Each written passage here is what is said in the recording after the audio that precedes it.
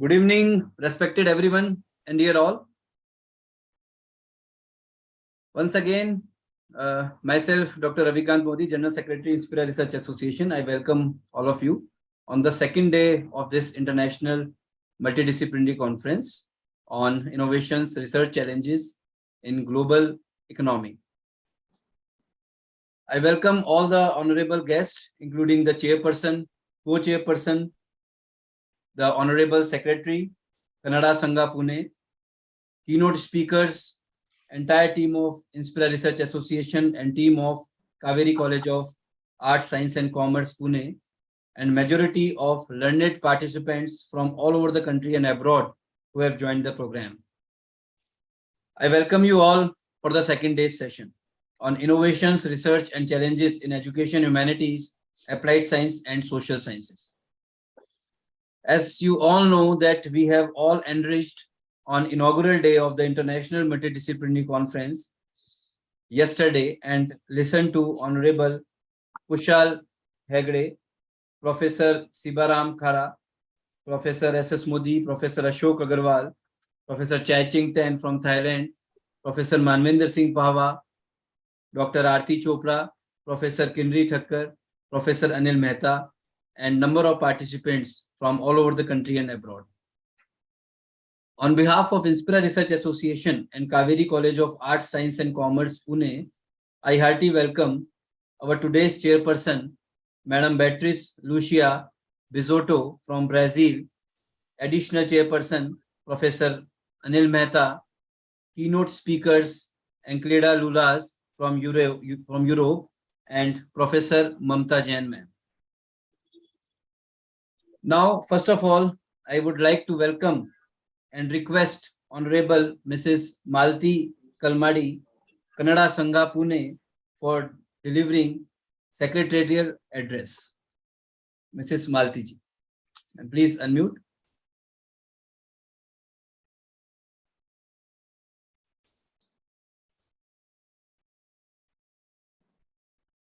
Ma'am, please unmute.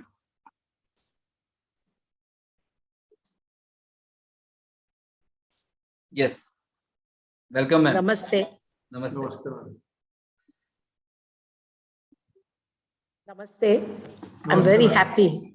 I'm very happy to be here on the second day of the International Multidisciplinary Conference on Innovations, Research and Challenges in Current Global Scenario. And when Dr. Karoshekar told me about this program, I was very delighted because I think, especially in India, we need to do more research. And I thank each and everyone, all the dignitaries and the participants, both from Kaveri and from INSPIRA, for having given Kaveri an opportunity to be partnering in this very great task which you have taken.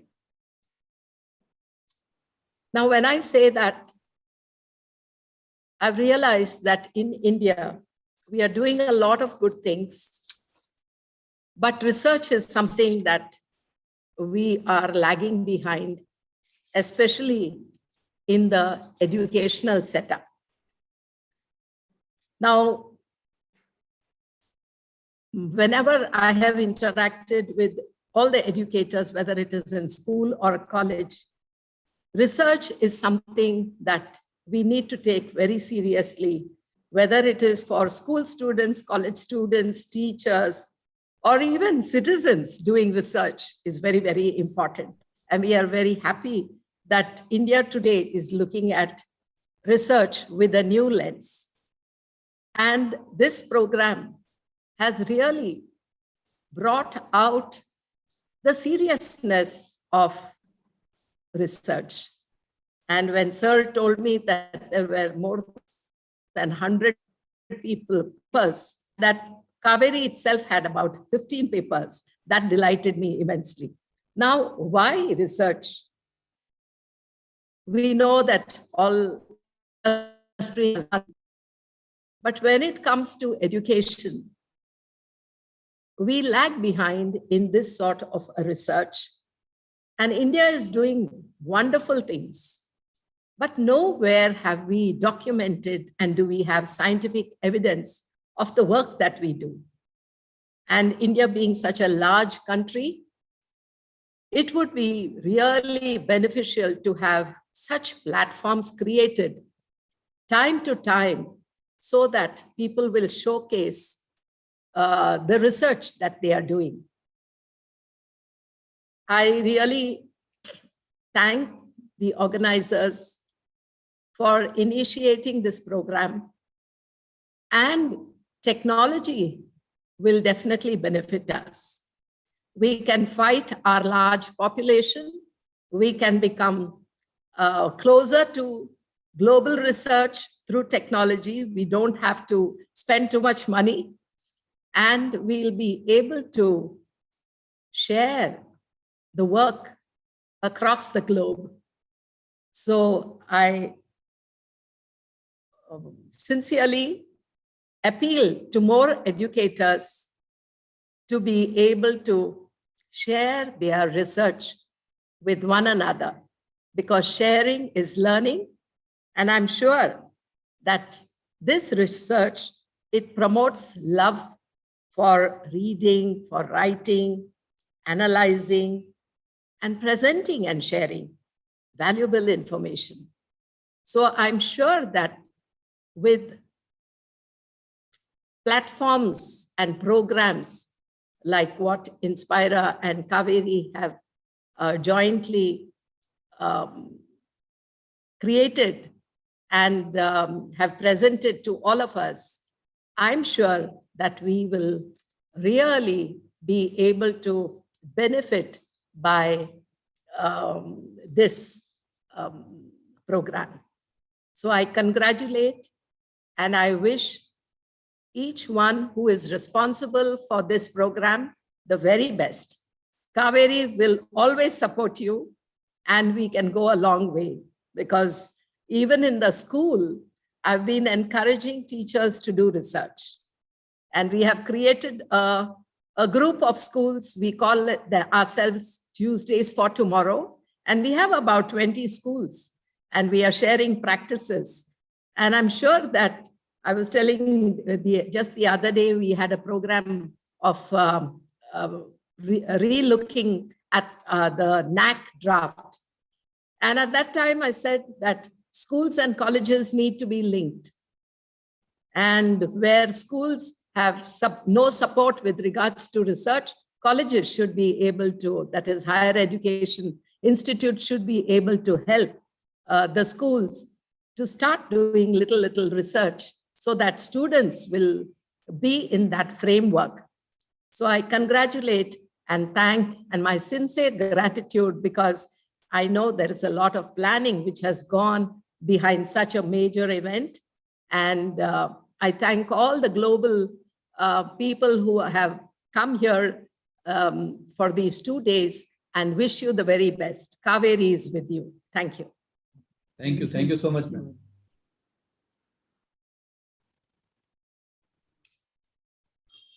Thank you so much, ma'am, Malti Kalmari, ma'am.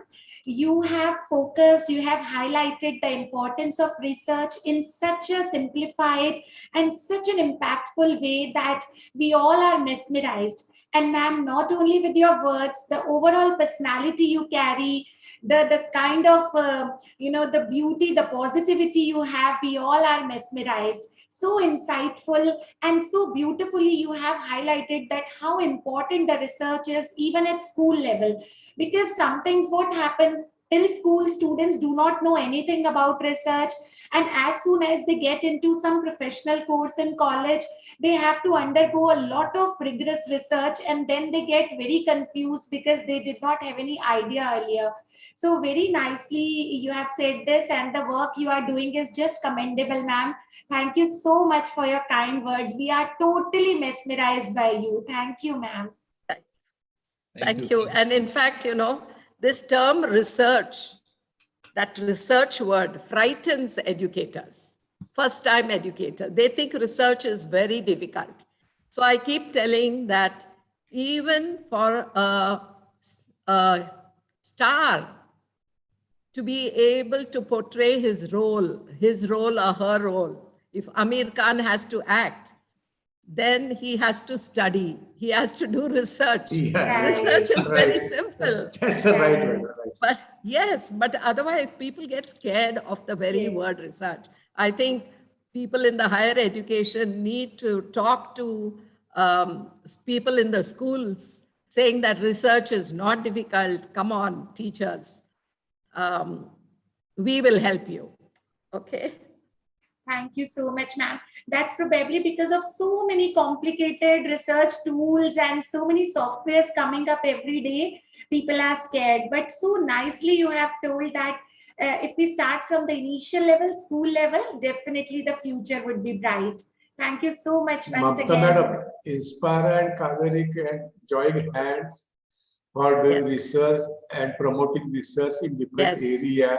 Sure, sir, sure, Particularly, sure. Madam is very fond of that gifted child. So that is also one of the areas for doing some research. So Raviji, let us come closer. Sure, sir, sure, sure, sure. I will talk to you, sir. Yeah. Thank you so much. we once would- again. Yeah, it will be really nice because with the NEP, we are trying to do so many trial runs. So it will be nice to do it as a research. I don't want to waste too much time. We can talk afterwards. Yeah, thank you. Thank you, ma'am. Thank you. Thank you so much once again, Honorable Mrs. Malti, ma'am, for her wonderful speech. Thank you so much, ma'am. And now I would like to request Dr. Arti, ma'am, to invite and welcome our today's chairperson, Madam Beatrice Lucia Bisotto from Brazil.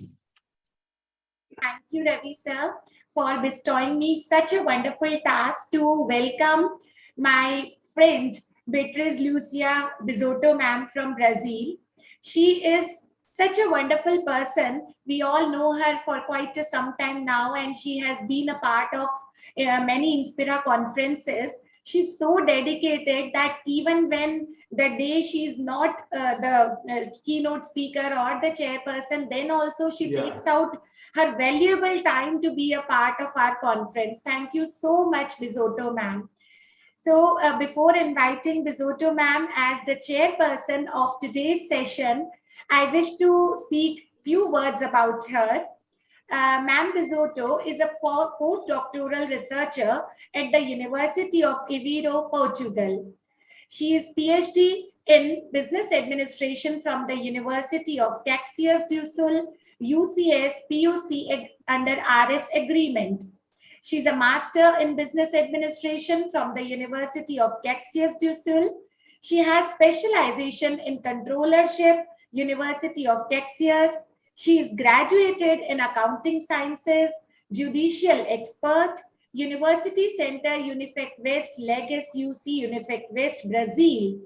She has institutional connection 2019 and current connection as an employee functional framework, tutor, and teacher. She has 3 international research projects going on: Applied Social Sciences, Spirituality between Brazil, Pakistan, and India. And I have personally attended one of the sessions being organized by Bisotto ma'am, and that was so wonderful. I was mesmerized to see, I was so pleased to see that how beautifully she is bringing together the students from all across the nation, all across the world, like from different nations of the world together on one platform. So ma'am, we really congratulate you for this wonderful international relationship work you are doing. And we welcome you once again on this platform in this international conference being organized by Kaveri College, Pune and Inspira Research Association, Jaipur. We welcome you, ma'am, and please carry forward with your presidential remark, your chairperson's remark. Welcome, ma'am. Welcome. Thank you so much. It's a great pleasure to be here. Always is a great pleasure to be here. I would like to thank, of course, Dr. Arti Chopra for your kind words. You are always so sweet, ma'am. Thank you. I would like to thank for the invitation to be part of this international multidisciplinary conference on innovations, research, and challenges in current global scenario. I would like to thank the organizers, the chairperson, and yesterday's speakers. I would like to thank Professor Dr. S.S. Moody, Dr. Havikant Moody, Dr. Arti Chopra once again, Honorable Kushal Hedge, sorry for the mispronunciation if I do something wrong, Dr. Ashok Agrawal, Dr. Chai Ching Tang, Dr. Manvinder Singh Pawa, SMA Dr. Kinari V. Takar, Dr. Dababrata Chowdhury, Professor Dr. Anil Mehta, and the theme of today, 27th, is innovations, research, and challenges in education, humanities, applied science, and social sciences. I would like to thank you, in addition to those listed above, organizers addressed by the additional chairperson, Professor Anil Mehta, and the chairperson and the keynote speakers of today. So I would like to talk a little bit about some of the main changes in education and business that changed the way we work in the world. At the beginning of the 21st century, the language of education has been replaced by business concepts, standards of effectiveness, rather than goals and objectives, indicators than achievements, accountability rather than evaluation, inputs, outputs. The transformation in the discourse of education has allowed us to change our understanding of curriculum, teaching, and learning. Learning was standardized to pinpoint the productivity and competencies that educators need to produce and meet expectations that define the standards. Traditional standards have been replaced by standards outside the profession. This brought a new language of education, from reach a goal to achieve an educational product. The educator is the one who makes the educational delivery of a curriculum that another designed and not the one that plans the teaching. Teaching strategies have to be science-based or have been empirically validated. Education seems more a range of training than formal learning. Learning means showing behavior that resembles standards. Assessment is no longer to describe learning, but to indicate how many achieve what is expected. The curriculum is no longer exposing the student to a strange world that others have attained.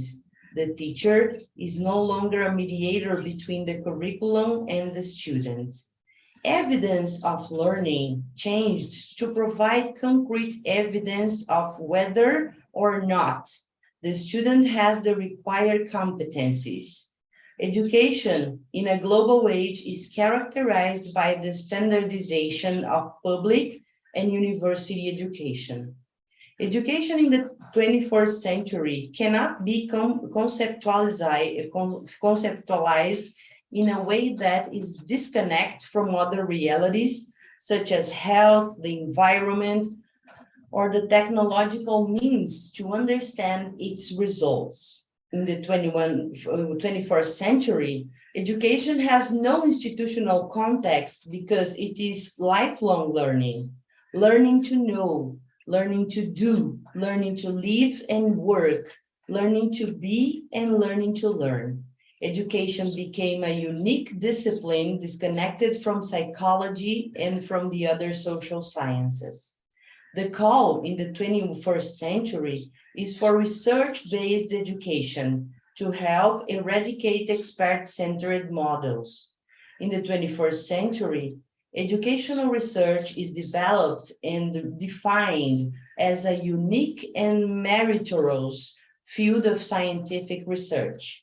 As a field of scientific research, it seeks to develop its own theories that guide the practice of the profession, the reality of education for a global and technological age.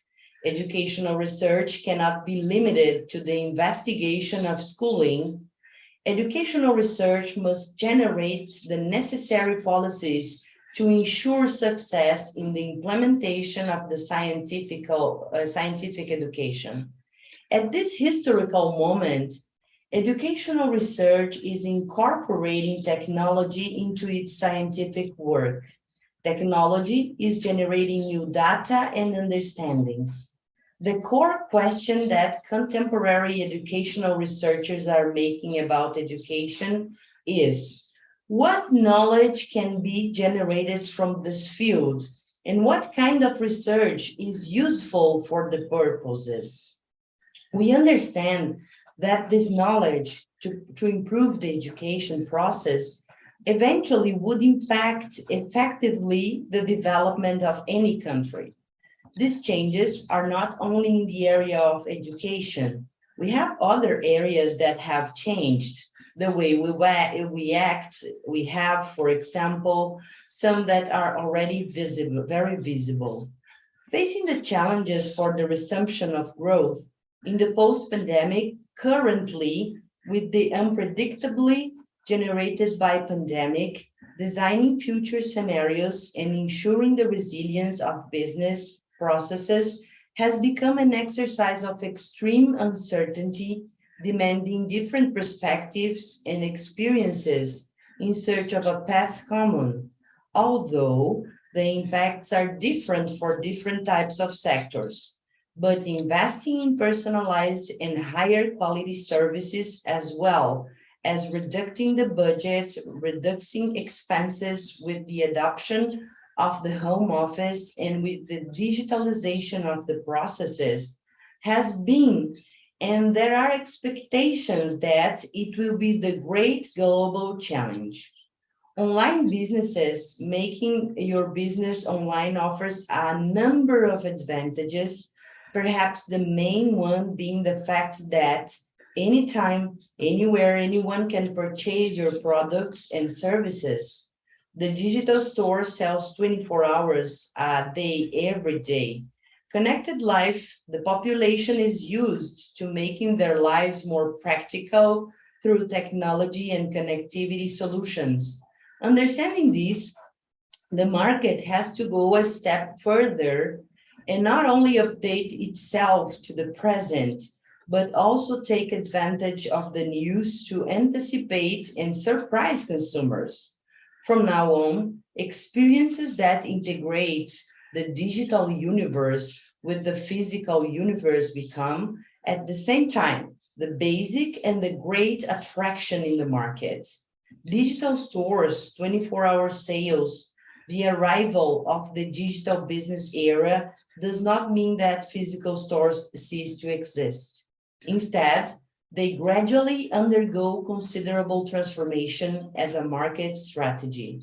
No longer limited to points of sale, these spaces now become an experiential extension of what online stores cannot offer. This means exploiting the advantages of the physical world in a more elaborate or strategic way than before. The subscription model is another thing that I would like to say. The offer of services in the subscription model has grown every year, making the idea of purchase gradually break away from the idea of possession. The consumer no longer pays to acquire, but to assess the experience. This is not only advantageous for him or her, no longer needs to store so many objects at home, but also saves him from possible inconvenience, for example, maintenance. In return, companies must take care of everything, including exceptional customer service and problem solving. The delivery of everything, the model in the customer's shopping experience is as or more fundamental to the business as the digital presence. As online shopping has gained popularity during the pandemic, the need for companies to think about delivery logistics has also increased. This race against the time may have been a bit stressful for some people at first, but nowadays most of the market has adapted. Therefore, if your business has not yet implemented this modality in sales, be aware, considering delivery in the customer's shopping experience is fundamental for business as digital presence. Remote working and hybrid offices, the pandemic has been a time divider for the market, forcing businesses and consumers to definitely adapt to remote consumption. Now, the familiarity with this type of negotiation has reached the largest masses. Services previously seen as fully face-to-face are now being offered by companies in 100% online format, such as telemedicine, for example. The introspective tourism is a trend, is directly related to the urban detox trend, referring to a growing desire in the population to go on rural retreats and spend time in a quieter and more isolated places, especially when surrounded by nature. This movement creates a great opportunity for small businesses in these areas with the potential to strengthen the region's economy. Non-urban locations that know how to prepare to attract these audiences, managing to balance the necessary adaptations, such as connectivity technologies, for example, to preserve the region's country style, will be able to benefit from a new economic area. Other changes are also present, such as sustainability, circular economy, renewable energies, well-being, as a way of compensating for the psychological strains they have experienced recently. People are likely to look for escape moments in different ways. The public will be even more eager to look for services that contribute to their well-being, among others. Thank you very much for giving me the opportunity to speak a little bit about these topics here. And I really wish this conference to be a great success, as it always be a great success. Best wishes, everybody. Thank you so much, Madam Beatriz Lucia Bisotto from Brazil. Thank you for your kind words, ma'am. And very perfectly, you have said that teaching should be science-based and it cannot be given in vacuum until and unless we tell the students about the environment, whether it is financial, social, economical spheres. It has to be discussed with the students, and their competencies can be enhanced only when the teaching will be logical and science-based. Thank you so much for enlightening us on such a wonderful topic, ma'am. Thank you so much once again for accepting our invitation and motivating our participants.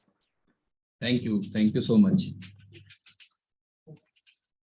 Thank you so much once again, Madam Beatrice. Thank you so much. And now I welcome and invite today's additional chairperson, Professor Anil Mehta, Professor of Management and Legal Studies, Banasthali University, Banasthali, and former head, Department of Business Administration, University of Rajasthan, Jaipur, and Vice President, Inspira Research Association, for delivering the additional chairperson speech. Professor Anil Mehta, sir. Welcome you, sir. Thank you, Dr. Ravi Modi. Thank you, sir. At the outset, we are thankful to Kaveri Institute of Science, Commerce and Management for collaborating with our association. The topic that has been chosen for this event, that is research, innovations, and particularly in the respect of global challenges. In fact, as we see today's world, what we find is that at the global level, organizations, whether large or small, they are at par to compete with each other.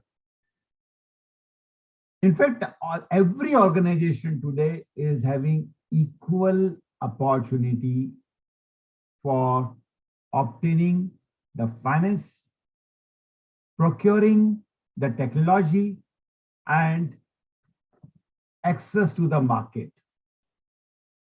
That is the traditional competitive edges which were available earlier to few organizations or say to big organizations. Now today, because of this global scenario, in terms of finance, in terms of technology, in terms of market, all are at par. So the real challenge, the global challenge for the organizations is how to compete in this tough competitive environment, not only at the global level, but even at the national level or even at the local level. And certainly, I can say that it is the innovation and research that can still provide a strong competitive edge to every organization. It means that if, as a top management, if you are focusing upon research, if you promote innovations in your respective organizations, then certainly there is no exaggeration in saying that you will be market leader. So we can say that innovation can be a major driving force for the growth and success of any organization. As we know that innovation is a process of continued improvement on existing products, processes, services, while striving to become an industry leader. Innovation and changes should not be viewed as a danger to the status quo, but rather a springboard to move convenient business solution at all levels. Innovation is focused on solving problems, improving efficiencies, minimizing waste, and adding value to organization and customers. Innovation is not confined to a small or big business, but can be utilized by any sized enterprise. If it is thought of as suited only to an expert, then valuable employees might not take part due to feeling unqualified. Of course, for the activities relating to research and innovation, we can always take the services of the external agencies. But certainly, the people working within an organization are the most important and the most valuable source for generating the ideas and translating these ideas into action. So it means that those organizations who want to focus more and more on research and innovation activities, of course, they can go for hiring the services of external consultants, but they should not forget, they should not, in fact, ignore the employees working within the organization. Similarly, the small companies often think of innovation as an endeavor primarily relating to the large companies, which underestimates the impact it can have on any sized companies. Large companies have invested heavily on R&D, but ignore other sources of innovation, such as their employees, customers, suppliers, and public at large. In fact, whether it is a small organization or big organization, innovation and research, they are equally important for both. It is not confined to only the breakthrough changes, but innovation is an ongoing, continuing process, and innovation can be considered as a major contribution in the success, whether the innovation is small, whether it is related to any small step or process. In fact, innovation and research are catalysts for the betterment of every area of business process, system, supporting services, and frontline work alike. Ideally, an innovation mindset should be adopted in the thinking of all employees flowing from upper management downward. It means that innovation and research must be wholeheartedly, generously backed and supported by the top management. Without a plan, support, and structure from the top management, a simple process can seem intimidating, big, and unachievable. Certainly, as the theme of this conference clearly states, that there are number of challenges as far as innovations and researches are concerned. No matter how large or small, innovative challenges are essential hurdles to overcome. No business idea or model stays popular forever. In changing market, the ability to adopt changes and come up with new solution is very much essential. A company's internal organization can often be one of the largest challenge for the innovation. A business that isn't culturally, structurally, or managerially prepared for enablement will do the exact opposite, discourage and prevent. In other words, one of the biggest innovation challenge is that what is the internal culture of the organization, whether it is conducive or not. So that is very important. In fact, sometimes impatient leadership becomes a big hurdle in innovation and research, because sometimes we are more concerned about short-term gains and short-term returns. But as we know that many times innovation and research do not yield the results in the short term. We have to be patient.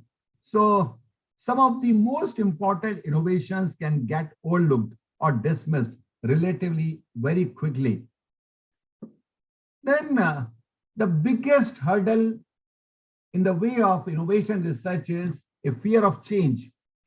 Being innovative means doing something different. With established companies with longer histories, this often meets strong resistance internally. Now, other important thing is whether we are having that risk-taking ability or not, whether we can own the failures or not. That's a big challenge before innovation and research. Then we can say that the total ecosystem is favorable or not. So if it is not favorable or conducive, then again, innovation and research may not further prosper, or it may not progress.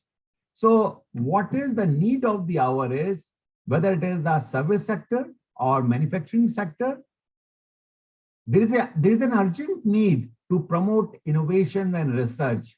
Of course, government should encourage or motivate financially or in other way to those organizations who are ready to carry researches, and those organizations which are innovating new ideas, translating into action, they should be encouraged, promoted, rewarded. And certainly it is not only beneficial for the organization, but country as a whole. I'm really delighted that today's researchers are really doing a lot of researches in new areas, and the need of the hour is that whatever our researchers do, that conclusion, that suggestions should really reach to those who are the real beneficiaries of these researches. It means that industry and academia, they must come closer to each other. Whether we can say that industry must generously support the research organizations, and similarly, research organizations should carry research in those areas which is really fruitful for its stakeholders. So I think the theme of this conference is very contemporary, very useful, and I'm happy that large number of presentations we are listening yesterday, as well as we'll be listening today about the new dimensions and innovative areas, particularly in the field of business and management. I'm really happy that this session is being chaired by Bizeto Madam, who is who herself is a keen researcher and takes keen interest in the contemporary issues. Besides that, we'll be listening the keynote speakers also, Professor Mamta Jain and Madam Lulaz also. So I hope that they will be deliberating upon various facets of innovations in detail. So once again, thank you very much. Thank you, sir. Thank you, Professor Anil Mehta, sir, Professor Banasthali University and Vice President, Inspira Research Association. Sir, very well, you have highlighted the need of research and innovation in all the business enterprises. And as we know that there is a product life cycle in every product, so obviously we cannot finish it, but obviously we can extend the life cycle of any product through better research and development and innovation. Thank you so much for throwing light on such an important topic, sir. That is the theme of the conference. Thank you so much for being here with us. Thank you. Thank you so much, Professor Mehta, sir, once again, for the wonderful speech, sir. Thank you so much. And now I welcome our first eminent keynote speaker for today's session, Professor Enkleda Lulaz, Professor, University, Haksizika, Kosovo, Europe. Professor Lulaz is a Doctor of Science in Finance and Accounting, works as a professor assistant at the Faculty of Management in Tourism, Hospitality and Environment, University Haksizika, Pisa State of Kosovo. She is the co-founder of BOND, Ambassador for Financial Evaluation, Ambassador for Women Tech, as well as the Ambassador for Research and Innovation.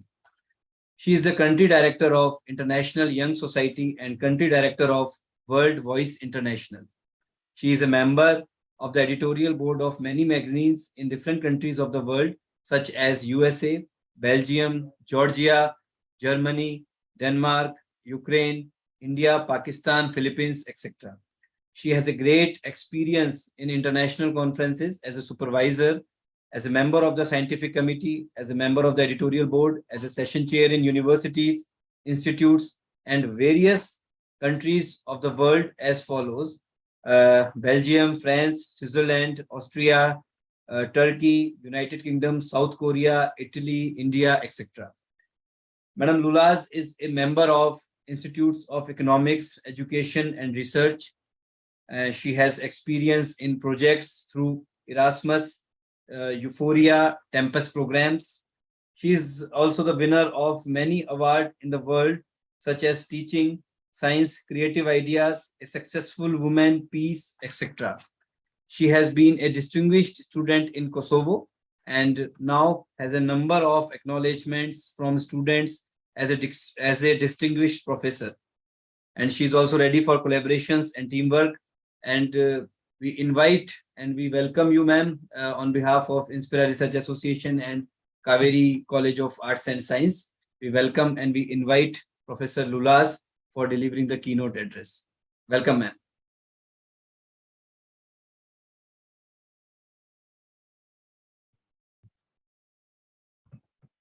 Hi, can you hear me? Yeah, madam. Welcome, madam. Welcome. Greetings to all of you, and thank you so very much for inviting me. Really, I'm very honored and grateful to be here. I am Professor Enkleda Lulaz from Kosovo. I work at the University Haksizika Faculty of Management in Tourism, Hospitality and Environment. Really, I'm very proud, I'm very glad to be here. Just a moment, I will share my screen. Can you see my screen, please? Yes, ma'am. Okay. Thank you once again. Today I will talk about does financial stress affect students' performance during online learning. As I'm a professor of finance and accounting, I will make a relationship between my experiences with students and my scientific paper in the Kosovo's universities during COVID-19, accepted and published by Web of Science. I invite you to listen carefully because you will learn a lot about financial stress. At the end, you will see some recommendations that will help the universities. What next? So in this slide, you can see general information about financial stress, personal finance, e-learning, COVID-19, etc. New point of view about does financial stress affect students' performance during online learning? Learn a special skill that change basic attitude. Also, you can see problem-based e-learning, example COVID-19, and as I mentioned before, I will make a relationship between my paper published on Web of Science. And what next? So introduction, money and finance play a very important role in our lives, in our family, in our society as well. What about the online learning? So online learning is a process which takes place through the internet as one of the forms of distance learning. What is important about financial technology? So the financial technology is the technology and innovation that aims to compete with traditional financial methods in the delivery of financial services. And what next? So what is important about education or e-learning or financial situation or financial stress? So education brings a natural change is an individual reasoning and ability to achieve the target goal. It facilitates us to investigate our own consideration and thoughts and make it ready to express it in various shapes. Education also means helping people to learn how to do things and encouraging them to think about what they learn. Education is one of the main components that brings growth and progress in a society. The more people in a society are educated, the more they can make a beneficial contribution to their environment. We as a society all over the world are in era of lifelong learning. So we must be committed to the maximum to raise the quality of education, especially in this difficult time with pandemic COVID-19. Since teachers or professors and students are unique in nature, it is very essential to find ways to communicate with each student individually. In this case, increased collaboration between professors and teachers. It's very important to affect the growth of cooperation. Example, respect or satisfaction for work and learning, continuous reflection and improvement. What about the financial situation? So for financial situation or personal finance, we have so many theories. And one of the main goals during online learning is communication, as I mentioned before. So if students have stress, their performance will decrease or vice versa.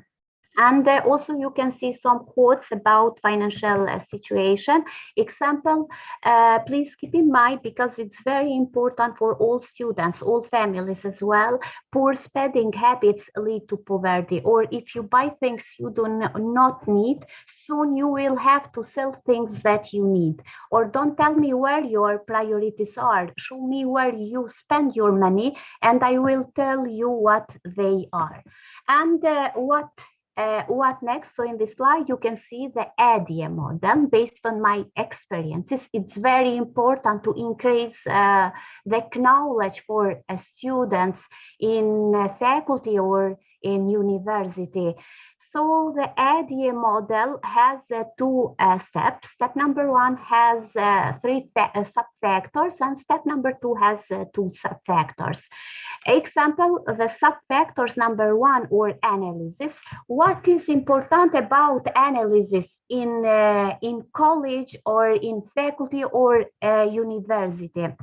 So please keep in mind, analyze your situation to understand the gaps you need to fill.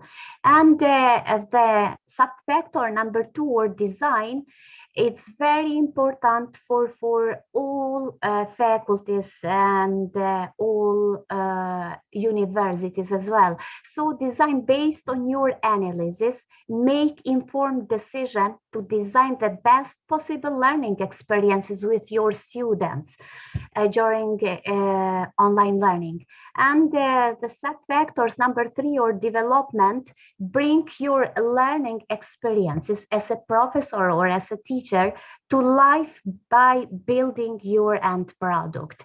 And the step number two has two sub-factors. Example, the sub-factors number four, or implementation, distribute your learning and product to your audience, to your students. In the end, education. So it's very important for this ADA model. Evaluate if your learning and products is effective, make any necessary updates. Example, for lectures or for exam or any other issues, make and cycle back to the analysis process. What next? So in this slide, you can see some variables. Example, online learning performance for students, financial stress for students, households or personal finance, COVID-19 and university. As well, you can see three factors: financial impact on the new teaching and learning environment, financial impact and problems related to a lack of dedication to learning, or PMPM, stresses from COVID-19 related to financial and learning factors, or SES. As I mentioned before, this is my paper published on Web of Science, conducted on public universities in my state with 2,000 students. And then in the next slide, we will learn more about the results for these three factors. So what about this model in this research? Financial stress for three factors: PMPM, MMN, or new teaching and learning environment, or SES. So MMN factors has 6 sub-factors, or example, difficult concentration during online learning, or adaptation during online learning, or another issues. And what about PMPM factors? These factors has 7 sub-factors, or example, isolation, problems from COVID-19, or study problems, or problems with employment related to education, or problems with personal finances, or problems with family and relationship with others, example, colleagues, friends, professors, etc., or career problems due to the funding reasons, etc. And in the end, you can see the factors SCS. These factors has 5 sub-factors, example, financial stress for payments, or delay in graduation, or delays in assignment, research and exams, or social isolation, jobs and careers. And in this slide, you can see the results for the two sub-factors or financial impact on the new teaching and learning environment, or MMN.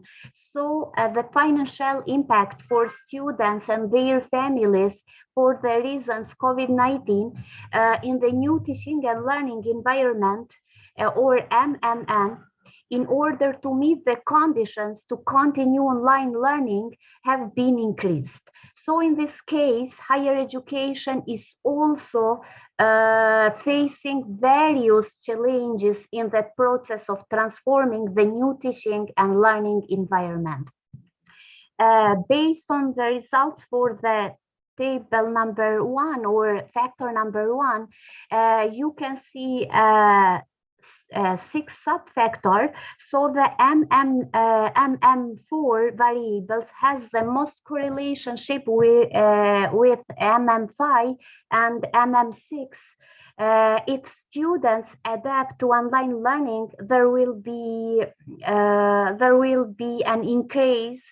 So the correlation in the highest percentage of 19% has the variables MMN number 1 with the variables MM number 3.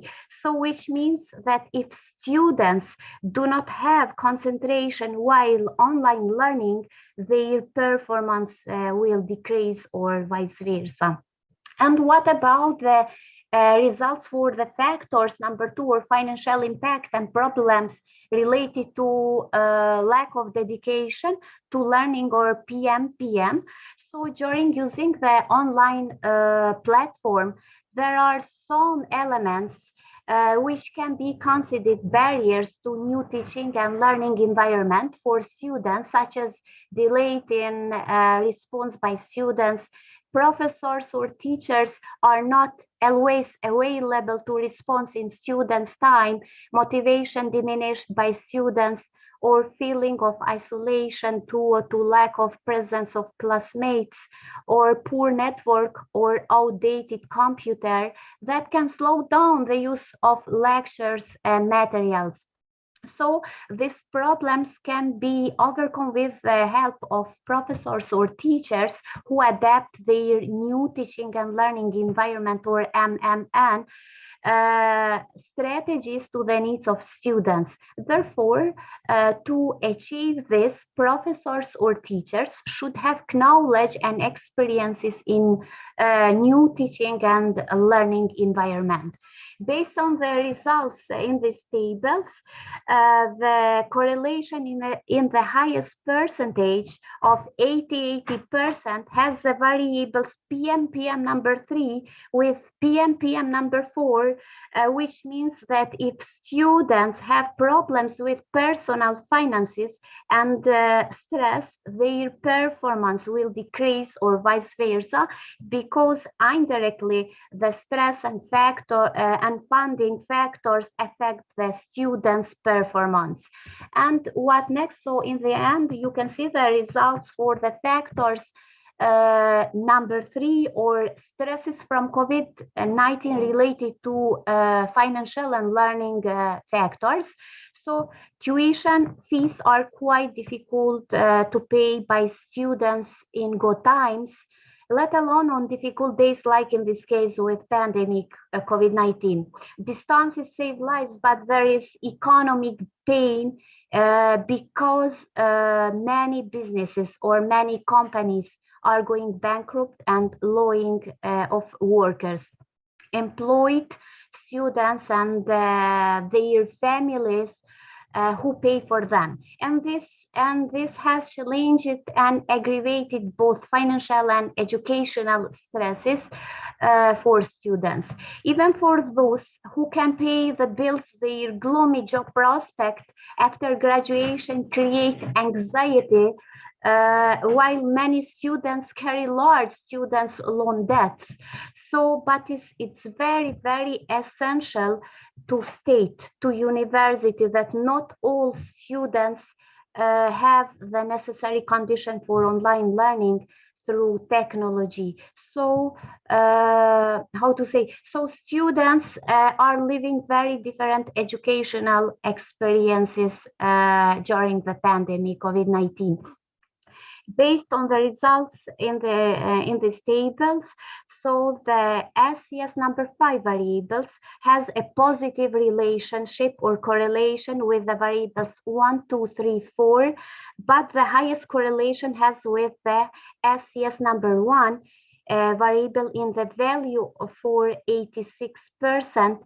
Student stress for payment is related to work and career. Therefore, all variables 1, 2, 3, 4, 5 emphasize that stress affects both factors, financial and learning factors. And what next? So in this slide, you can see some recommendation regarding this topic. So example, one recommendation: condition must be created for new teaching and learning environment by universities or faculty. There must be financial condition for all students, and there should be a study commitment for students by teachers or professors, or there should be concentration during online learning to increase their performance, or there should be good communication, example, with professors or with family or friends or colleagues, and so on. Or another recommendation regarding the financial stress to students, there should be information from professors on how exams and tests will be conducted, and stress factors should be removed. So this is my topic for your conference. Thank you so very much for your attention and your attention. If you have any question, please feel free to ask me. Thank you so very much once again. Thank you, Professor Lulaj. Thank you, Professor Lulaj from Kosovo, Europe. Ma'am, this is such a unique topic, and we could never think that this topic can be, created. And how beautifully you have thought that there is a relationship between the financial stress and the students' performance, especially during COVID, because there was a lot of job loss and everything, so they could not dedicate themselves and concentrate on their studies. Very unique topic you have taken. Thank you so much for being here with us, ma'am, and sharing your insights with us. Thank you. Thank you so much. Thank you so much, Professor Enkeleda Lulaj, ma'am, once again, for sparing your valuable time from Europe. Now,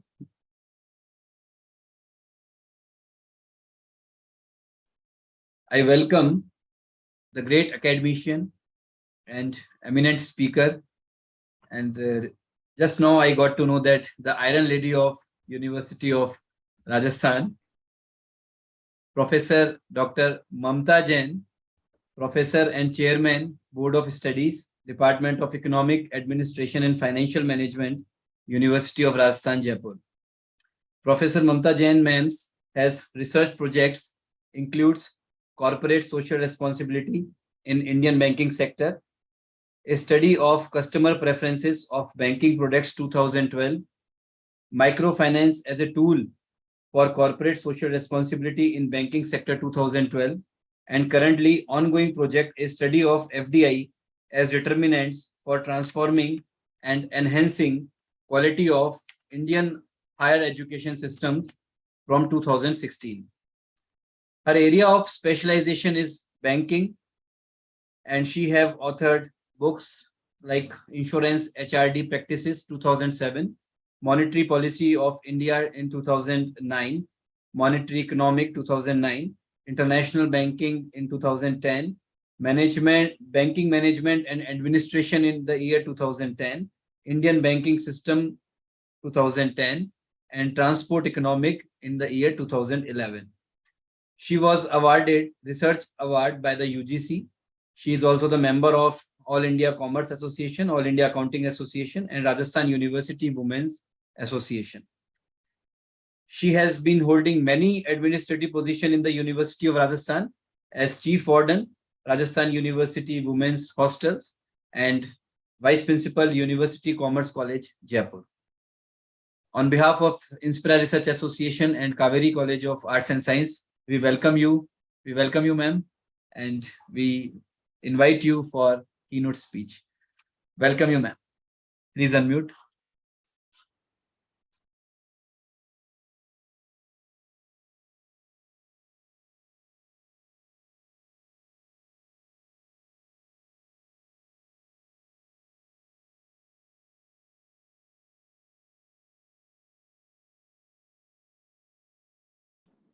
Now it's okay?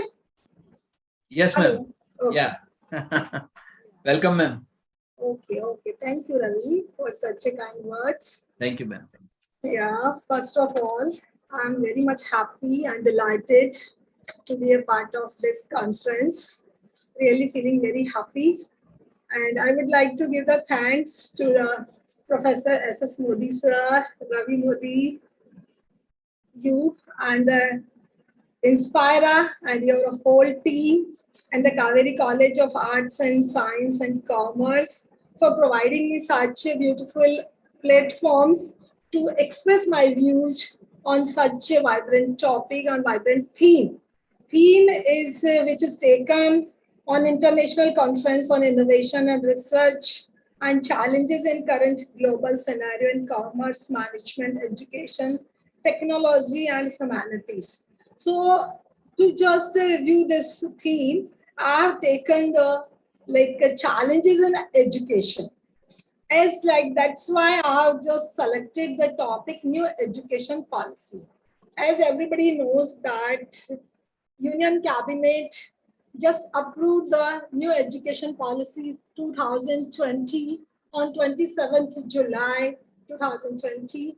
And there are so many challenges in our education system. That's why there is a need to reform, to change, and to innovate. Some things just to incorporate in a higher education, in our education system, so that we can provide the quality education, universalization of the education to each and everybody. So I just go on my slides. Number of slides are there, but I will try to finish within my time limit. So as we can say that, as I just go to introduction, education is a very plays a very powerful role in building a nation. And we know that education have a long lasting impact on our society. And the new education policy certainly affect our all stakeholders, and really it will enhance our quality education so that we could compete at an international level, global level. And once as what is the need of NEP? Nelson Mandela famous statement of is displayed at the entrance of the University of South Africa as giving the too much importance of education, and what kind of importance of education. Maybe destroying any nation doesn't require the use of atom bombs or the use of long-range missiles. It only requires lowering the quality of education and allowing cheating in the examination of the student. You can just think, if our education is just lowering the quality of the education, we are not maintaining, then definitely time will come, then our growth and our development of the nation will definitely be hampered. So as second, we can say, what does education policy means? Education policy refers to the collection of laws and rules that govern the operation of education system. Policy really gives us the direction and the guideline in which way we just proceed further. And new education policy as our old education policy in 1986 introduced, and in which there is an aim of the education policy of 1986, the access and the equity, means that every student, every child get the education, and then equity means there is no discrimination to give the education to them. And in 1992, it is modified, and Right to Education Act 2009 is also amended. But there is just something which is required, the quality education. And the 29th July 2020, new education policy is introduced. And the main basic objective of this new education policy is quality education. As like we can say, new education policy, quality education, how it is designed, what is the vision, what is the framework for school education, for higher education, as we can see. The highlights of the NEP. New education policy aims for universalization from preschool to secondary, and the gross enrollment ratio should be increased as like 2030. And in a higher education, by 2025 is the aim to 50%. New education policy will bring 2 crore out of school children back into the mainstream, because nowadays it is also observed by the government and by the educationists that dropout ratio in a education system is very high. So just bring to them in the education, and they just and provide them to the education, and it will be the edge, so that national education policy reinventing the school education means, as like we can say, foundation stage 3 to 8 years child, and we can say preparatory age 18 to 11, and the middle 11 to 14, and the secondary 14 to 18. So 4 levels education system. So as like 3 to 8, there is only the play school, and there is no exam is conducted, only the promotions. And while playing, they just learn so many things. And at the age of 18 to 11, it's just like third, fourth, and the fifth class, in which there is some local languages. It must be given the education so that they can learn very easily, comfortably, very conveniently, because in a native language, it is very easy to learn and remind in very good manner. And at the middle age, exams will be conducted, and there is just some, like we can say, 6, 7, and 8, in which that vocational education, coding, and then some learning by practical knowledge, and giving them to the exposure for learning new things, as like we can say some stitching, some we can say stitching system, computer knowledge. So we just provide to them so that they have some practical knowledge. And at the age of 14 to 18, it's like we can say 9, 10th, and 11, 12, through which something rote learning should be avoided, and then some critical thinking, some new innovations, something new like exposure, something to new problem solving should be provided to them, so that they learn by heart, they learn by critically, logical, regionally. So that's the main object of this new education policy.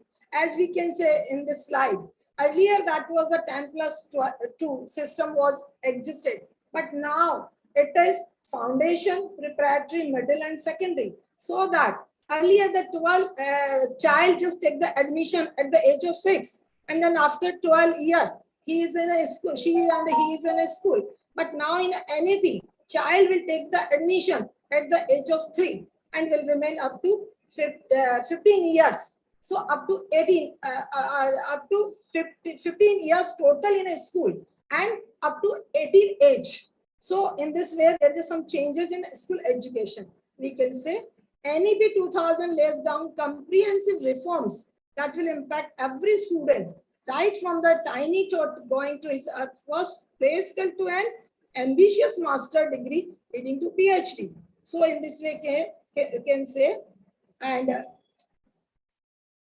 what is the aim of school? Aim of school just to change the behavior of learner, because nowadays we are just noticing and observing there is a lot of such deterioration in our education system. Ethical values, moral values, and some like we can say attitudes and good values are just lacking behind somewhere. So our school education system provides all changing needs to the society.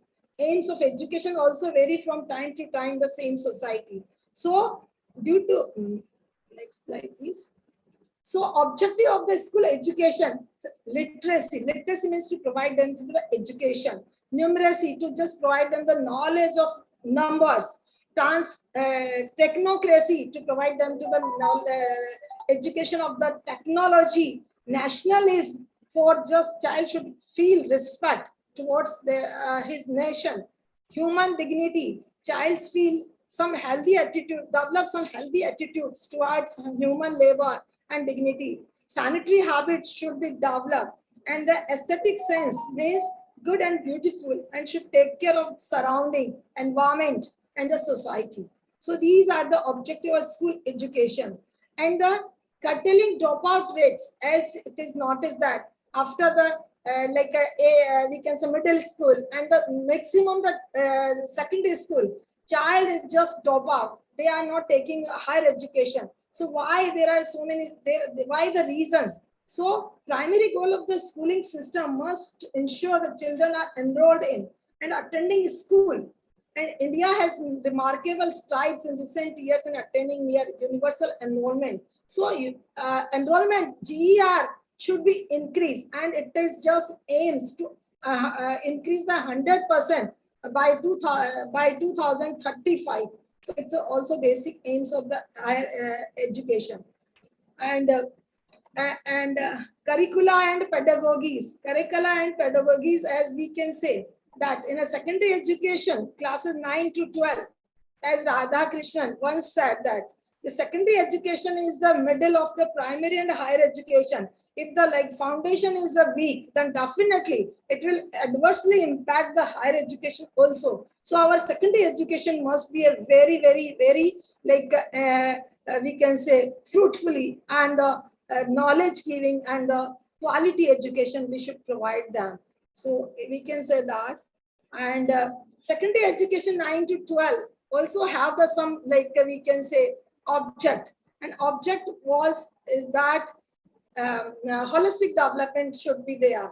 Holistic development means our curricula and pedagogy just reform in such a way so that they can understand. Rote learning just be avoided, and they just provide the cognitive development and also the building characters, creating holistic overall development by just curricular activity, extracurricular activity, and some other we can say vocational education should be provided, so that holistic development of the child and holistic development of the student can be done.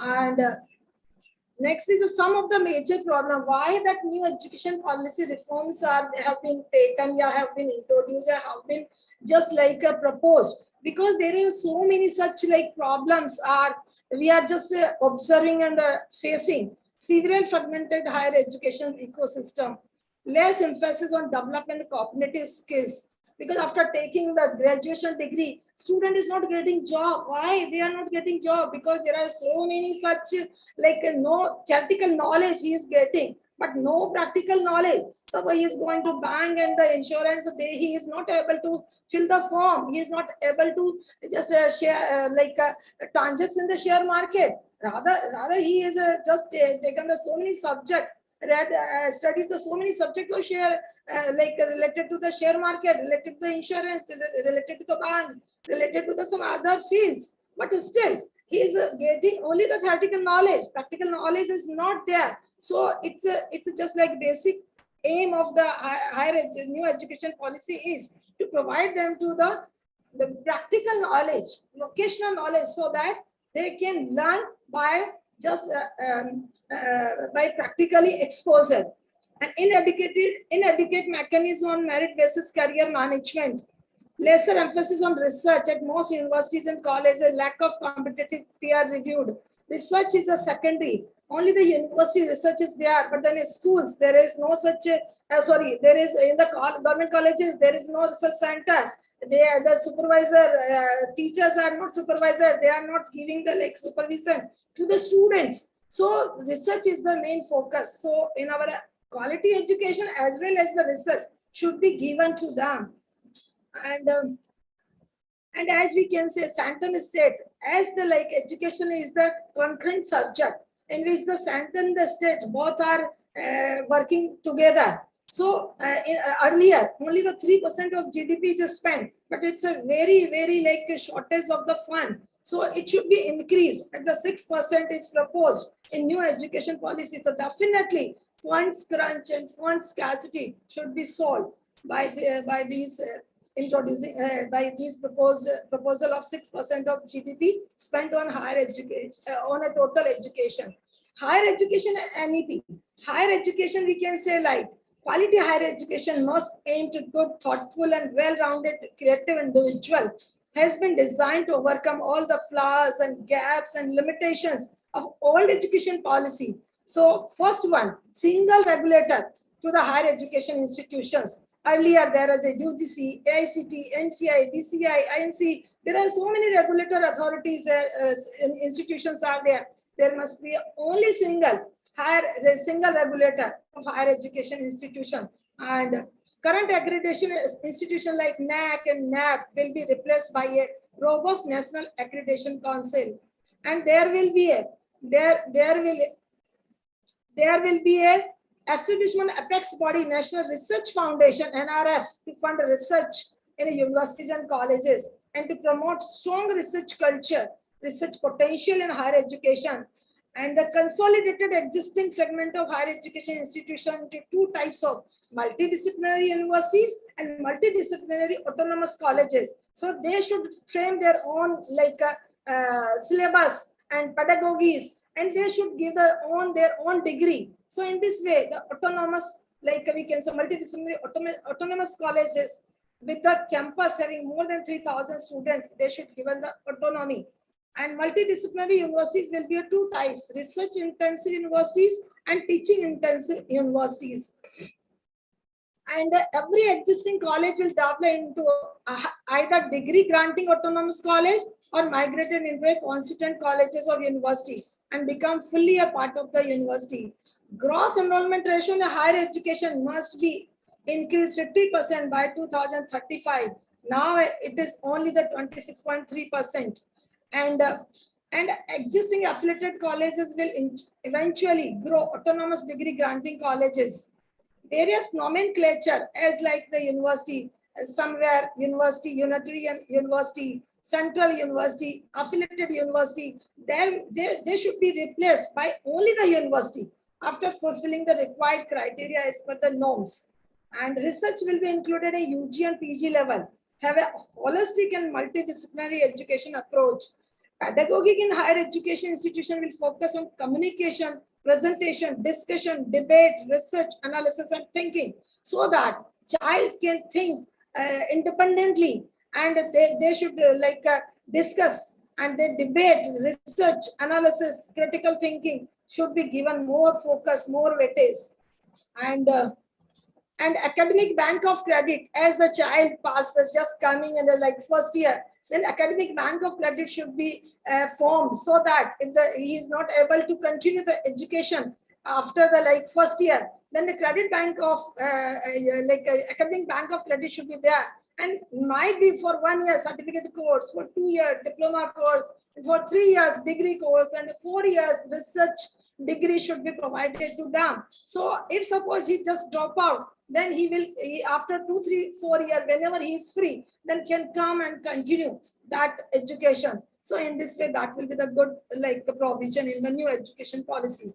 National Testing Agency will be established to conduct seminar, entrance examination for undergraduate and graduate admissions in the all universities.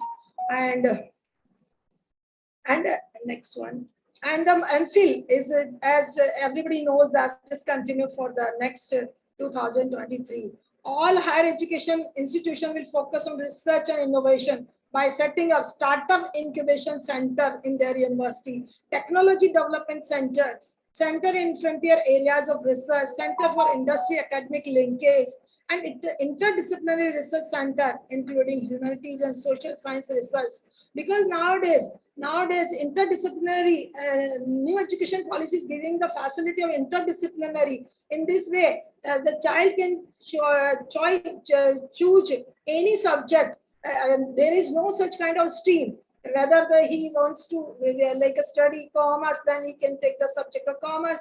And if suppose one subject of from science, one subject of from the humanities, one subject of from fine arts, then he can choose according to his choice. So now that free exit and free entry is also there. And choice-based credit systems revised and innovative, flexible, competency-based credit system. Examination system will change from high-stake examination. All higher education institutions will have professional, academic, and career counseling centers. And higher education institutions will develop support and fund for topic-centered clubs, activities organized by students. So there are so many like mathematics, poetry, language, literature. There is a combo of such kind of subjects, and the student can choose very easily according to his choice and interest. So in this way, there are a lot of such kind of reforms and changes are done in our new education policy. But drawbacks we can say language is a drawback, because at a fifth level and up to like preparatory level, local language, child can learn the like a subject matter in a local language, but in a later age, it will be the difficulty for him to just compete at a global level, because English is a global language. So English should be given to the should be like given the teaching in a language. So English parallel should be go on. And sometimes finding a competent teacher become a problem.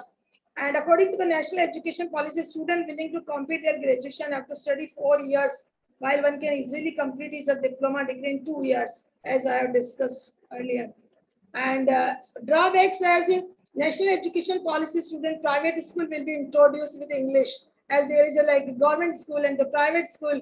But the new education policy is introduced as like in a government schools, we can just like say that they will just give the facility to the students to learn in a native languages, but as well as like private school definitely will go parallel to the English also. So might be the problem for the private and public. Academic syllabus will be taught in the respective regional languages of the government schools students. And this is one of the major new education policy drawback, that this will increase the number of students uncomfortable in communicating in English. That's why a new education policy also introduced. Okay, next. So in a conclusion, as I have mentioned, so many points, significance incorporated in our new education policy. But due to the time framework, I just cut and short and conclude. In a conclusion, I will say that education is an important aspect in deciding the economy, social status, technology adoption, healthy human behavior in every country. And in new education policy also aims to ensure quality education is imparted in both school as well as the university level. And NEP, as like we have discussed, universal foundation literacy, numeracy among students by 2025. 10+2 is replaced by 5+3+3+4. And education is an important aspect in deciding the, next. And an impartial agency, National Research Foundation, will fund for innovative projects.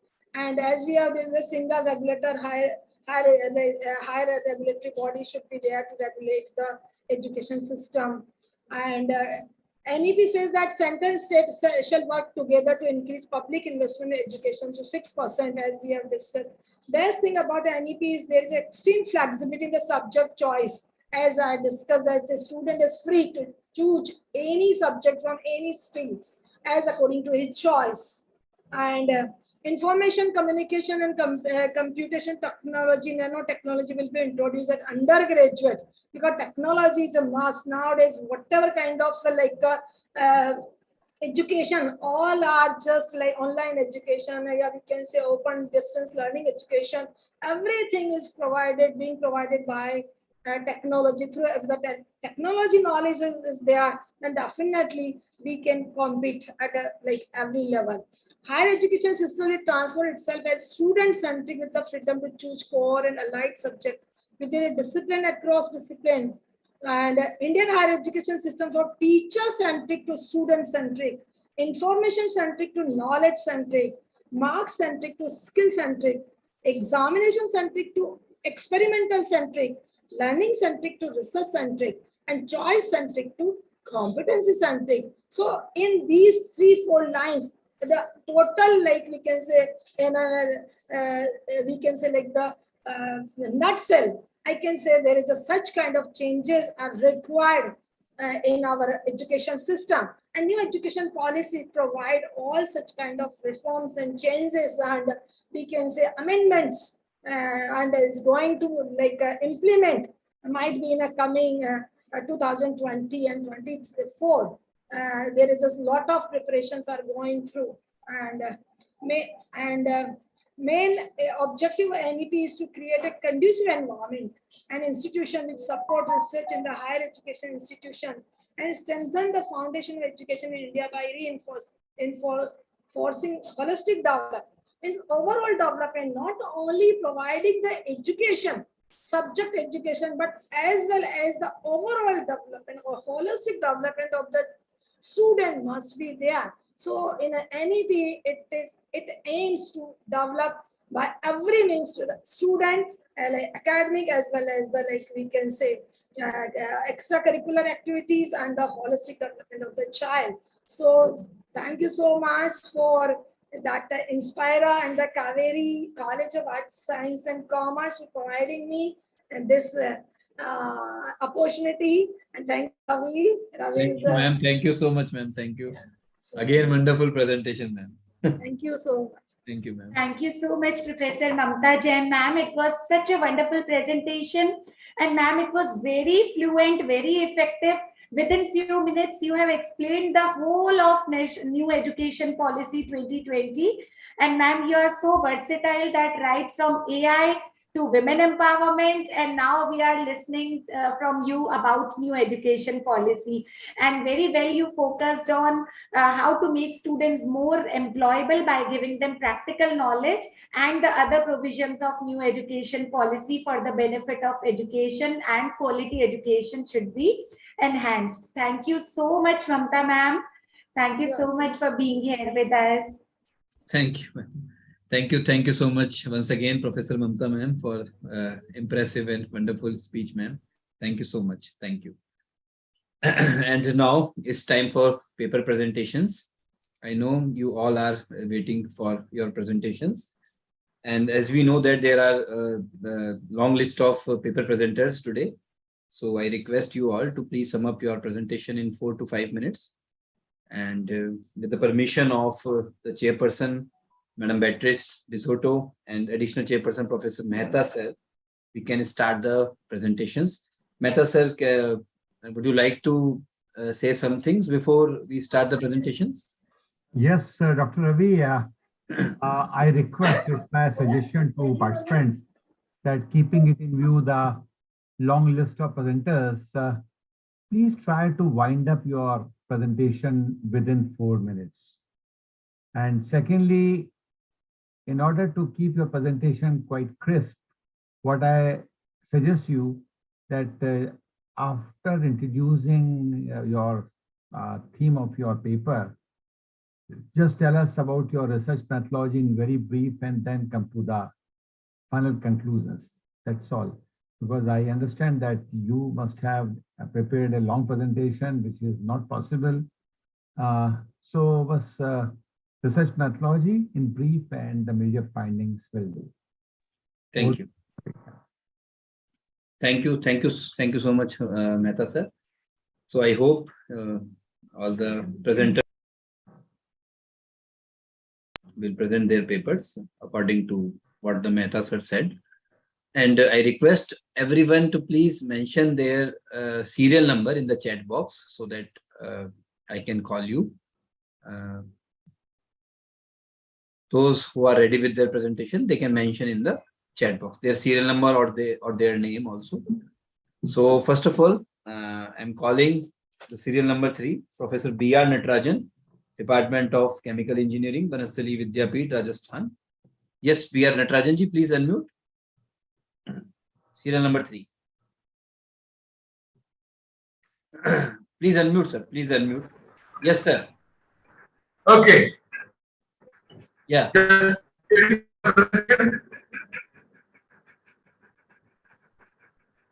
You are not audible, Natarajan ji. Serial number 3. Yeah.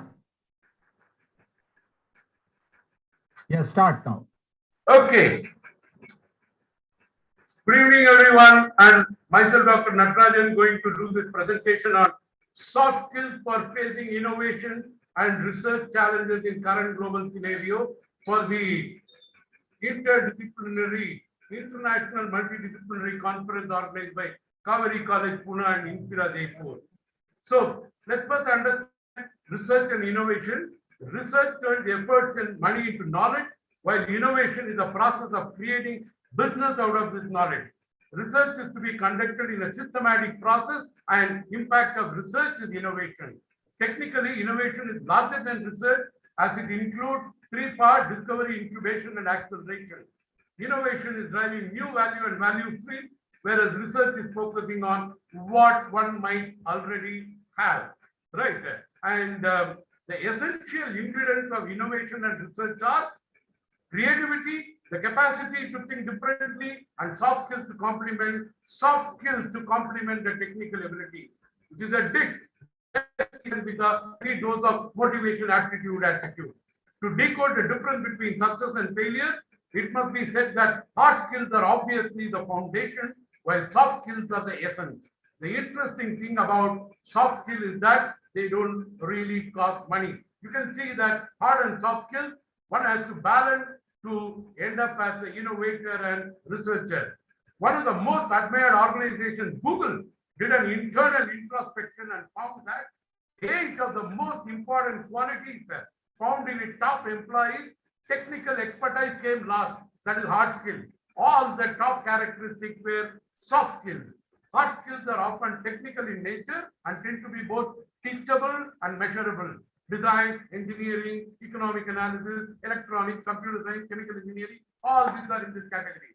Soft skills include interpersonal and communication skills, as well as the ability to be creative, to view problems from multiple angles. Soft skills are not so much taught as cultivated. So it becomes necessary for a researcher to nurture these qualities with time, with self-awareness, empathy, persistence, and humility. I have put the soft skills into 2 sets, fundamental set and essential set. Fundamental set as empathy, negotiation, public speaking, relationship building, leadership, time management, and communication skills. And the essential set has conflict management, stress management, creativity, persuasion, collaboration, adaptability, and emotional intelligence. Empathy is nothing but seeing with the other's eye, hearing with the ears of the other person, and feeling with the heart of the other person. To develop empathy, one must listen more and talk less. Negotiation skills can be improved by preparing oneself with everything to support one's position, knowing your partner, best alternative to a negotiated agreement, and keeping emotions in check. Public speaking skills can be improved by knowing one subject and speech content, knowing the audience, crafting an interesting story. I will also build a story there, focusing on the message and not on oneself. Relationship building skills can be improved by scheduling time to build relationships, developing one's emotional intelligence, appreciating others, managing one's boundaries, and avoid gossiping. Leadership helps. Dr. Natarajan, please conclude now. Goes the way. Dr. Natarajan, please conclude. Yes? Please conclude your presentation. Please conclude. Yeah, I'm coming. Time management, you must know what is seldom urgent and what is urgent is seldom important. So decide what to do immediately, what to do by scheduling, what to push back or delegate, and what not to be done. Communication can be improved by, since your work as a researcher and innovator has to be presented, published, and publicized, you need communication skills. Conflict management, where negative results are minimized and positive results are prioritized. Stress management, well, Innovators and researchers undergo a lot of stress, meditation, physical exercise, smiling, laughing, getting social support, taking breaks. Creativity, the ability to see things differently. Presently, the world is moving from information age to conceptual age. Persuasion is not only for marketing and sales, but for research and innovation, for developing one-to-one rapport. Collaboration. Today, researchers and innovators work in teams. Harvard Business Review says that teams solve problems faster when they are more cognitively diverse. Adaptability is a skill to ride the constant wave of disruption. Today, disruption is a popular word. Emotional intelligence depends on self-awareness, self-management, motivation, empathy, and social communication. If you think that hard skills and soft skills are not necessary for a researcher and entrepreneur. Dr. Natarajan, please conclude now. To summarize, every researcher and innovator is like Arjun in epic Kurukshetra battle. As my first and last reference, let me take the sloka from Bhagavad Gita to show the harmony of hard skills and soft skills. The last sloka is by Sanjay Gujarat. Yatra yogis prakrishnu yatra pasto dhanutra tatra sir video bhuti divani gilmadi mama. The meaning of this sloka in a nutshell, victory in Kurukshetra battle is there Lord Krishna and Arjuna standing together. Ocean of knowledge, Lord Krishna represents hard skills, unmatched yes after Arjuna represents soft skills. To conclude, you may forget what all I spoke, but you never forget how I made you all feel. What matters is creating the feel-good factor, whether you are a researcher or an innovator. Thank you all. Thank you. Thank you, Dr. Natarajan, for this theoretical paper. But next time, try to make it more research-based. Otherwise, it's a good paper, but it's a desk paper basically. So please make it more research-based. Thank you. Thank you, Professor Natarajan. And the next presenter is serial number 4, Dr. Ashok Kumar Yadav. Dr. Ashok Kumar Yadav, please unmute. Serial number 4. Yes, please, you may continue. Yes, sir. Okay, yes. Okay, good evening, sir. Myself, Ashok Kumar from Department of Chemical Engineering, Vanasthali Vidyapeeth. And today, my presentation topic, that is biodiesel production from oleaginous yeast using brassica as a substrate. Petroleum, or you can say fossil fuels, provide relative cheap source of energy as compared to other sources such as coal and electricity. And energy play an important role in production, in industrial and economic development of any country. But the consumption growing continuously, approximately 6 to 7%, while the production of crude oil stagnant or continuous decreasing. So due to this mismatch, we need for alternative fuels. And also the combustion of fossil fuel produce large amount of carbon dioxide that is responsible for global warming, global climatic change, and also air pollution. So I work on biodiesel, that is alternative fuels. And there are many alternative fuels such as biodiesel, biogas, and bioethanol. I work on biodiesel due to there are various reasons because of consumption of diesel fuel that is large as compared to other fuels. And also the biodiesel, I work on biodiesel. Biodiesel generally produced by transesterification of vegetable oil. So the cost of raw material that is high, so production cost of biodiesel become more higher. So I work on I work on biodiesel taking substances such as lignocellulosic biomass, that is brassica, that is not affecting the food change or food cattle feed cycle change को affect नहीं कर रहा, that is clear. And my objective, Dr. Ashok, yeah, please come to the research part now. Okay, my objective, that is pre-treatment of brassica, and after that optimization of microbial oil, that produced by oleogenous yeast. And after that, third one, that is lipase mediate trans-esterification of microbial oil.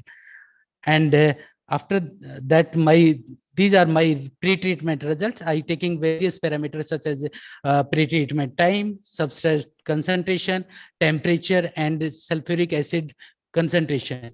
So from these results, we optimize the pre-treatment, that is pre-treatment time, that is 30 minutes, and the concentration of substrate, that 10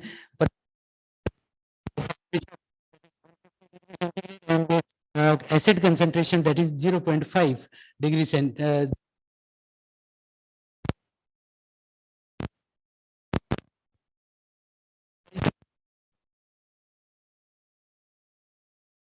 You are not audible, Ashok ji.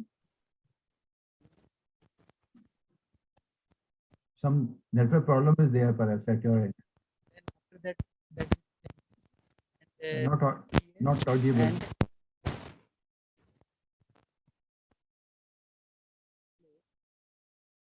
You are not audible, Ashok Kumar ji. Ashok ji, you are not audible. You can move your slides. Mehta sir will see that. Yeah. Please scroll your slides so at least we can see. And last one, that is conclusion. Yeah. Okay, optimized condition, that is this one. And after that, growth of microbial oil, that is optimized parameter, that is temperature, that is 30 degrees centigrade, then pH 6, and incubation time, that is 5 days. In this lipid content and biomass, that is respectively 30.07 gram per liter, and this one. And the last one, then trans-esterification. For trans-esterification, there are optimized time, that is 10 hours, and fatty acid methyl ester, that is produced approx 15%. And that is, thank you. Thank you. It is okay. Quite technical papers, and okay. Perhaps from your stream it is perhaps maybe understood better, but from the stream of commerce, management, and social sciences, most of the things are quite technical, but it's a good paper. Thank you. Next paper, please. Okay. Thank you, sir.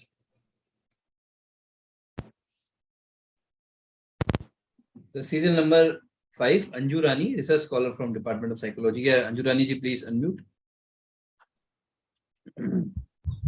Yes, please carry on.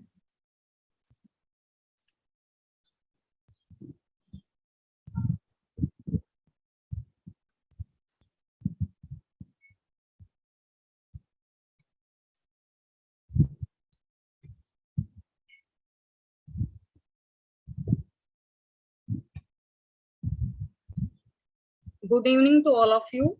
My paper, I am pursuing my PhD from Kurukshetra University, Kurukshetra, Department of Psychology. Today I am going to present my research paper on the topic of well-being in relation to job satisfaction among police personnel.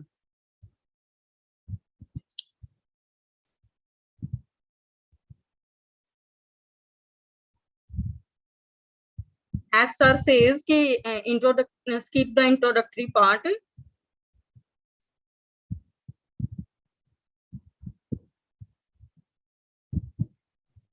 You may skip this part and come to the research methodology. Yes, sir. Yes. I will come on the objectives. First objective is to examine the relationship between components of job satisfaction with well-being of police officers. Next one is to ascertain the contribution of job satisfaction in well-being of police officers. And hypothesis is the facets of job satisfaction are likely to correlate positively with well-being of police officers. And next one is the components of job satisfaction would account substantial proportion of variance in well-being of officers. And methods used, a sample of 200 police personnel has been collected from those who have given their consent to participate in the study. Convenient sampling method was used to collect data for male-female participants working in police organization, and minimum work experience of 2 years have been included in the study.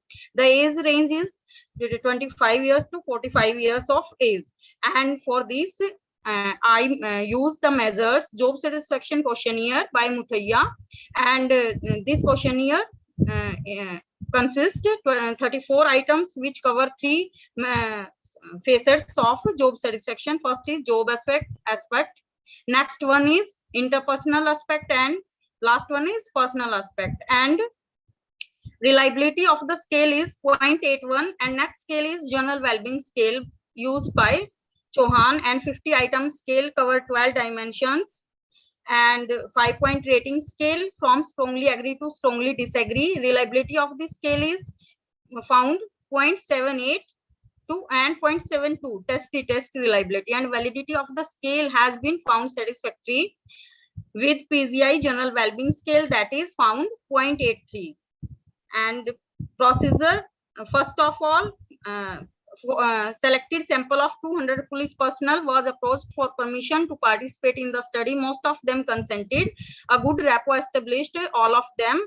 First of all, measuring instruments were designed in simple manner with clear instruction written on the top of each scale. Instructions and administration procedure were same for all participants, and they were also given detailed information about the purpose and importance of the study, so they were agreed to participate in the investigation. They were also assured that their participant as well as their scores on various psychological tests will be kept strictly confidential. Their willingness to participate in the study was also sought before administration. The tests were given to the participants and were collected after complete the test by participants. And now move on the result and discussion. And this table provides the result correlation method used of job satisfaction and well-being. To assess the degree of relationship between variables in the research, Pearson movement correlation method was computed between all possible dimensions of variable. Obtained correlation reported in table 1 and job satisfaction and well-being. Because manual suggests that higher the score on job satisfaction questionnaire indicates higher the job dissatisfaction. So all our correlation coefficients value are negative, which means well-being and job satisfaction is positively correlated, but our value is negative. Because the higher the score indicates job dissatisfaction. The values range from 0.01 to -0.42. Majority of them are negative and significantly, only a few of them show non-significant relationship. Measure of job satisfaction were shown to be negatively correlated with well-being measures. Higher score on job satisfaction questionnaire negatively correlate with higher score on general well-being scale. Please conclude. Please conclude now. Okay, sir. And after that, I use SPS stepwise multiple regression that shows summary of regression analysis revealed that personal aspect subdimension of job satisfaction emerged as a potent predictor of general well-being among police officers. Final line now. Empirical data support that the nature of job satisfaction is strongly associated with police officers' well-being. The findings support that hypothesis that the facets of job satisfaction are likely to correlate positively with well-being of police officers. It has been confirmed by relevant earlier studies. The primary objective of this study is to examine contributing effect of well-being in relation to job satisfaction among police officers. The data was analyzed using correlation multiple regression method, which indicated positive relation between job satisfaction and well-being among police officers. Thanks to all. Very true that job satisfaction directly correlates with the well-being of the officer. It applies not only for the police official but everywhere. So what really puzzled you, that why you carried, because it's very obvious thing that when we are satisfied, then it will certainly having a value in our well-being also. So what really puzzled you to take up this study? Sir, we use the measure job satisfaction questionnaire, but as manual suggests, higher the score on this questionnaire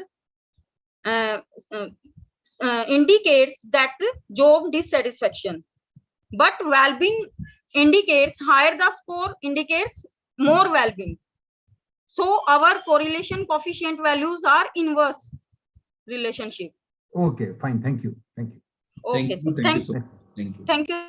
Serial number 9. Mrs. Sonia Kambojkar. Yeah, Sonia ji, please unmute. Serial number 9. Yes, good evening, everyone. Am I audible? Yes, you are. Just a minute, let me share my screen.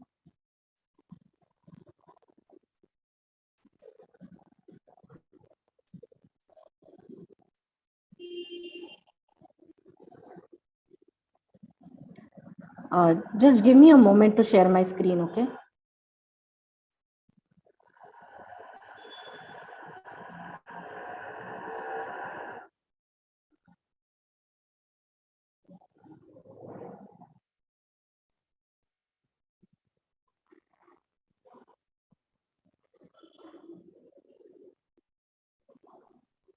Meanwhile, request to the participants to keep their presentation ready so that it will save our time. Sir, actually it is. I don't know what the technical glitch is. I think you move ahead with the next contestant.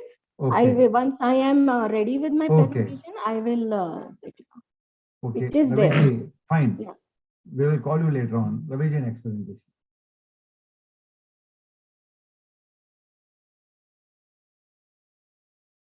Okay, Sonia ji, please, you can try one more time. I will call you. Just mention in the chat box whenever you get ready. Okay, the next serial number is serial number 15. Serial number 15. Jay Gandhi ji. Jay Gandhi ji, please unmute. Very good evening, all of you. Thank you so much for this opportunity. The title of my research is Factors Affecting Textile Businesses of Surat City During COVID-19 Pandemic. So as we all know, COVID-19 pandemic disease is an airborne disease which has still yet affected millions of people throughout the globe. This disease is caused by virus of coronavirus family, SARS-CoV-2, right after being detected first in December 2019 in Wuhan, China. It became contagious soon after it was declared pandemic by World Health Organization. And since then, the virus has taken over the entire globe, sparing no geographies. Economies have slowed down and businesses struggled because of sudden lockdown announcements by the governments worldwide. Textile industry was no exception. Surat houses around 7 lakh looms and 400 processing houses. More than 50,000 traders as per the data of South Gujarat Information Technologies Association. Restrictions on movement of people and goods have affected businesses in entire textile industry very badly. So my research is a descriptive study undertaken to explore factors affecting textile businesses in Surat city. And a structured non-disguised questionnaire was designed as an instrument to collect the data. A total of 100 businesses, including manufacturers, traders, and retailers, were surveyed electronically. The study found government regulations such as lockdown, quarantine, or travel restrictions, shortage of demand, shortage of shipping or transport activities, difficulty in paying rents, and shortage of liquidity were some of the main factors which were found affecting the textile businesses of Surat as per my research. That is all about my research, and because I have to submit in a very quick time, so that's all. What are your conclusions based on certain research? Right, sir. Are they the journal observations or your conclusions are based on certain research? No, sir. These are not general observations. The data has been collected from 100 respondents, and the primary data was collected. This is not general observation. Okay. So what factors you found as the title is factors affecting test. So what are the 3 important factors that adversely affected the textile industry? The most important factor was government regulation. That is the restriction which was imposed by the government, which hindered the transportation and movement of people, because of which demand and supply for the major goods and supplies was affected. The second most important factor was difficulty in paying rents by those who have rented their premises. Okay. And the third one? And the third one is shortage of demand and supply. So okay, thank you. Thank you so much.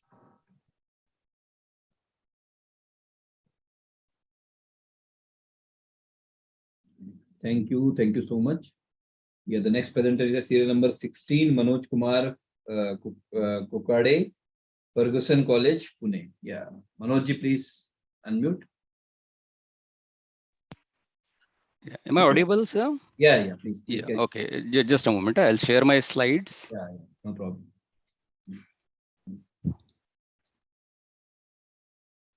Is it visible? Yes, my sir. slides are visible? Yeah. Okay. Thank you very much for giving me an opportunity. Good evening to everyone. My topic of presentation today is multisensory data fusion for quality assessment of fruits and vegetables. I am Manoj Kumar Kukade, Associate Professor in Ferguson College, Pune. Let me start with the topic. Multisensory data fusion. I have divided this presentation in two parts. One is what is multisensory data fusion, and one of the applications of this multisensory data fusion is for quality assessment. So I'm focusing more on the quality assessment of the fruit and vegetables. Let me speak what is multisensory data fusion. Basically, multisensory data fusion is one of the vibrant technologies in which data, just a minute, I am not visible to.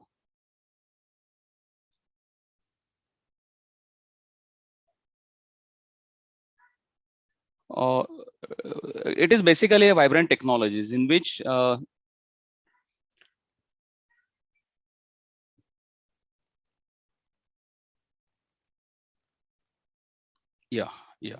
okay, in which the data from several electronic sensors, which are the sources of information, is acquired and processed together in order to get a unified output. This is a generalized definition of what multisensory data fusion is. The data fusion systems are now widely used in various areas like sensor networks, robotics, video and image processing, quality analysis of different products, intelligent system designs, etc. I am focusing mostly on the quality of fruits and vegetables. Quality of fruits and vegetables consumed contributes to health of human being. Now, this is one of the problems which everyone in India should address. And that's why I'm more focused on this particular issue. Generally, in early days, the team of trained sorters can do the manual quality analysis of fruits and vegetables by identifying its size, color, smell, stiffness, skin textures, etc. So these are the attributes which are used to identify the quality of a fruit or vegetables. Please come to the objectives now. Yeah, my objectives are to find the quality of a fruit and so now vegetables. Tell us the findings. Right. So basically, this I'm going to get the data from various sensors. There are two systems which I am going to use in this project. One is a PC-based e-nose. This e-nose is nothing but an electronic nose. Now, the ripening of the food or quality of the vegetable is identified. One of the attribute is a smell, and the smell is obtained by using this particular system, which is known as an e-nose, electronic nose. Smell is not sufficient to get the quality. Other things are also expected, like a texture, skin texture of a fruit, or how it looks, size, color, etc. And these particular attributes are obtained by using a machine vision system, which mimics the human vision. One is giving a smell, and other is giving the information about the texture and the colors and everything. The e-nose method provides quality analysis based on the gases evolved from the fruit and vegetables, whereas the machine vision method provides the imaging based analysis. Please come to the research part now. Yeah, now this is the system block diagram I have drawn. the smell which we used in finding quality of the fruit is through the sample.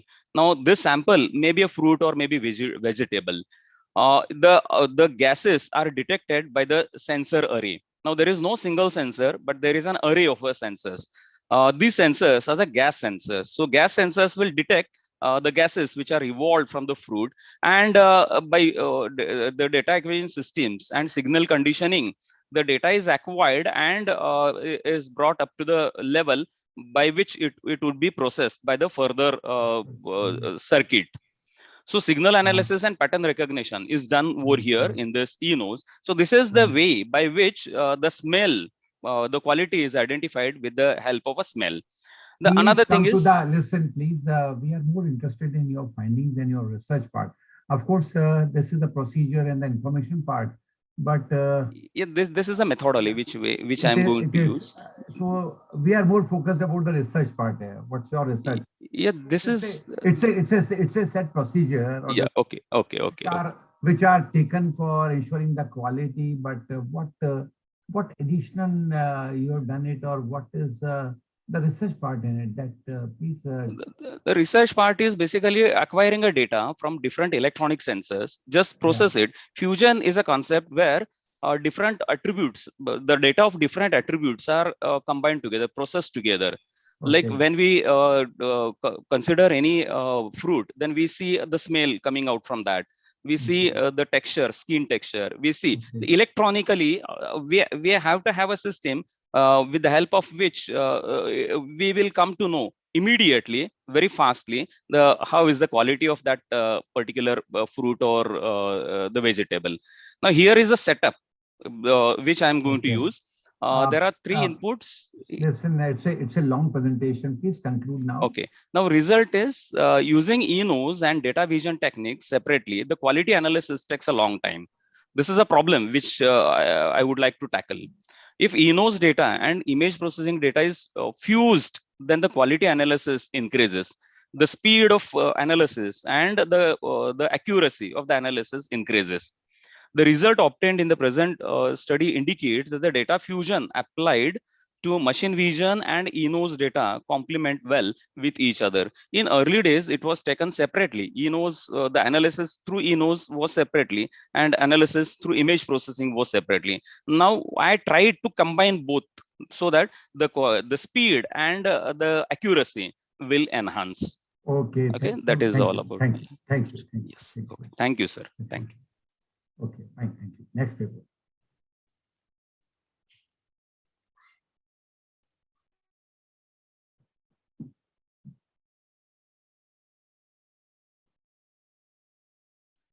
Thank you so much. Yeah. Sonia ji, serial number 9. Sonia ji, please, you can unmute. You can try again. Yes, sir. Just give me a minute. Yes.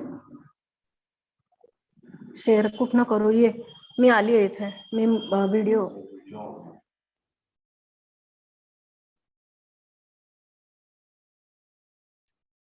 And Sonia ji, you can do oral presentation also if you are not able to share your presentation. Please unmute.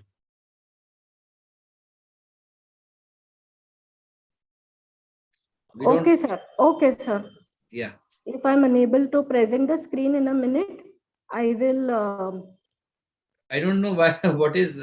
I seriously, I'm not understanding why it is not getting shared. But anyway, I'll send you the presentation. Sonia. So basically, sir, my study is about the conceptual, traits, the leadership traits generation between the first generation and the second generation entrepreneurs. And I have given special reference to the McClellan's need achievement theory. Entrepreneurship is booming in India since 2014 with Make in India movement under Atmanirbhar Bharat and so on. However, there have been lot of incompatibilities that have been found out in the generations of entrepreneurs that are leading businesses in India. And these are mostly due to lack of proper leadership, or related to the McClelland's theory of motivation. It is more related to the need of achievement, need of power, and need of affiliation. Need of achievement over here means motivation, need of power is leadership or the capacity to dominate everyone, and need of affiliation focuses on personal relationships. So basically this presentation comes in the HR category of the business, and the objective of my study is to find out the reasons behind these gaps, considering the 3 parameters, and come to some consensus or some model that can help in minimizing the gaps between the first generation and the second generation, so as to make the business more sustainable, as it is a strong contributor to our economic and social development. As far as the research methodology is concerned, I have referred to a few research papers, and also I have conducted in-person interviews of 2 to 3 people as of now. And I found out that the first generations have a strong motive than the second generation, the second generation has more ability to adapt to change or transform themselves faster. They have more fast access and quick learning ability for technology than the second generation. The need for affiliation, it will depend on how the other employees, the junior employees, have their personal relationships with the first generation or the second generation entrepreneurs. So from these findings, we can definitely develop a counseling model, okay, not only when a person or the second generation steps into entrepreneurship, but we can start this at student level.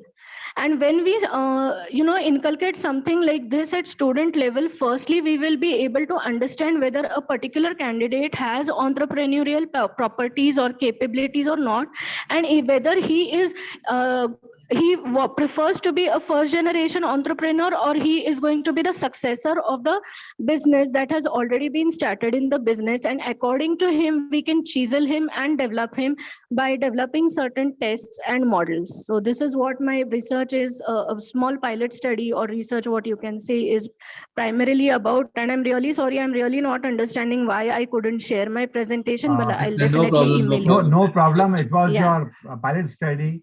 Then take up further it in a more extensive way. Thank you. Yes, and one more thing I want to mention over here, that few research papers that I went through, they are all focused, even outside India, research papers published outside India or even in India, mostly in South India, they all focus on the characteristics and the traits, the entrepreneurial traits of the first generation. No one till now has focused on the relationship between the 2 generations, and that is what my focus is. So just focus on that particular area, which is a research gap, and contribute. Yes. Thank you very much for providing me this opportunity. Thank you once again. Thank you, Sonia ji. Thank you. Yes. Next paper, please. Actually, sir, the next paper, with your permission, can I call, which is at serial number 49. Actually, she has to go somewhere for her ritual. Okay. Fine. Please. Musarrat Kausar. Yeah, serial number 49, Musarrat Kausar Chaudhary. Research scholar from Nirvan University. Please unmute, Musarrat ji. Yeah. So good evening to one and all present over here. I am feeling blessed to got this opportunity to speak here. My name is Musarrat Kausar Chaudhary. So today my topic is a study on issues and challenges of women empowerment in rural areas. My paper seeks to analyze the state of women empowerment in India and sheds light on its problem and challenges. Today, women's empowerment has become one of the most important concerns of the 21st century. Since the beginning of 20th century, their position has gradually changed. The study found that women in India, especially in rural areas, are relatively underdeveloped, and despite many efforts by the government, are somewhat inferior to men.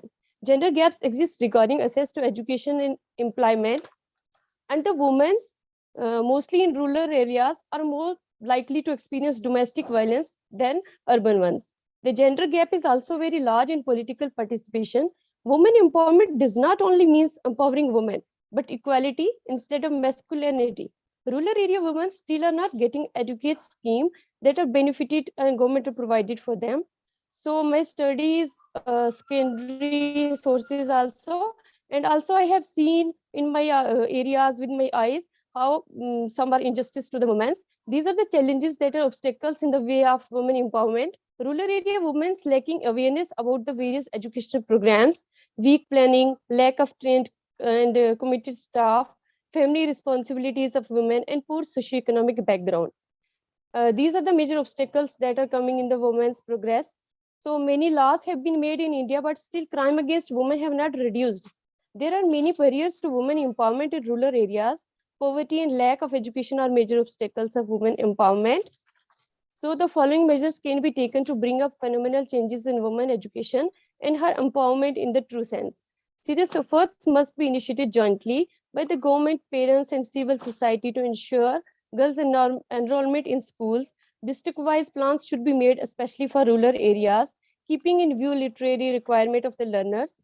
So use of media for portraying the positive image of women and the financial assistance to poverty-stricken families and promotion of self-respect and self-dignity in rural areas, girls.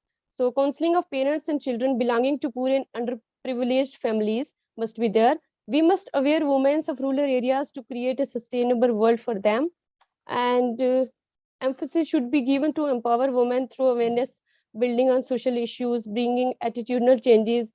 Please conclude now. Madam, please okay, sir. So to conclude, I would like to say when woman leads the family, the village progresses and the nation moves forward. Women empowerment cannot be possible unless the women come with and help to self-empower themselves and also to the other women. Above all, women themselves should show to the rest of the world that they are not only able to their own, but they are capable of kickstart progress and develop from homemaking to nation building. So this is all about my research paper. Thank you, sir. Thank you all. It's a good theoretical paper. It can be area of your further research and make it data-based. That is, do some empirical study on this. Thank you, sir. Thank you. Thank you. Thank you. Thank you, sir.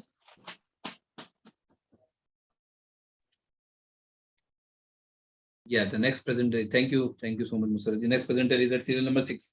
Serial number 17. Mr. Manjeet Singh ji, PhD scholar from Punjab. Lovely Professional University, Punjab. Yeah, please unmute, sir. Good evening, everyone. I hope I'm audible. Yes, sir. Yeah.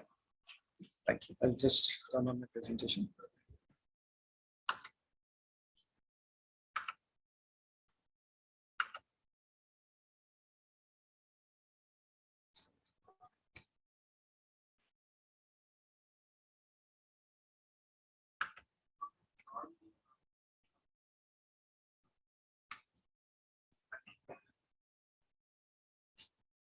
I hope it's visible to all.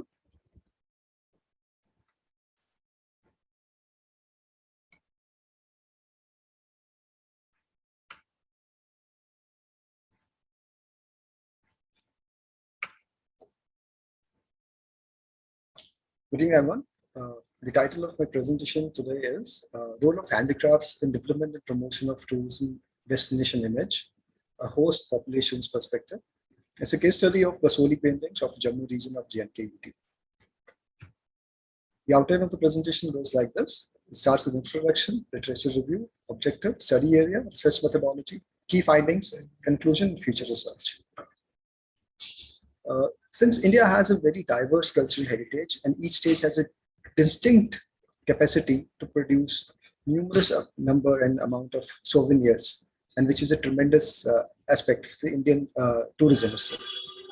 As per the study conducted by Ministry of Tourism way back in 2001, it says that around 44% of the total handicraft that is promoted. That is, Manjeet Singh ji, your slides are not scrolling. Please scroll your slides also. Just a moment. Just a moment. Is it visible now, sir? Yeah. Yeah. It is. I think there's some problem with the full screen. Should I go like this only? No, I suggest you that just confine to your research objective, major findings and conclusions. Okay, sir. The purpose of the study was to find out that how souvenirs can be instrumental in creating the image of a destination. How does it help in promoting tourism at a destination from the perspective of the host community. And the second objective was to find out the possible barriers which are being faced by the host community to market their products well. As like the souvenirs of Basoli are very prominent across India and across the world. And when we talk about the souvenirs, one of the prominent souvenirs is Basoli paintings, a miniature painting of Basoli, and another is the Basoli Pashmina. So these were the prominent souvenirs of that region. As far as the study area is concerned, it is Basoli, a part of Jammu region, which is towards the northeastern part of Jammu state, and it is very close proximity to Himachal Pradesh and Punjab. As far as the research methodology is concerned, it is a qualitative study for which a structured questionnaire was designed for collecting data from the residents of Basoli, since it is based on the host population's perspective. So 22 questions were framed in that questionnaire based on the review of literature of earlier studies that have been done.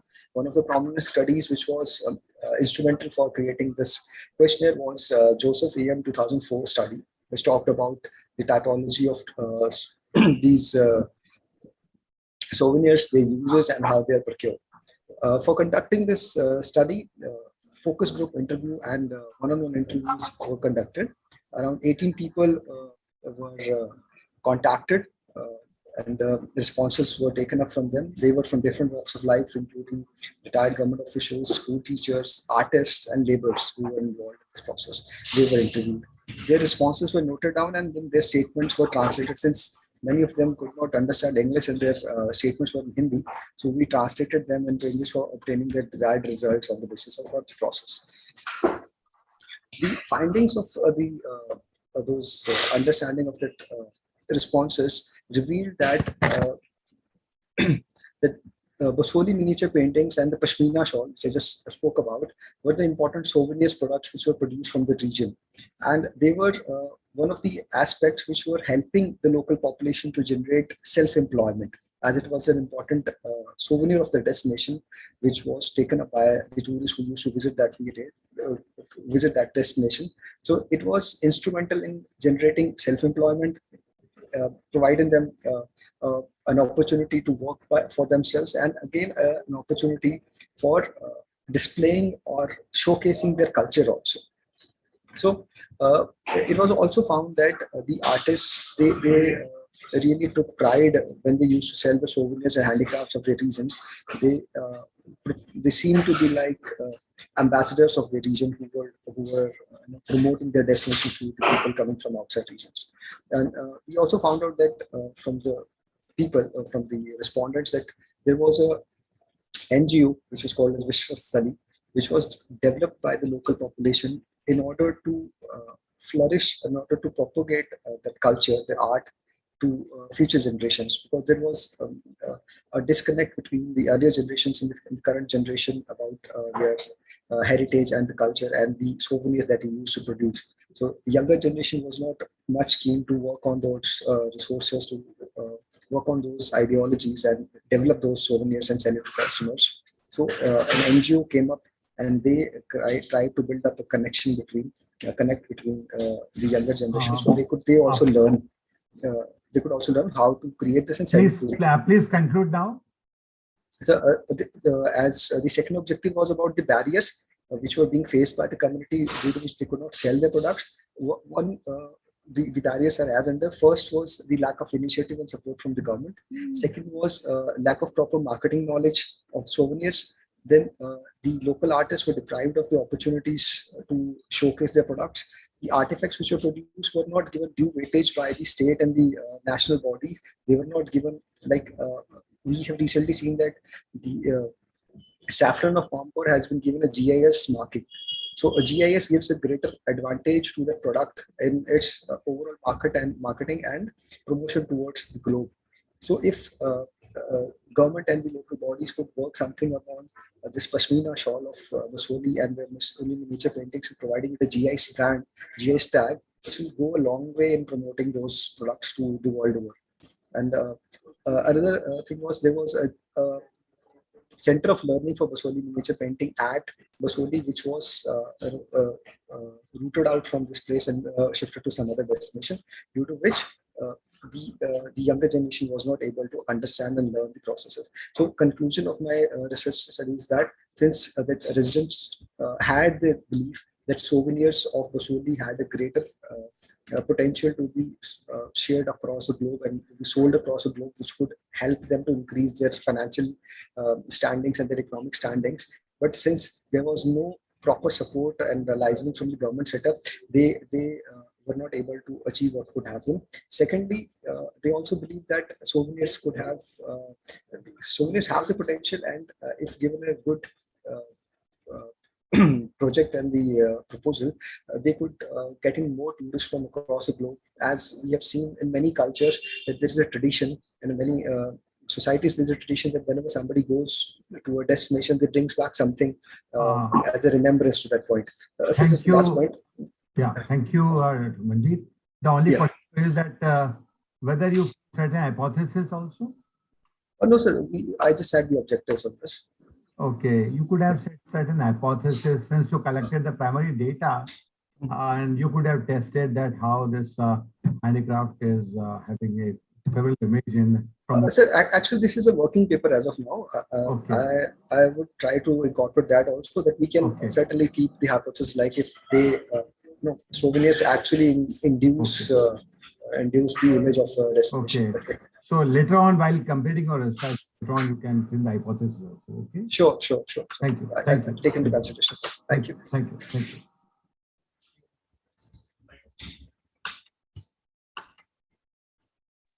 you. Thank you so much, Manjeet ji. Thank you, sir.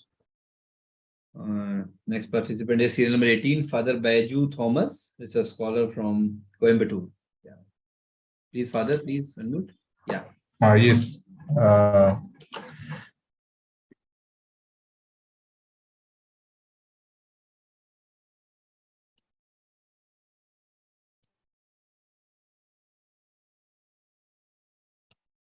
Good evening to all of you.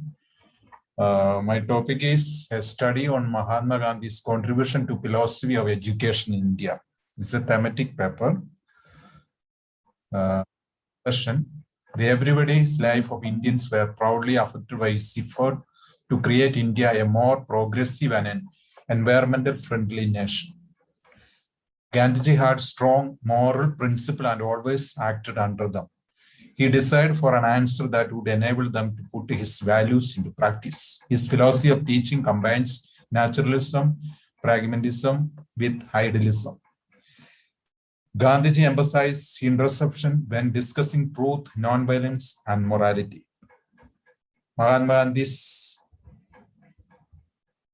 view on education. It is impossible to underestimate Gandhiji's influence on education in India. He believes that education's principal function is to aid children in developing their full potential. As Gandhiji showed it, everyone must be able to provide for themselves.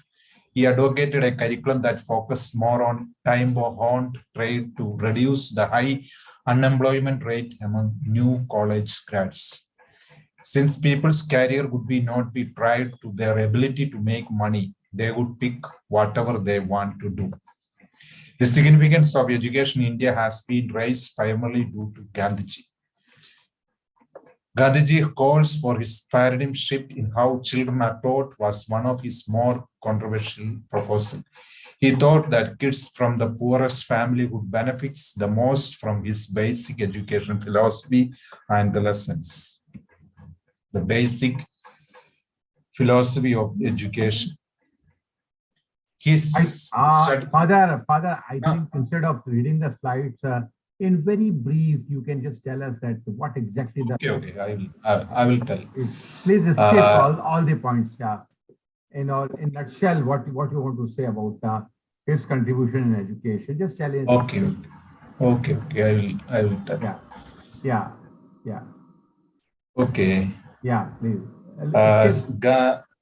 As we know that Gandhiji was our godfather, and also his contribution is to the education is everybody every person should be educated.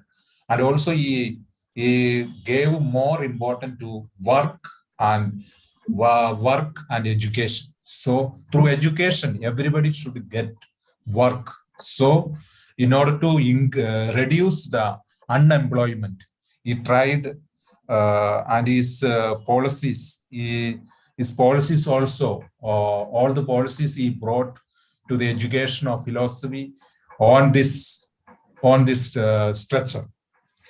And he believed that India can achieve this through the effort by the students and by the teachers. Teachers should be an example. There should be a model to the children, and they should teach the children the moral values of our culture and our religion. And the children should be well trained. That was his, and also he gives importance to the women education. Thank you, Father. Thank you. Thank you. Okay, Please okay, continue. okay. Thank you. Thank you.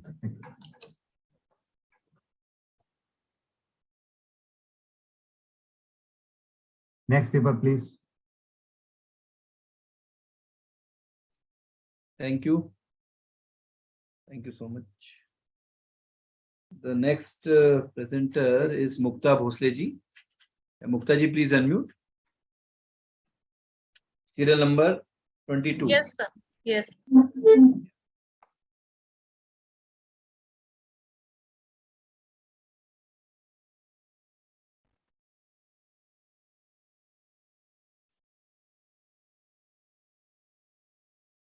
Sir, are my slides are visible? Yes, yes. Thank you. Very good evening. My topic is relating to e-medicine and its legal issues relating to it. E-medicine, as we know, involves e-pharmacy as well as teleconsultation by doctors via ICT. Now, it has been proven very effective, and due to COVID, due to lockdown, it gained a lot of popularity between the masses. There are two major reasons why it became popular. Firstly, no time issues, as we know that when we go to a doctor's clinic, it has limitation of time, and the other one is easy access. Now, my object was to study the concept of e-medicine and evaluate the factors relating to it. And Please, on basis please of scroll that, your slide. Please scroll your slide. Your slides are not moving. Scroll your slide quickly. And you can skip the theory part also. Just yes, it will be very brief. Okay, yeah. Now are they visible? Yeah, it is. It is. Yes. So I had to identify certain legal issues based upon the factors which I evaluated on the topic of e-medicine. My research is mostly doctrinal in nature, where I have studied various articles, laws, and other documents which were published from the year 2003 to 2022. Now, my findings are that on the basis of the factors that there are legal and ethical concerns relating to informed consent, protection of data, confidentiality, malpractices by health workers, and liability of telemedicine providers. Now, we know that in India, we have few like Dr. 24/7, Tata Health is there, M-Fine is there, Practo and other service providers. We have only one law governing telemedicine, that is the telemedicine guidelines, which was passed in 2020. But these guidelines only deal with registered MBBS practitioners, and they don't talk about various other medical practitioners who practice Ayurveda, Yoga, Siddhi, Unani, and so on. So it covers only a limited amount or practitioners in India. At the same time, it doesn't cover the pharmacy industry, which is online right now, which may cause a lot of trouble when there is any issue relating to informed consent and data protection. as well as malpractices which may happen. So my conclusion for my paper is that there are gaps between the current legislation and the issues. There is no regulation on the service providers or any other different medical services which are available online. Plus, there are issues relating to doctor-patient relationship. We have seen that there are so many case laws which are there relating to doctor-patient relationship, but this factor has been totally out of mind when the regulation was made. The other part is, though telemedicine guidelines talk about that non-chronic diseases should only be consulted online, but there is no tap on it, nor there is any kind of punishment to reframe people from giving any kind of consultation for chronic diseases.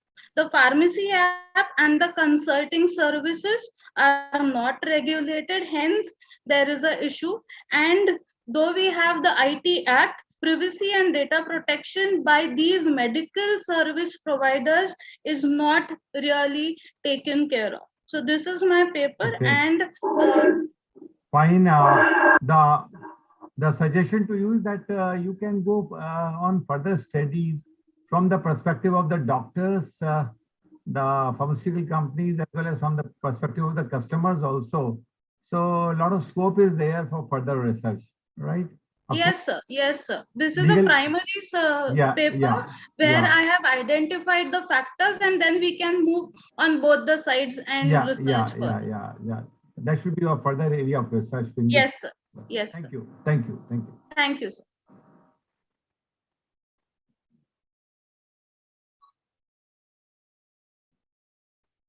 The next presenter is 23, Dr. Manita Matharu. Yes, please. Manita ji, please unmute.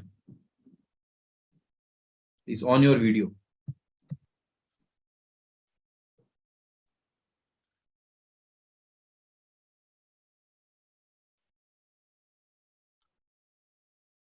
Yeah, are you there, Manita ji?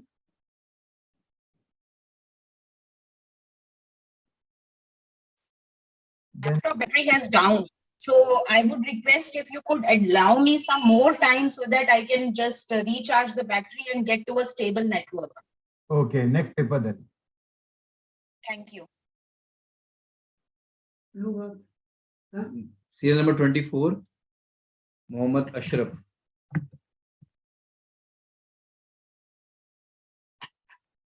Mohammed Ashraf ji. I think he left the group, I think he left the group. Serial number 27, Sajal Sajju ji. Yeah, please unmute. Yes, Sajal ji. A very good evening, everyone. Thanks for making me the participant of this conference. I'm Sajal Sajju, a research scholar of Department of English from Bhupendra Narayan Mandal University. My research topic is on Anita Desai's novel Where Shall We Go This Summer deals with the element of existential despairiness. Existentialism is a present times ideology that deals with humans' disgruntlement and unhappiness. It was more on frame of mind to life, imagination, or as the very statement of Kaufman, timeless sensibility that may be distinguished here and there is the past, and it originated in the philosophical and literary writings of Jean-Paul Sartre. Existentialism began as a philosophical idealism that grew into a forceful uprising against reason, rationality, positivism, and the customary ways in which early thinkers represented man across time. Man's autonomy, assertion of his subjective self, defense of reason and logic, denial of conventional values, institutions, and philosophy, and his sense of life's absurdity and nothingness are some of the existential themes represented in the writings of existentialism proponents.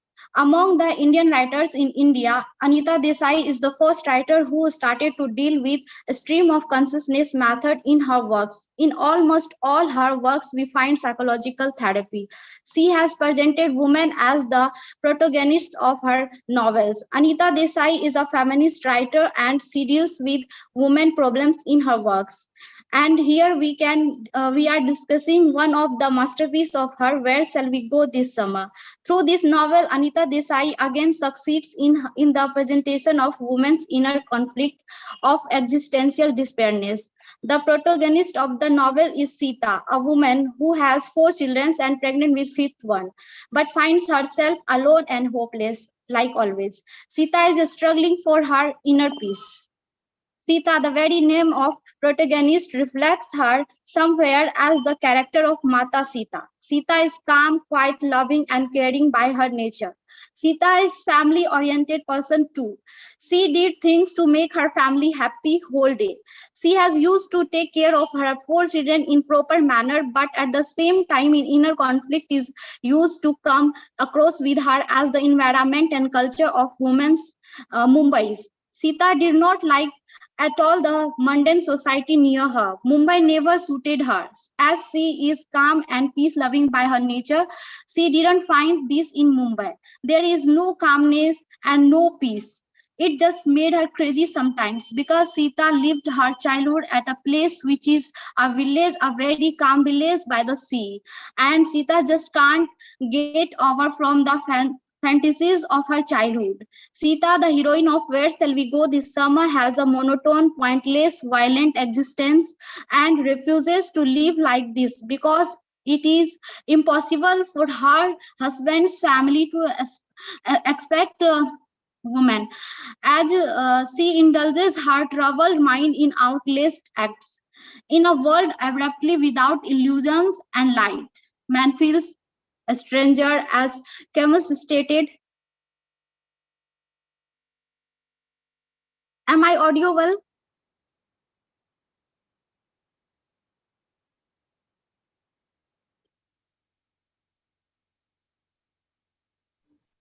Ma'am, you were audible, clearly audible. Please continue.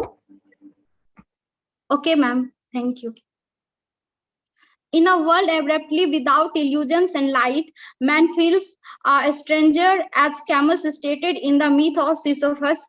His banishment is irreparable. This separation between man and his existence, between the performer and his environment, is really the sensation of abruptity. Sita is the daughter of a political celebrity, a well-known freedom fighter whom many of his disciples consider the second Gandhi. Sita has thus lived a strange life and unusual life. After independence, her father comes to settle in beautiful natural surroundings of Manori Island. Madam, please conclude now because I think it's a long paper. So please conclude the final line from your side now. Okay, sir. Sita is not very happy for having made a compromise, which she takes to be her defeat. But married life, as Chesterton remarked, is appreciable compromise, and any compromise or sacrifice for a greater good, Vinci says, one's victory and greatness. Only by connecting extremes one can arrive at an acceptable path in life. This is the positive solution that the novel offers to the present day temperamental maladjustments and consequent existential despairedness. Thank you, sir. Thank you. Thank you. Thank you. Thank you so much. Next. Serial number 26, Richa Gupta, research scholar from Madhya Pradesh, Gwalior, Madhya Pradesh. Yeah, Richa ji, please unmute. Am I audible, everyone? Yes, ma'am. Okay, thank you, sir.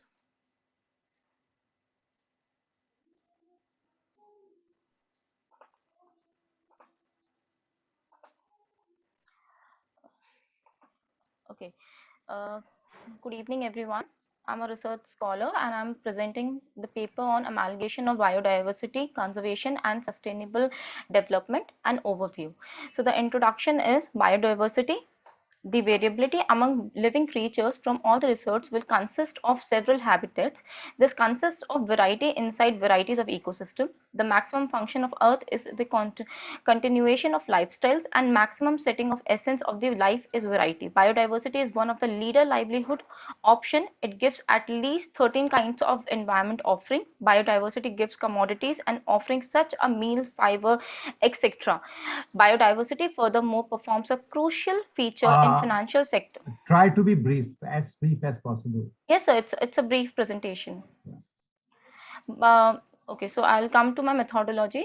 Research work is primarily based on the analytical research, keeping in view the researchers utilize the resources like print and electronic media, articles, journals, and reports of various authorities, books in the libraries, treaties, charters of the United Nations, internet, websites like Indian Legal Services, Indian Kanun, etc. Historical and doctoral methods are adapted because it is not possible to study purely by the experimental method.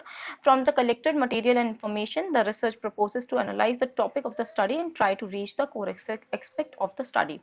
So as this is a review paper, so I straight away come to the conclusion that biodiversity, conservation and sustainable development are related branches, concentrating on the social advance, financial development and environmental safety on one side, and surrounding conservation on the unique involving neighborhood tribal group with inside the executive manage of the forest and plant life extraordinarily can be applied in more than efficient way for the sustainable development of biodiversity. The precious wildlife can be included. Their inhabitants can be restored if human of all the sections, classes, ages, organization and business wholeheartedly help the conservation of the forest and wildlife. Sustainable.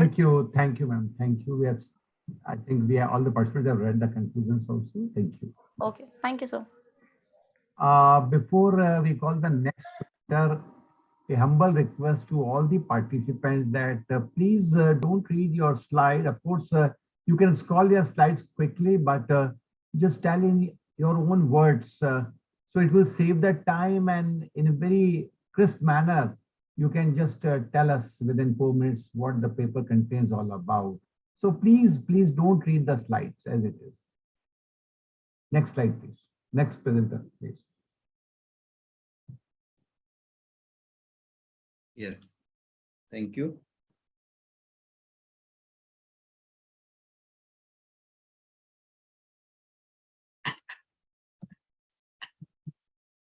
Yeah, the next presenter is serial number 29. Just a minute. Is yeah, serial number 29. Priya Upadhyay is a scholar, Mahatma Gandhi Kashi Vidyapit, Varanasi. Priya ji, please unmute. There is some problem. Okay, it's okay. I'm sharing my screen.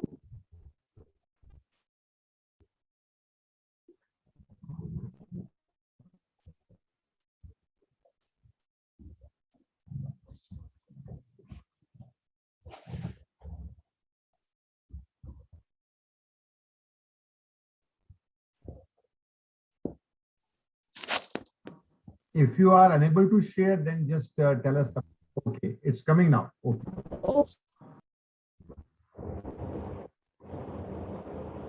Okay. My research paper title is A Study of Emotional Intelligence and its Relation with Constructive Thinking. Abstract. The current research intends to look at the constructive thinking of secondary school principals in regards to gender as well as the stream in Varanasi. The analyst has employed the survey research techniques. A sample of 100 secondary school principals was used for the current study.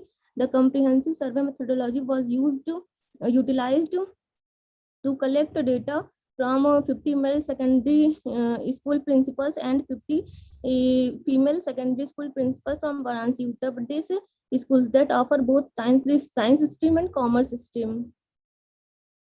Keywords: emotional intelligence stream, constructive thinking, secondary school principals, and gender. Introduction: how effectively we are able to understand and regulate both our own emotions as well as the sentiments of others greatly affect how we behave on a regular basis. Today, Today, being able to communicate properly while managing these emotions is essential for all interpersonal relationships. Biologically, our behaviors are responses to our emotions. We derive meaning from our emotions and negative or positive reactions to stimuli, which we then utilize to guide our conduct. Goal of the research. The goal of the current research are listed below. First, to analyze how the principals of secondary school think constructively on the and second, to analyze how secondary school principals view STEAM in a positive way.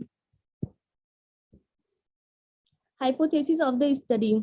Principals of secondary school do not significantly differ in their ability to think constructively based on gender. And second, school principals from the science and commerce system do not significantly differ in their ability to think critically on the basis of STEAM. Methodology. The first step in every inquiry is choosing an acceptable research methodology. The dimensions of the approach rely on the nature of the issues. The current research, the normative survey technique was adopted to the current investigation. In current research, t-test, standard deviation, as well as mean are employed. Population. The population for the current research consisted of all secondary school principals who were also instructor in the secondary school in Varanasi. Sample 100 secondary school principal from 100 Varanasi secondary schools were chosen as a sample of the current research from the general community. Conclusions. The evidences support hypothesis number 1, which state that male secondary school principals have a higher mean than female secondary school principal. Therefore, there is no desirable distinction in the quality of constructive thought between secondary school principal of masculine and feminine orientations. And conclusion. Hypothesis number 2. The outcome of the hypothesis demonstrate that the average score of secondary school principals in the science stream is greater than the mean in the commerce stream. The secondary school principal of the science and commerce stream therefore have different way of thinking constructively. Okay, fine. You can. The only observation is that your study should be totally based on the relationship between emotional intelligence and the constructive thinking. The hypothesis, we just are finding that you included relationships of gender and the thinking and the other aspects. I think the hypothesis, the objectives, and the title of your research, clear relationship among these three. But hypothesis is different, title is different in your case here. While doing your research further. Thank you. Okay, sir. Next paper, please. Thank you so much. Next presenter is serial number 31. Preeti Kedari ji, Arihant College of Arts and Commerce, Pune. Yes, Preeti ji, please unmute.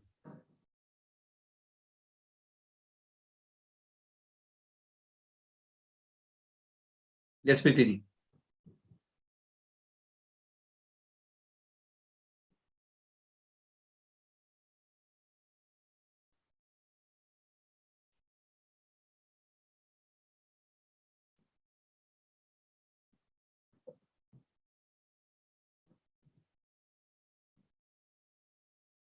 Perhaps she is not there.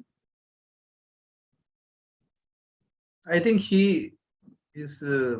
There is some network issue from her side. Okay, so we can take up her. Preeti ji, hello, Preeti ji. We can take up her paper later. Just take the next paper now. Yes, sir. Yeah.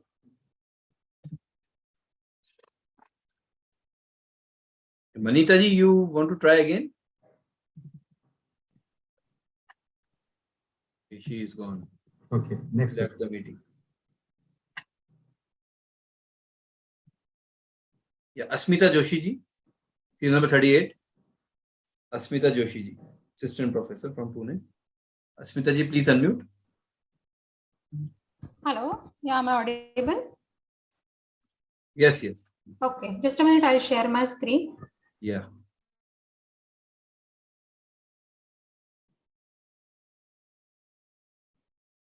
Is it visible? Yes, yes. Okay. Yeah, hello everyone. This is Asmita Joshi from Kaveri College of Arts, Science and Commerce, Pune. Today I'm here to present my research paper, and the topic is an analysis of state-wise trends in higher education across India. We all know higher education is very important for developing country like India, and it is essential for human development. India has one of the largest education system in the world, having more than 1,000 universities, 45,000 degree colleges, and 1,500 top institutes. The Indian higher education system has witnessed significant expansion in recent years, both in the terms of number of institutions as well as the student enrollment. The objectives of my study are to analyze. Your slides are not moving. Please scroll your slides also. Is it moving? No, it's not moving. The objective slide is visible? No, it is not. Oh. Anyway. I'll share again, just a minute.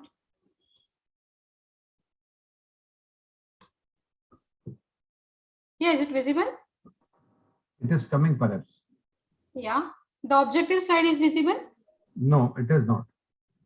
Oh. Yeah, it has come now. Yeah. Yeah.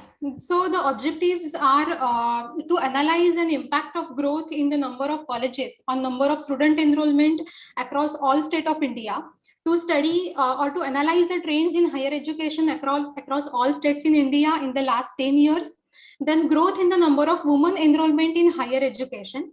The methodology I used is I have used a secondary data which is published by the Department of Higher Education, Ministry of Statistics.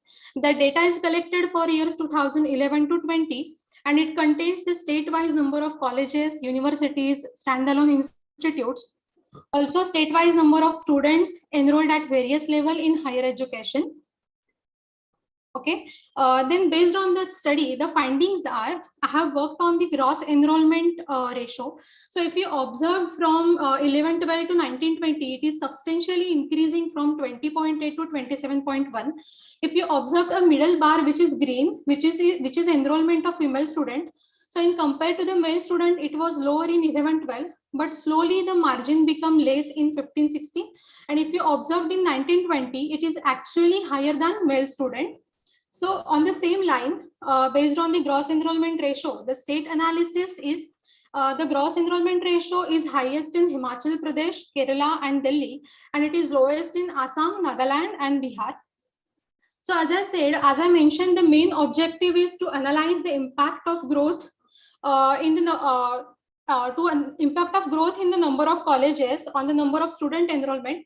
For that, I have used a Pearson's correlational analysis. For that, I got the coefficient are 0.83881. So it shows that there is a high positive correlation in between the number of higher education institutes and number of student enrolled.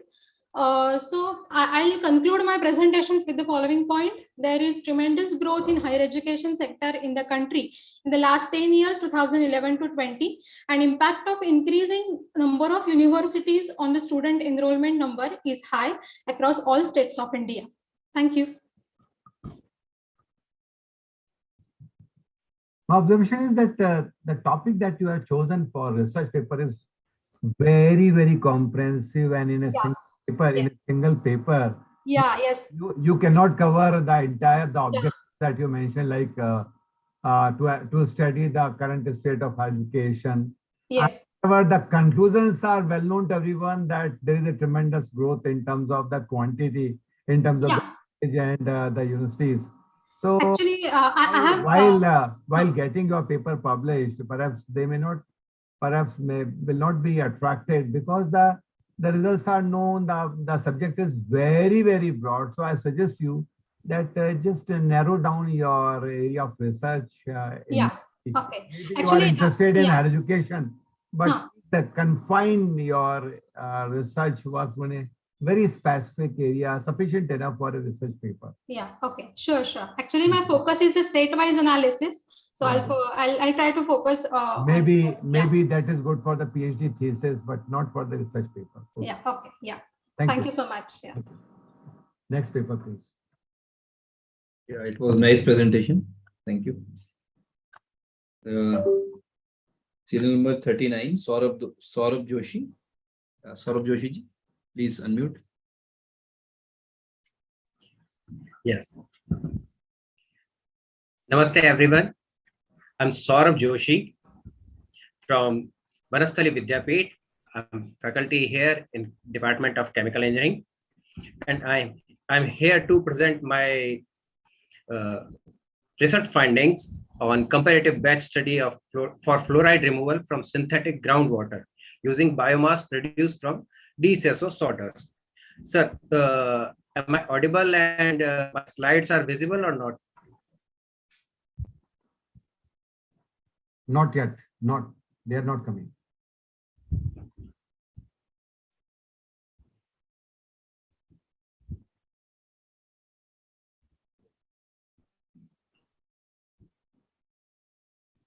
I think. Saurabhji, I suggest you that just tell us in a layman's language about your conclusions. That would be fine, because we know that your subject is quite technical and most of us don't understand much about the research. No, actually, you can just narrate your findings. Okay. I'm trying to share my screen, but actually the internet is quite slow. That's why. That's why I'm just suggesting. Sir. Yeah, is it visible? Yeah, it is visible now. Sir, thank you, sir. Thank you, sir. Thank you. So, my work was to reduce fluoride from potable water. Fluoride, we know it is one of the lightest halogen and most abundant and reactive element, which should be less than 1.5 milligram per liter in potable water. Apart from that, if we consider higher concentration, then it may cause dental and various problems. Like we have seen various advertisement about dental health, say various Colgate and all Pepsodent and Sensodyne and all these things. They always mention some kind of calcium, which is affected by the presence of fluorine in water. So my work was to reduce fluorine with the help of adsorbent, which is produced from DCSO sawdust. DCSO is nothing but the Indian rosewood, which is a popular timber. We in Hindi pronounce it as a shisham. So the adsorbent was produced from shisham, and the various operating parameters that were selected are presented here. And with this, I produced raw DCSO sawdust, thermal activated sawdust, and chemical activated sawdust. You may notice various parameter and their respective values. And here I wish to draw your attention for the CADS, which is 74.35, which is quite high compared to the TADS. Okay. Further, if we are moving to the next slide, here you can see the material that was produced within the lab, and the effect of various operating parameter is depicted here within the slide. Here you can see the concentration and effect of dose, effect of time. These all parameters are depicted here within this figure, where you can see that time and dose has positive impact. On the other hand, concentration and solution pH has negative impact on the fluoride removal. Further, if we can, if we wish to identify a potential adsorbent, then we have to subject them to a specified operating range. And here we can see that CADS has the highest removal among all.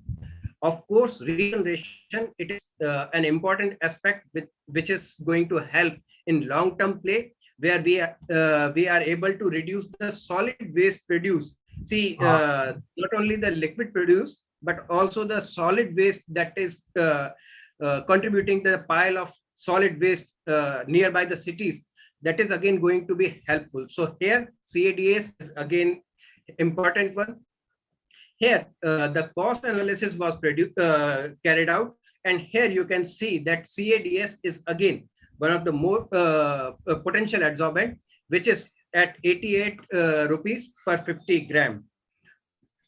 The whole study that is concluded in this slide, where you can see various parameters and their respective value. And again, I must admit that CADS is one of the potential adsorbent compared to the other two adsorbents presented in this slide. So to conclude this presentation, I'm here with 54% fluoride removal at 4 pH and 7 milligram per liter fluoride concentration, which is usual concentration that is observed within this Rajasthan region. CADS is a great choice for the fluoride removal. Regeneration and cost analysis are again an important one. And here again, CADS was a clear winner. So lastly, I conclude my presentation with the note that CADS that is produced from waste and freely available sawdust, it's going to help Indian population, especially Rajasthan population, for the reduction of fluoride from potable water. Some of the reference that I used for this presentation are narrated here. Thank you. Thank you. It's a nice presentation. Thank you. Thank you, sir. Technical one for us, but no doubt you have done a good research. Thank you. Thank you. Thank you.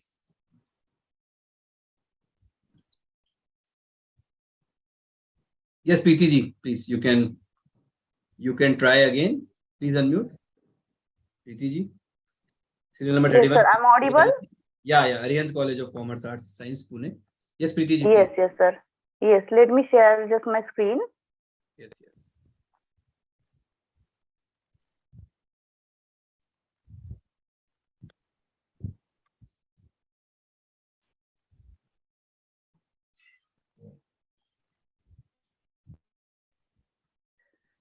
Okay, sir. Good evening to all of you. I'm Preeti Kedari, and I'm a research Your scholar. screen. Have you shared your screen or not? Yes. But it is not visible. Only your name is visible. Even you are also not visible.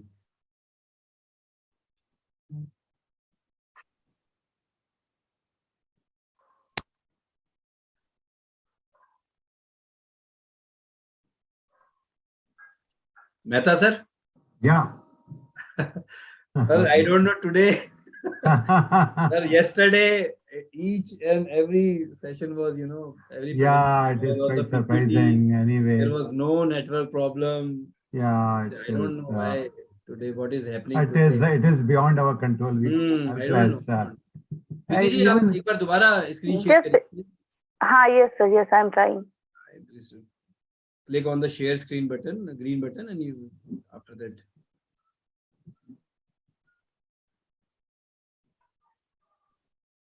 It is asking for actually PDF file. No problem. Then you can do oral presentation. No problem. We will consider. Just send your PPT on the mail ID, inspirewebinars@gmail.com. We will consider. You can do oral presentation if you want. Oral presentation, and you just tell us your findings. Yeah. Actually, my presentation is my research is the pilot research. I want to talk on the smart spaces.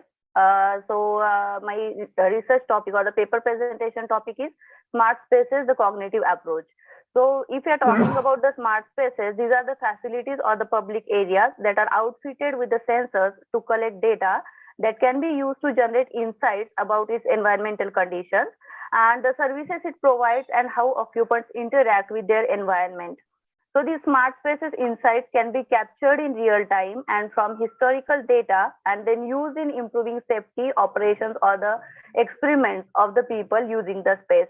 So basically, whenever we are talking about the cognitive smart spaces, the cognitions, whenever we are dealing with, the cognitions is nothing but it is the capability to mimic the human decision-making capability. This is what is cognitions mean. So basically, if we as my flow of presentation, if you consider, it is nothing but the introduction, objective, block diagram, applications, methodologies and techniques, challenges, conclusions and bibliography. So initially, I would like to give some idea related to some of the examples, that is cognitive smart home and cognitive smart city. So if you are considering the cognitive home, just as an example, take a room temperature. For example, smartly a thermostat we can use, and it can be adjusted to the conditions to preset yet a smarter room, which determine based on the motion sensors. Then we can control the temperatures and etc. type of things. Along with that, we can use the motion sensors. And using all these things, we can make our room to take decisions for us. So basically, why we are using all these things or all this stuff, the reason is that we want some that is comfortable. Comfort is required. Just a second.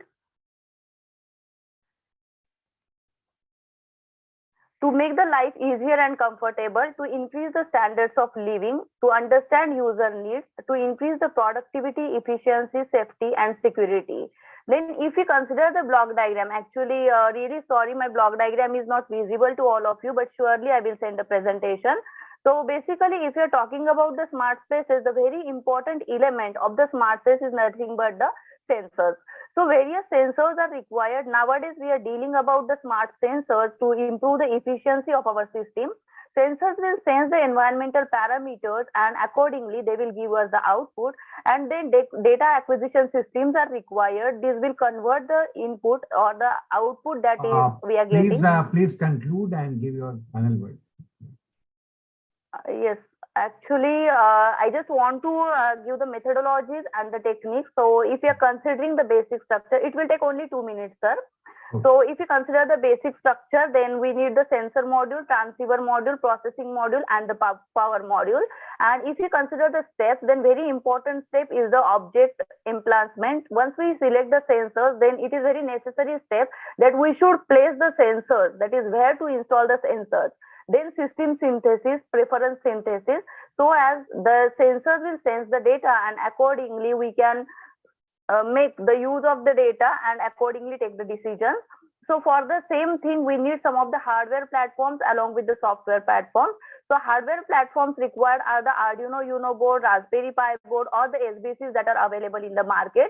If you are dealing with the software, then we need LabVIEW or MATLAB type of software. So if you are considering challenges for such designing of such type of smart spaces, addition of or removal of the devices in such spaces, it is quite difficult. If you want to reconfigure the smart space, it is also the difficult task. The reason is that as we are varying from different spaces, and if we are changing the users, then it is quite difficult, or the users have different requirements. So reconfiguration is difficult, and adaptation with the changing environment. Please conclude now. Please conclude. Your time is over. Okay, so if we are talking about the conclusion, then the cognitive smart spaces, these are the spaces designed to make life easier, comfortable, and improve the standards of living of the occupants. The designing algorithms may vary person to person. While designing the cognitive smart spaces, privacy and security, these are the major concerns. And system should be able to adapt itself to the changing environment. And it is a continuous process. As once designing of system is completed, user feedback plays very important role. And depending upon the user feedback, we need to make changes in the system. That's all. Thank you so much, sir. Again, my humble request to the participants that instead of reading their slides verbatim or reading the paper, just tell us in your own words. Since you have written the paper, try to tell us or present the paper on your own. Thank you. Next paper, please.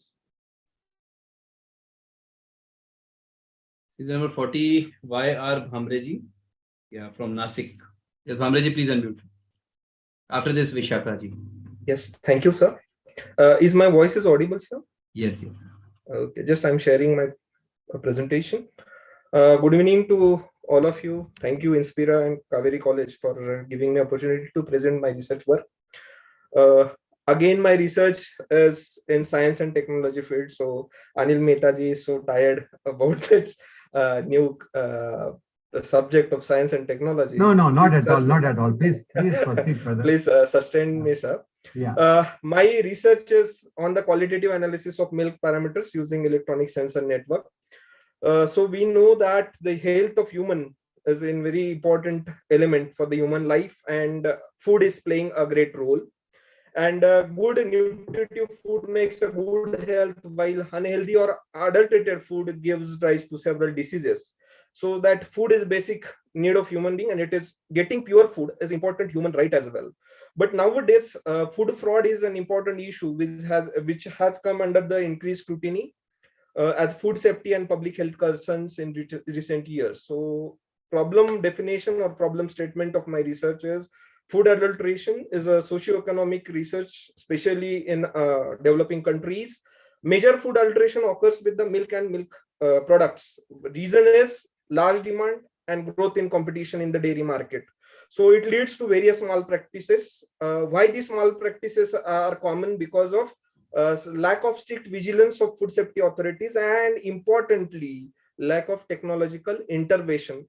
So I have decided to contribute my small efforts towards this social problem. What is the objective of my research is there are various chemical methods which are there, but it requires a very great expertise from the for the research point of view. So I am trying to develop some system which will be user friendly, which can be used by any human beings which is having little bit technological knowledge. So this is the principle of my system is based on the detection of milk adulteration using electronic sensor network. For the purpose, I am using controller ESP32. At the same time, I'm using the sensors turbidity, conductivity, pH, CLR, and ultrasonic sensor. Just within the 2 slides, I am giving you the idea of milk and adulteration, sir. It is the definition given by FSSI. Milk is defined as the whole clean lactal secretion of animal within the 15 days or before the 5 days of calving. So it should be cholesterol free.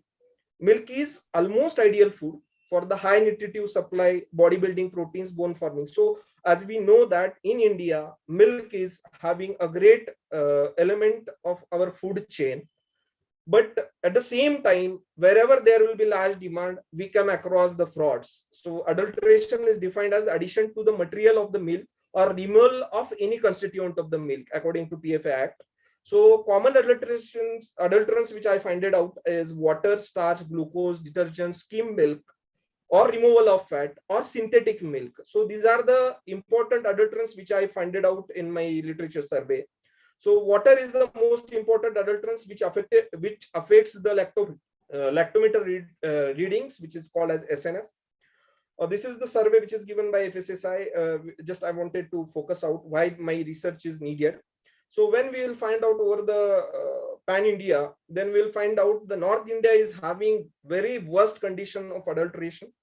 When you will focus on the South India, specifically Andhra and Tamil Nadu, it is having good quality of milks. So why this adulteration is going on? There are several reasons. These are the graphs of adulterations which are according to milk, buttermilk, curd, and ghee. For the particularly milk, when we are focused on, then milk, starch, and detergents. These are the common adulterants which are found out in the milks. Why the adulteration is so common? Reason is physico-chemical structure of milk is very complex. So detecting any adulterants is quite a difficult job. There are several chemical methods, but to operate the chemical methods is requires expertise. So lack of expertise, lack of easy method, user-friendly method, these things are going very haphazardly over the India. So I have done with the literature survey, and I have found out that by using these sensors, I can at least detect the quality of milk up to a level. So I have selected the ultrasonic sensor, turbidity sensor, PL sensor, lactometer, and microcontroller board, which is ESP32. So this is the block diagram of my work. That is turbidity sensor, ultrasonic sensor, lactometer, temperature. All these parameters I have implemented by using this board. This board is very versatile, having the wide range of facilities. Please conclude now. Yes, sir. These are the calibration things. Okay. These are my implementation methodology. It is experimental methodology which I have implemented. Conclusion is chemical methods required expertise. Whatever the machines we have are very costly, around lakhs of rupees. So this is the simple solution. The development of efficient milk parameters detection and analysis of system is my focus of research.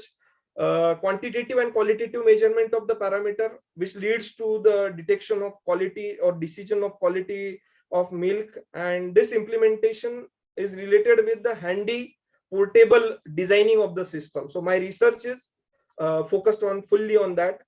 Future task is I wanted to work on the accuracy of my system and design miniaturization that I wanted to implement. Thank you, sir.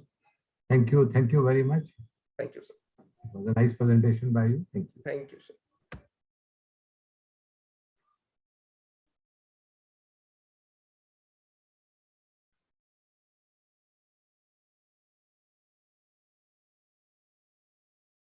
Thank you so much, Yogesh. Yeah, seat number 42, Vishakha Pechkar, assistant professor, MIT Pune. Yes, Vishakha ji, please unmute.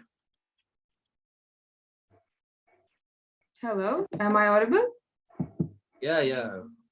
Am I visible? Yes. Are you able to see the screen? Yes, ma'am, please carry on. Okay, so hello, I'll be speaking on advertising of inclusivity in Indian media, normalizing LGBTQ+. Now, the reason why this is interesting is maybe you have noticed how the frequency of hearing LGBTQ has increased. Maybe mentioning it has increased in number. Chances are you might be familiar hearing those words instead of feeling a very hush-hush sensation around them. So my topic, or this paper, actually is taking the advertising version of it, the advertising perspective of it. So let's begin. Brands are on the constant lookout for fresh new spaces in order to reach out to an audience, as Naomi Klein puts it in her book, No Logo. So this paper will be looking into how advertising is looking into inclusivity and representation by displaying diverse people, as in going past a normative or conventional characters and people, and displaying people diversely, as in going out of the stereotypical frameworks people are usually used to. The hypothesis of this paper is advertisements or LGBTQ marketing is normalizing the queer discourse. The narrative isn't sensationalizing, but humanizing. The methodology that I have incorporated is out of a total of 8 advertisements, which I will be analyzing in my paper, I have chosen only 2 advertisements for this PPT as my sample pool. So let's get on to analysis. If you can see the screen, you can see the print ad of Zomato. Now let's start with the tagline. Let's get one thing straight, love is love. Zomato is a food delivery company. But notice how they have gone about the advertisement. Firstly, the color scheme, which conveniently resembles the pride flag, the LGBTQ flag. Secondly, it's short, subtle, and simple. Very well done. Thirdly, and this is where inclusivity and representation matters, because they are taking a universalist perspective. They are making a very open-ended universal statement that love is love. And because this happens to be a food delivery service, we have it all together in the form of a burger. Also, clever use of the word or clever use of the pun straight by saying, let's get one thing straight, love is love. So the sample pool I have chosen, who I have mentioned here, again, notice the taglines. OkCupid happens to be an online dating platform, and their ads happens to have the message that love doesn't discriminate, neither do we. Hashtag ally of love. Close Up came up, the toothpaste commercial, came up with hashtag break the barrier, wherein they represented an interracial couple, a same-sex couple, and a couple where the woman happens to be older than the guy. Bhima Jeweler actually showed acceptance by family in the form of a cross-dresser being accepted by the parents. Even right on your screen, we can see Amul girl, out of the closet, out of the fridge. The metaphorical closet and the actual fridge, because it's Amul butter. Coming to the conclusion, why is this relevant and how is this relevant? Because if you've noticed, with biological differences, biological sexes, gender, sexualities, we've come to realize that Indian ads, especially those ones chosen in the sample pool, they are focusing on how relatable people are, how this is actually effective representation. We are normalizing them. These advertisements have tried. The narrative of these ads isn't sensationalizing, neither is it trivializing. Instead, they're humanizing. They're normalizing them as a part of society. It visibly displays that the backstage, as Goffman puts it, that the backstage of these advertisements is informed. They are well aware, and they wish to include diverse people, and they're willing to display these people diversely. Please wind up. Yes, I'm done. And that's how we are achieving that. We are somewhere close to actually normalizing the LGBTQ. I'm done. Thank you. Thank you. It was a quite interesting and live presentation. Okay. Of course, you can now broaden the horizon of your research in the further, undoubtedly. And of course, most of the slides that you have shown, perhaps they might be your observation. You can do some empirical research. You can take the perception of some of the users of the product, and then you can further. Yes. Sure. Thank you for your input, sir. Thank you. Thank you. Thank you. Thank you. Thank you for your time. Thank you, Shalini. Thank you. Yeah, the next presenter is at serial number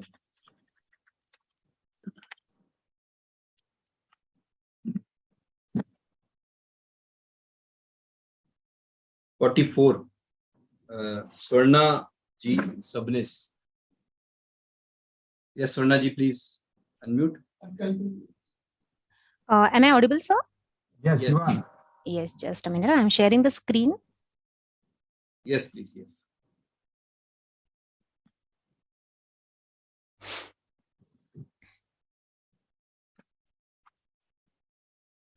So please allow me to share the screen. Your screen is already shared? Yes, sir. First slide, because this is the last slide. We are. The last slide is visible, the conclusion slide. Yes. So, you can present the conclusion. Yes. Good evening all. Myself, Mrs. Suvarna Gajendra Sabnis from Kaveri College of Arts, Science and Commerce, and I'm going to present I'm going to giving the presentation on my research paper, Study of Rough Set Theory and its Approaches in Agricultural Prelims. This is the outline of my presentation. Actually, rough set theory, this concept was proposed by Z. Pollock in 1982. Actually, it is an extension of classical set theory. And rough sets are nothing but the tuple composed of lower approximations and upper approximations. Rough sets are promising tool for expressing granular computer technology with more research to come. Now, this is the information system which we used. We actually considered sugarcane varieties, and these are the varieties which we considered. We redefined that varieties as follows this. And these are the few terms which we consider. Now, this is the presentation of our data. We consider these attributes of sugar canes. These are the 7 attributes which we considered. We collected this primary data and we converted that data into qualitative data. After that, these are the relations. These are the few terms and formulas which we used for finding our conclusion. These are the indisability relations which we used. And these are the set approximations. This lower approximations, upper approximations, and boundary regions. These concepts we used for finding our results. We collected primary data and we converted that data into qualitative data by using MATLAB actually. And yes. In rough study, what we can easily identify this partial and total dependency in the data, and we reduced that data. As you can see that initially we considered the 7 attributes of sugarcane varieties, and we converted that data into this reduced data. And here only a few varieties we considered. So this study clearly indicates that the classification defined by the 7 sets of attributes is nothing but an equivalence relation is same as the classification defined by 4 sets of attributes.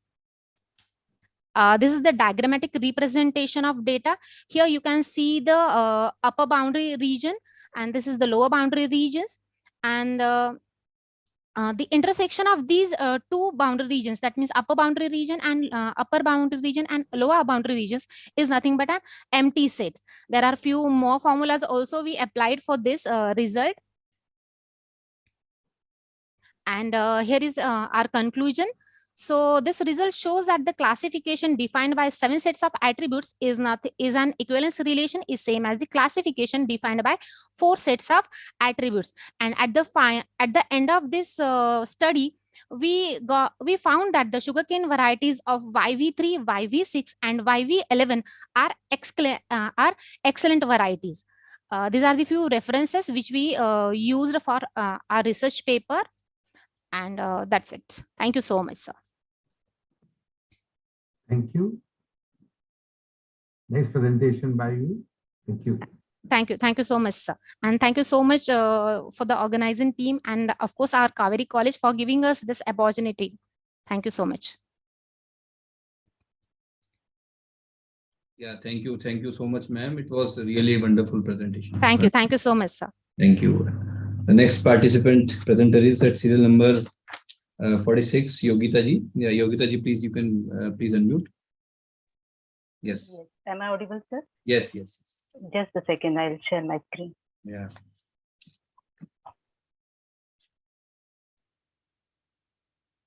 Is my screen is visible? Yes, ma'am. Carry on. Okay. So thank you for giving this opportunity to present a paper in ICI-RC 2022, organized by Kaveri College and Inspira. I am Ms. Yogita Khange, along with my research guide, Dr. Jayashree Bangali ma'am, and co-guide, Dr. Madhukar Zamre sir, presenting a paper on evaluation and analysis of discomfort glare by using Dialux lighting simulation software. Problem definition, just I will brief this. By considering the current scenario, the occupants or workers spend 80 to 90% of their time at workplaces. So quality of light and proper illumination at work environment is essential for well-being of the occupant and enhance the productivity. So glare is one of the significant parameter of lighting system. So basically what is glare? Glare is occurred by excessive and uncontrolled brightness in the field of view. Glare, it occurs either from sun, from windows and artificial lighting. And it gets categorized into discomfort glare and disability glare. So there are various ways to measure the glare, that is DGI, DGP, VCP, and UGR. So UGR is one of the methods which is used to measure the glare in indoor environment. So this one is the images that you understood how to measure the UGR. UGR formula that is recommended by CIE. Whenever we solve this formula, we need to understand the human eye position, luminaire position, distance between the human eye and the luminaire position, and the viewing sector, that I can say the solid angle. The second image it shows that is the direct glare which occurs from multiple luminaire from observer position point of view. So this is just a basic. In this paper, I have proposed one of the workplace, and that is nothing but conference and meeting room by using a dialect software. So conference room details, which is given here, that sitting capacity is 8 to 10 person, then width, height, area. Dialect setting is very important, that I need to consider uniformity, then maintenance factor, and the standard. If I am doing indoor environment measurement of glare, so I need to follow the standard. So the recommended value in an indoor environment, that is lux value 500 lux, and UGR that is less than 90. So I am trying to achieve the lux value on conference table, that is 500 lux, and UGR value that is recommended, that is it is less than 19. So I have prepared a model of conference room in a dialect software. So this is just for measurement purpose I have shown. And the second one, without luminaire, that is a 3D view of conference room. Methodology, while analyzing or evaluation of glare, I need to construct the conference room. After that, it is very important, I need to select the appropriate luminaire fixture and its photometric file. Then after that, it's orientation to achieve required lux level. The third point, whenever I want to measure the UGR, I need to consider if the person is sitting or the person is standing. So based on that, if it is sitting, 1.2 meter, and if it is standing, approximately 1.6, that is standing position. Then step width.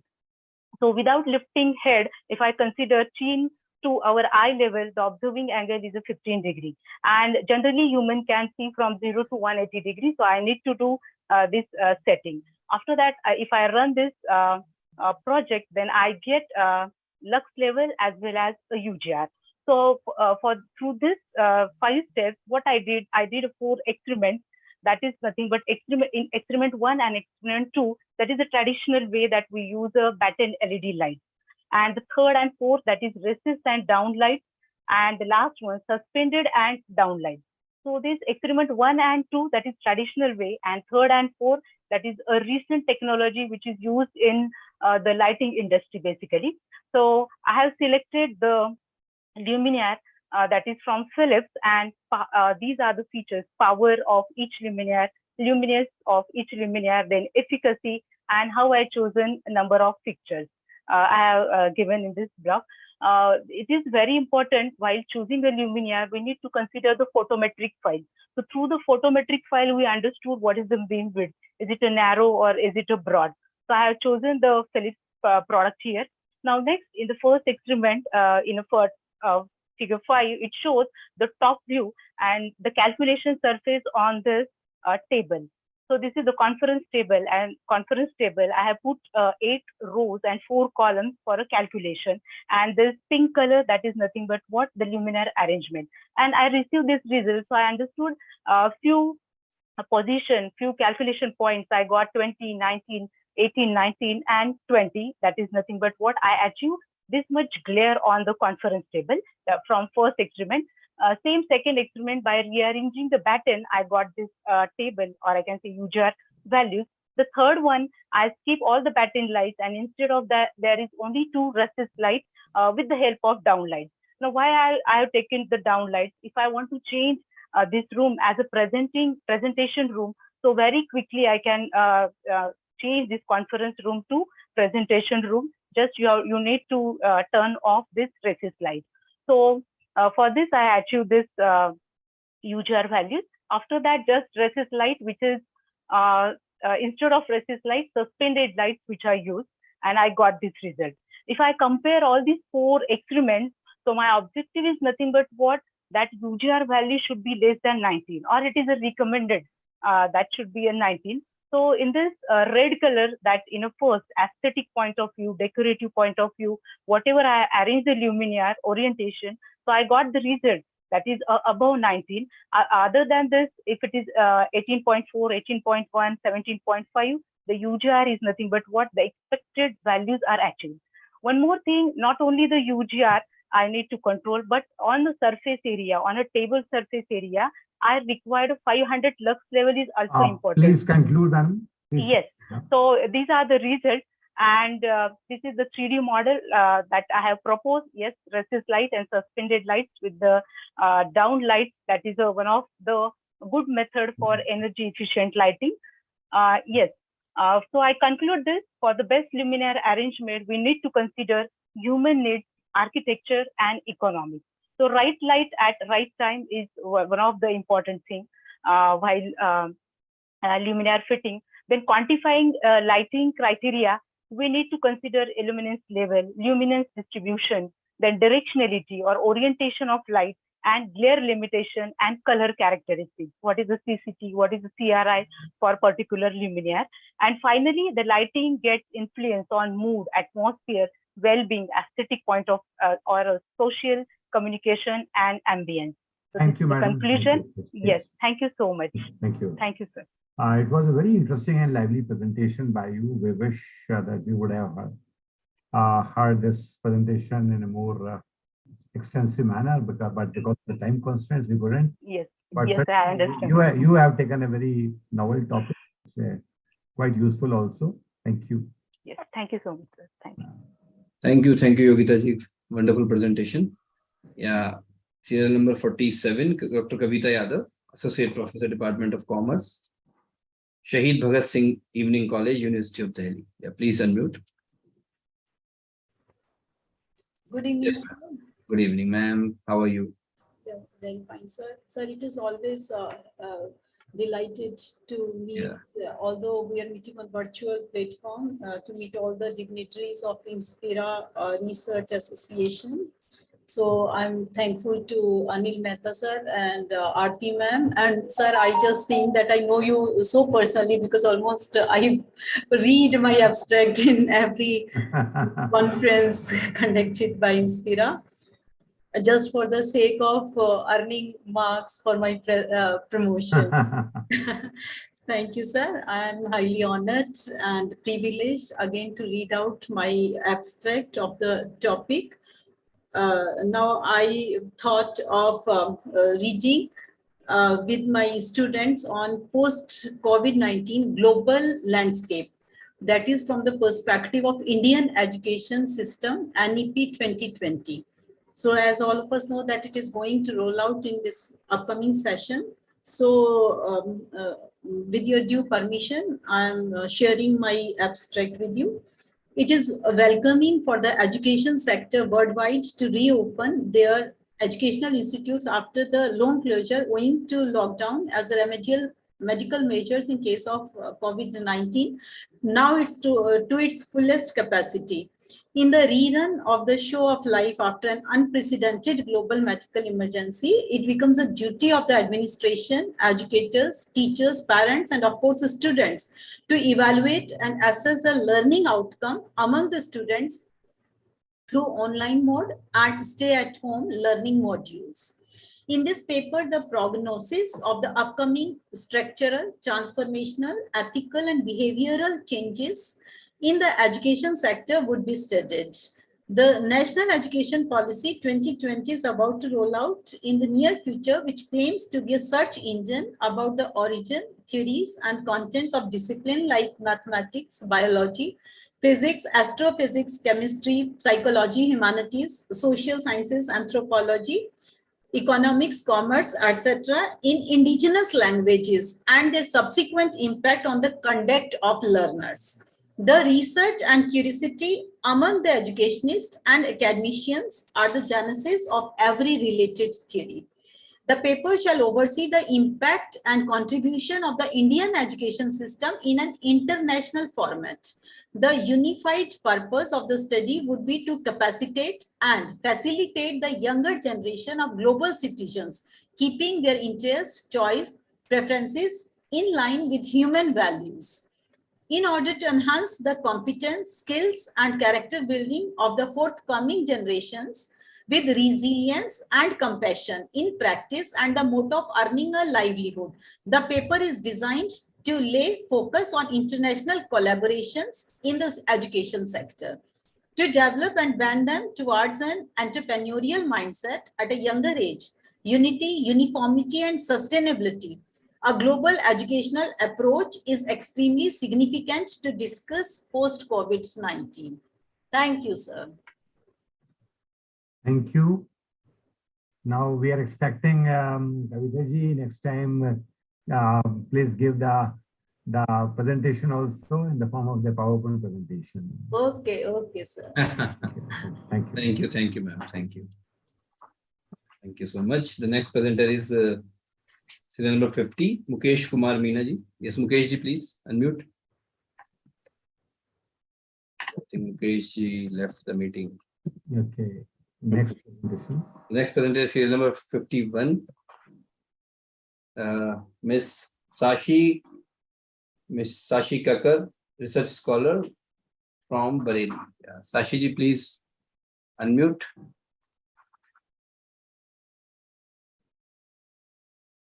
Miss Sashi Kakar, please unmute. She is not there for it. No, she is in the list. Miss Sashi Kakar. She is not visible here. She is not visible and she is not unmuting. Okay. The next presenter is Dr. Dipali Jain. Yes, Dr. Dipali Jain, please unmute. Serial number? Serial number 54. Dr. Dipali Jain, are you there?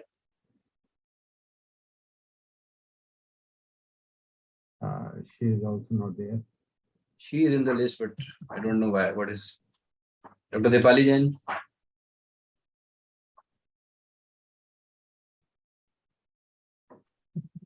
Okay. Dr. Preeti Mishra. Dr. Preeti, please unmute. Serial number 56, sir. Yes, Preeti Mishra ji.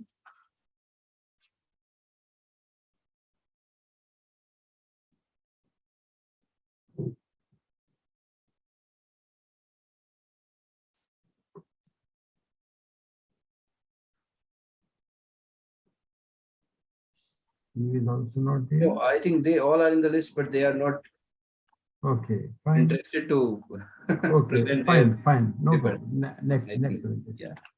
So is there anybody who wants to present their paper? They can write in the chat box. Yes, Dr. Manita. Yes, Manita ji, you can try once again. Please unmute. Manita ji. What is the serial number? I think Manita ji serial number is Manita ji, what is the serial number? Sir, I think it must be 22 or 23. Okay, fine. Yeah, it's Proceed. 23. 23. Okay, fine. Yeah. Yes, so first of all, let me share the screen.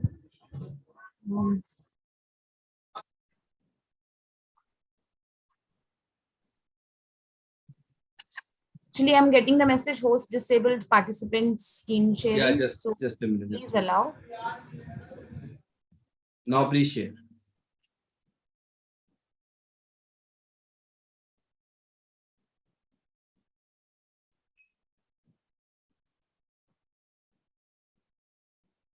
Sir, good evening. Is my screen visible, sir? Yes, it is.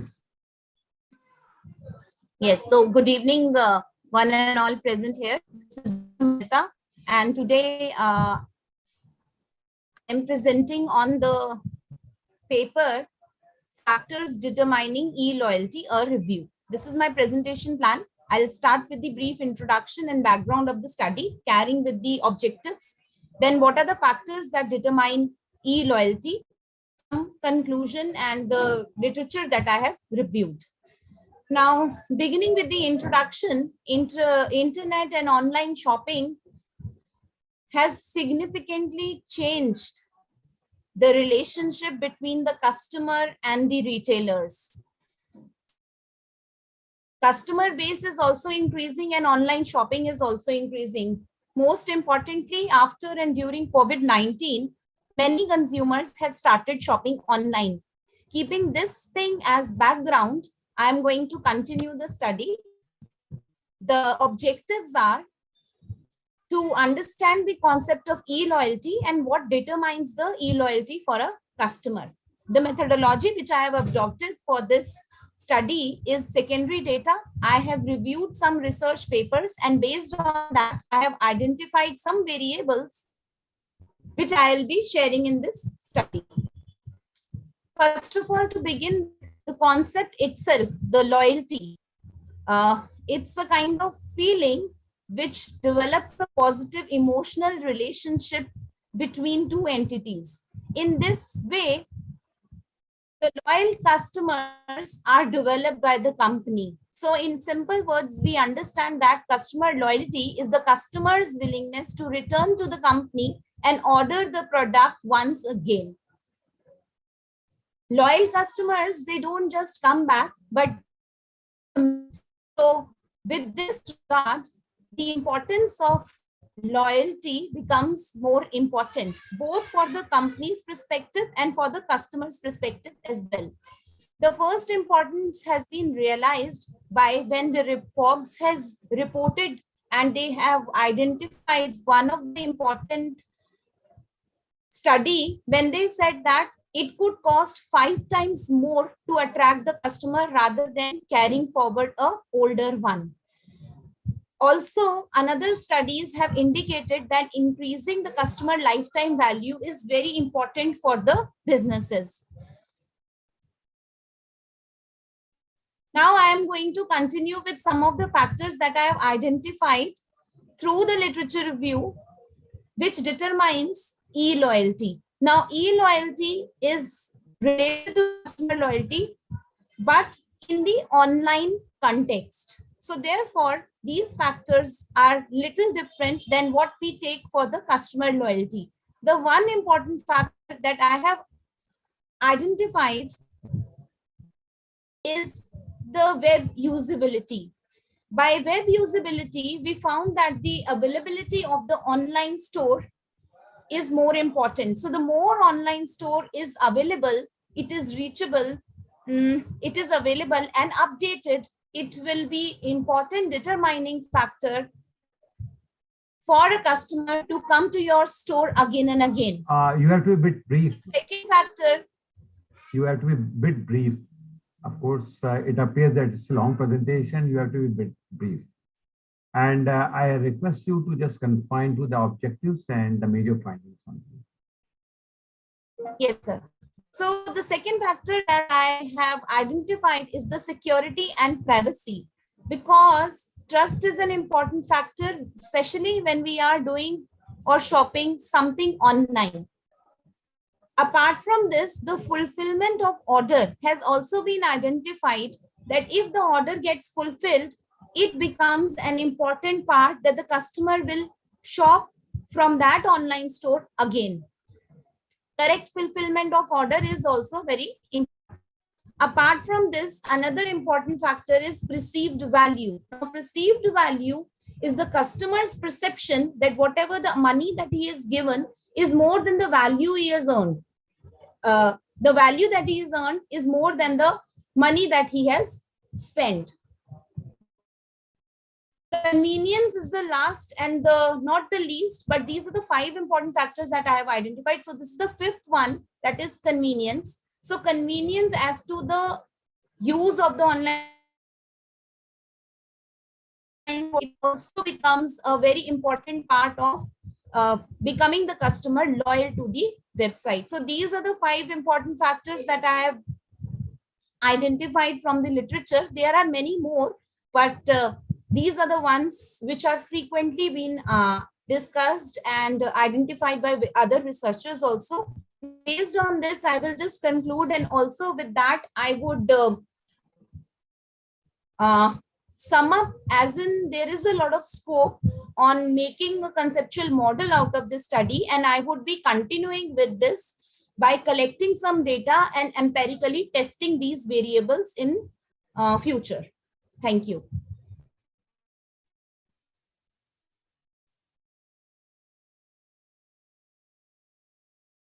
Thank you so much.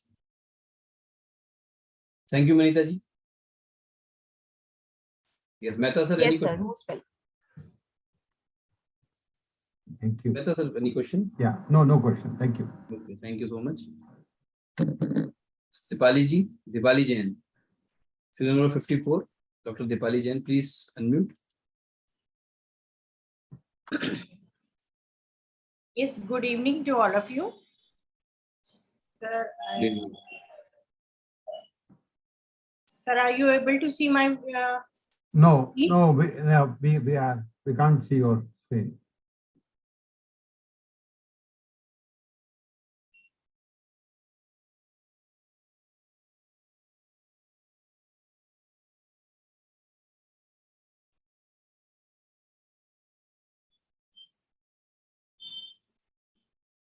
So now, are you able to see? No, we are unable to see your screen. Better you can give your presentation over. Sir, here I am able to see my screen. No, but we are unable to see. Sir, 1 minute.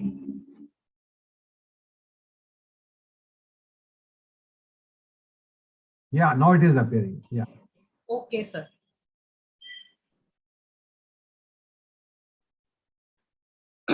Sir, my topic is efficient comprehensive package for Delhi Metro commuters, right, sir? So next one is the objective of this study is that metro transit is an important travel mode for low and middle income group. This paper proposes that, sir, I will show. Yes, here in between. Yeah. Sir, are you able to see this? Yes, and I would like to just comment. Yes.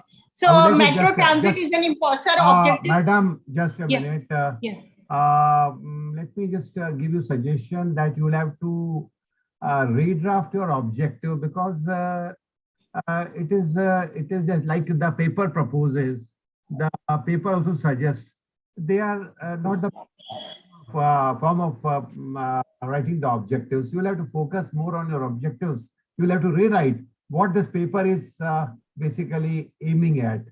So you'll have to change the language and you'll have to be very specific that what you want to achieve through this paper. Sir, like I will start from the objective of the study, sir. Yes, like your first objective. Yes, sir, I will start from the objective of the study directly. Yeah. Sir, metro transit is an important travel mode. Is it an objective?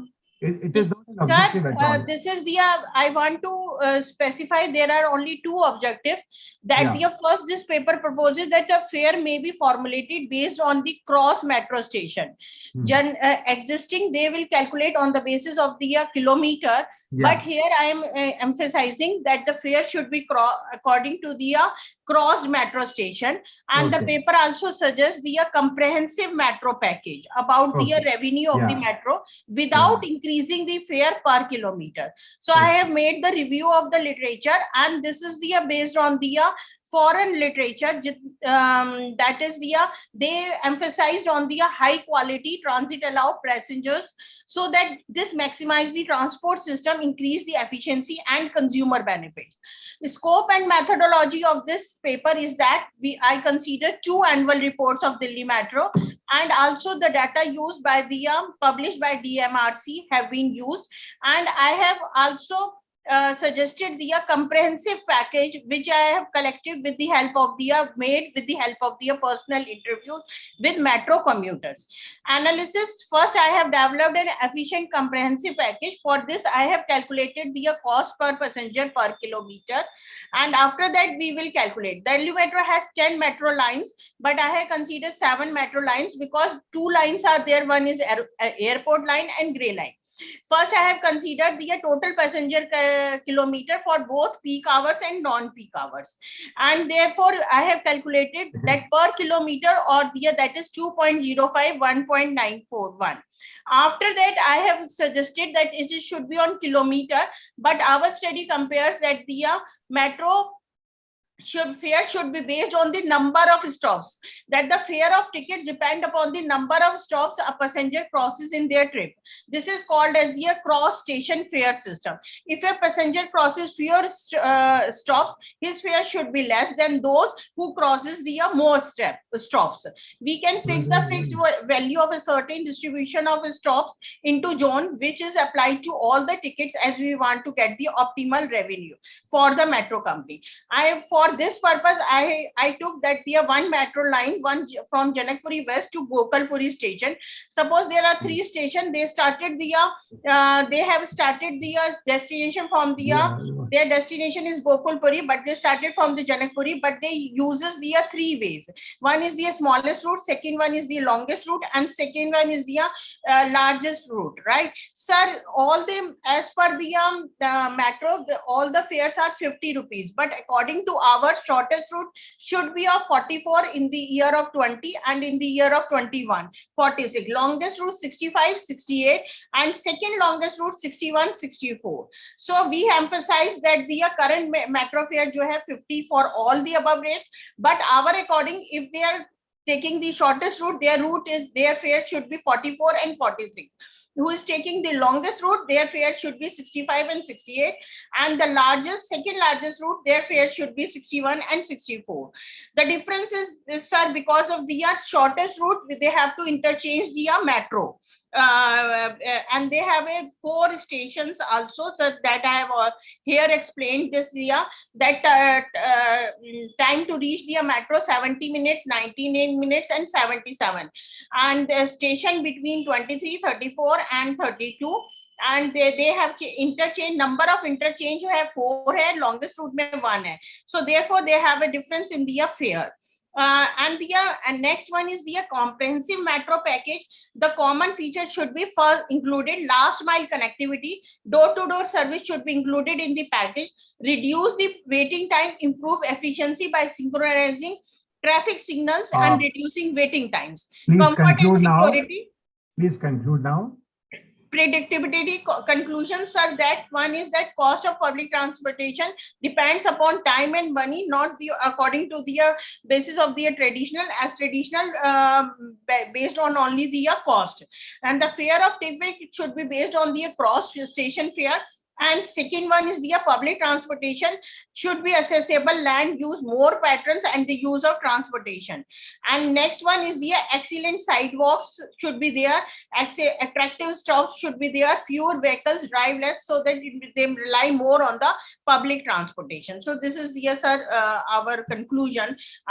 In the conclusion, sir, we have calculated the fare, cross fare station, and second one is we have suggested the comprehensive metro package. Thank you very much, sir. Thank you, and I recommend you that you may just send a report to the Delhi Metro so that they can take advantage of this paper. Thank you. Okay, sir. Thank you, sir. Thank you, Dipali ji. Yeah, the next presenter is serial number 57, Saloni Doshi ji. Yes, please unmute. Yes, sir. Good evening, sir. Yeah, good evening. Sir, wait a second. I want to share my screen. Yes, please share. Please share.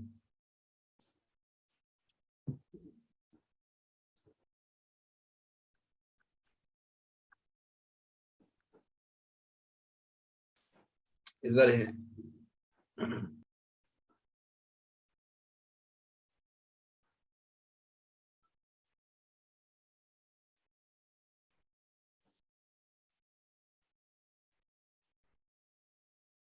Sir, can I present orally?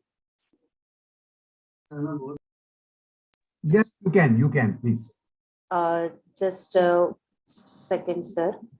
And we are expecting that in your presentation, just confine to your conclusions and the major findings, that's all. Yes, sir. My present topic, my study topic is a study on financial appraisal of Indigo and SpiceJet companies of India. In this study, I have compared profitability statement of both company, Indigo company and SpiceJet company. My research objective is to study profitability of Indigo and SpiceJet companies in India. And my sample size is 2 selected companies, SpiceJet and Indigo. And my data of interpretation is 2010-11 to 2019-20. It's a 10 years data. And I have worked on hypothesis for the ANOVA for the independent t-test, and I have taken a variable as a net profit ratio, operating ratio, financial expense ratio, return on assets, return on capital employed, and return on equity. And my finding says that there is no significant difference between financial expense ratio between the Indigo company and SpiceJet company. Otherwise, net profit operating ratio, return on assets, return on capital employed, return on equity ratio, there is a very much significant difference between their ratios.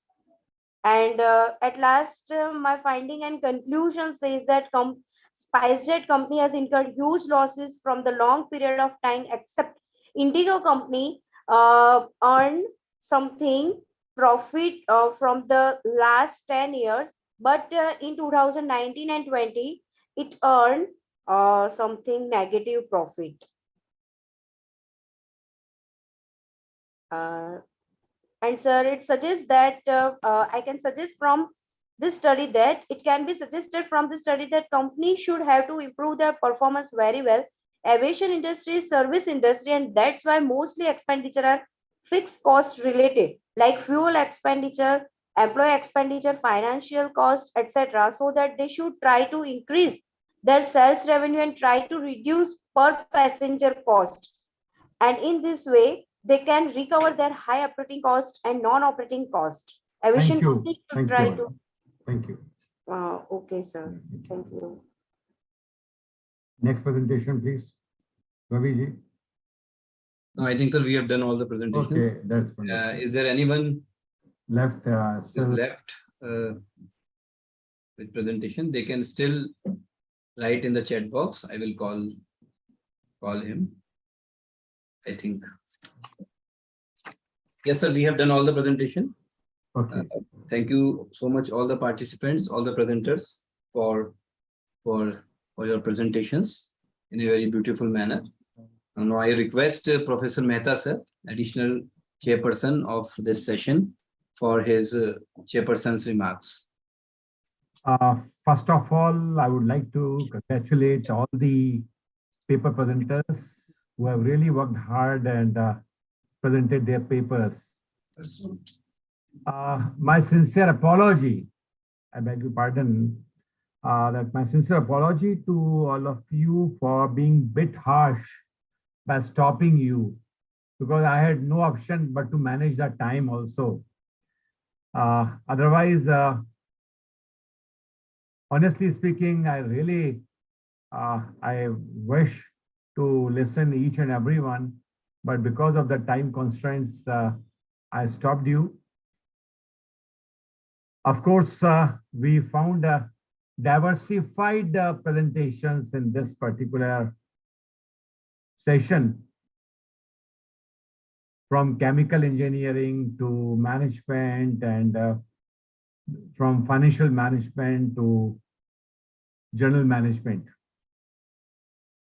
2 or 3 observations. In any conference or seminar, when you are presenting a paper, you should be very, very cautious and careful about choosing your title.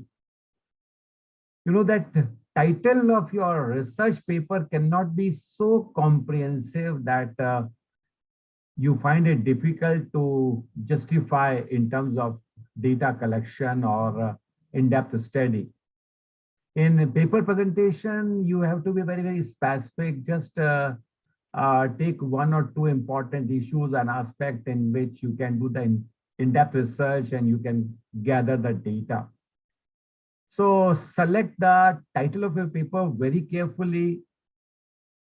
I believe that some of the paper presenters have kept their research title just as per their PhD research title.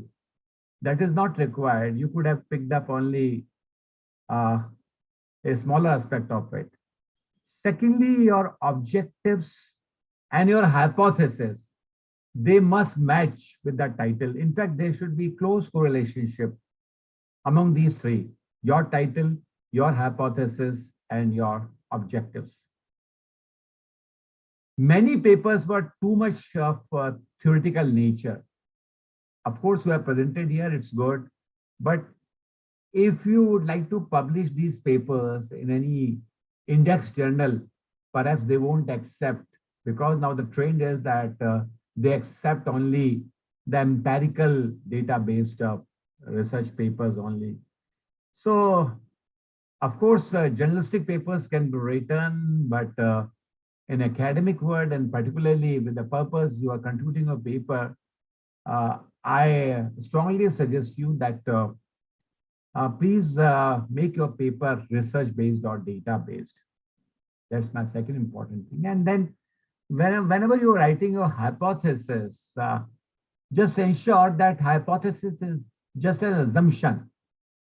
If you are 100% sure that whatever hypothesis you have framed, it is going to be accepted in any way, because it is a universal truth or it is a generally accepted thing, then better not to frame such kind of hypothesis. Hypothesis should be always based on your research problems, and particularly the assumption where you are not sure about. And no, please don't formulate a hypothesis unless you are going to test it. That is also important.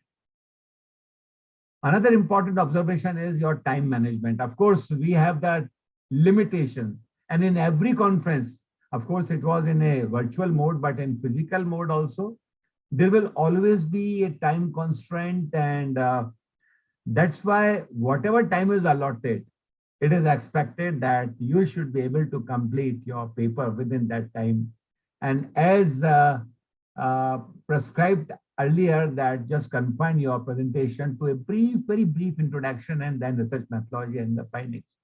So if in a seminar or conference like this, when there's a perhaps some awards are also given, then this aspect is also considered, that whether the research paper presenter has completed his paper within that time framework or not. So try to manage your time also. And otherwise, I know that most of the researchers are quite young, very new to this field, but with the perhaps more paper presentations and contribution, perhaps they will be able to develop this skill. But anyway, it is really admirable that you could present your papers very well with full of confidence, full compliments to each and every participant. So that's all from my side. Over to Dr. Ravi. Thank you. Thank you so much, Professor Mehta, sir, our today's additional chairperson. I hope you all have learned so many points from the Mehta sir's remarks. Thank you so much, sir, once again. And now it's time for awards, announcement of awards, Inspira Academic Excellence Awards and Best Paper Presentation Awards. And before I invite Dr. Aarti for this, I request all of you to please switch on your videos so that we can take some screenshots also. So please, I request you all of you to please switch on your videos. Yeah, so I would like to, with the permission of chair, I would like to invite Dr. Aarti Chopra, Joint Secretary, Inspira Research Association, to announce Inspira Academic Excellence Awards August 2022 and 6 Best Paper Presentation Awards for Technical Session Day 1, that is yesterday, 26th August. Yes, ma'am. Dr. Aarti. Thank you, sir. Good evening once again. Respected chairperson, respected additional chairperson, keynote speakers, management and team of Kaveri College of Arts, Science and Commerce, and Inspira Research Association. I thank the organizing secretaries to bestow me the pleasure, delight, and privilege to declare the Inspira Excellence Awards. As you all know, that Inspira Research Association has been recognizing and acknowledging, awarding the personalities who have done remarkable work in the fields of academics and research. Even a small award or recognition can motivate a person and elevate his soul, mind, and the overall spirit to achieve more and more by keep going. In this series, I am excited to announce the awards in 5 categories. And then afterwards, we'll announce the awards for the best paper presentation for technical session 1. As Professor S.S. Modi mentioned in his welcome address that Inspira Research Association is the registered organization for the promotion of multidisciplinary research with its varied activities like national and international conferences, FDPs, MTPs, hands-on workshops, and of course the journals of high repute. So now coming back to the awards, this time we have received 23 CVs for the nomination, and our jury chose 5 relevant CVs for our award categories. So now we'll move on to the first category of awards, that is the Best Researcher Award. And the Best Researcher Award goes to Professor Preeti Mishra. Professor Preeti Mishra. If Professor Preeti Mishra is there, any awardee, if that awardee is present on this platform, I request you to kindly either just unmute or write in the chat box so that we come to know that the awardee is present here on this platform with us. Professor Neeti Mishra has done her master's, NET and PhD in economics. She has done her PG certificate in machine learning and big data analysis. She has done NPTNL course on design thinking also. She has designed startup policy for the students. She has over 18 years of experience in elite institutions like Indian Institute of Management, Ahmedabad, and Delhi School of Economics. She has supervised 2 PhDs and supervising 4 PhDs currently. She is currently working as a professor at BBDITM, Lucknow. She is the member of Research Advisory Committee, Vishwakarma University, Pune. She has attended more than 13 FDPs and published over 15 research papers in various national and international journals. She is also the member of Indian Economic Association and Econometric Society of India. Congratulations, Professor Neeti Mishra. Congratulations. Congratulations, Dr. Preeti. Is ma'am there with us? Is Dr. Preeti there with us? I don't think she's in the Okay. Okay. So now, but congratulations to her. And as I already told you that that's the beauty of conferences, Inspira conferences, that she can always watch the conference later on YouTube channel of Inspira. Yeah. So now moving towards the next category of awards, that is the Best Woman Researcher Award. The Best Woman Researcher Award goes to Professor Urvashi Sharma.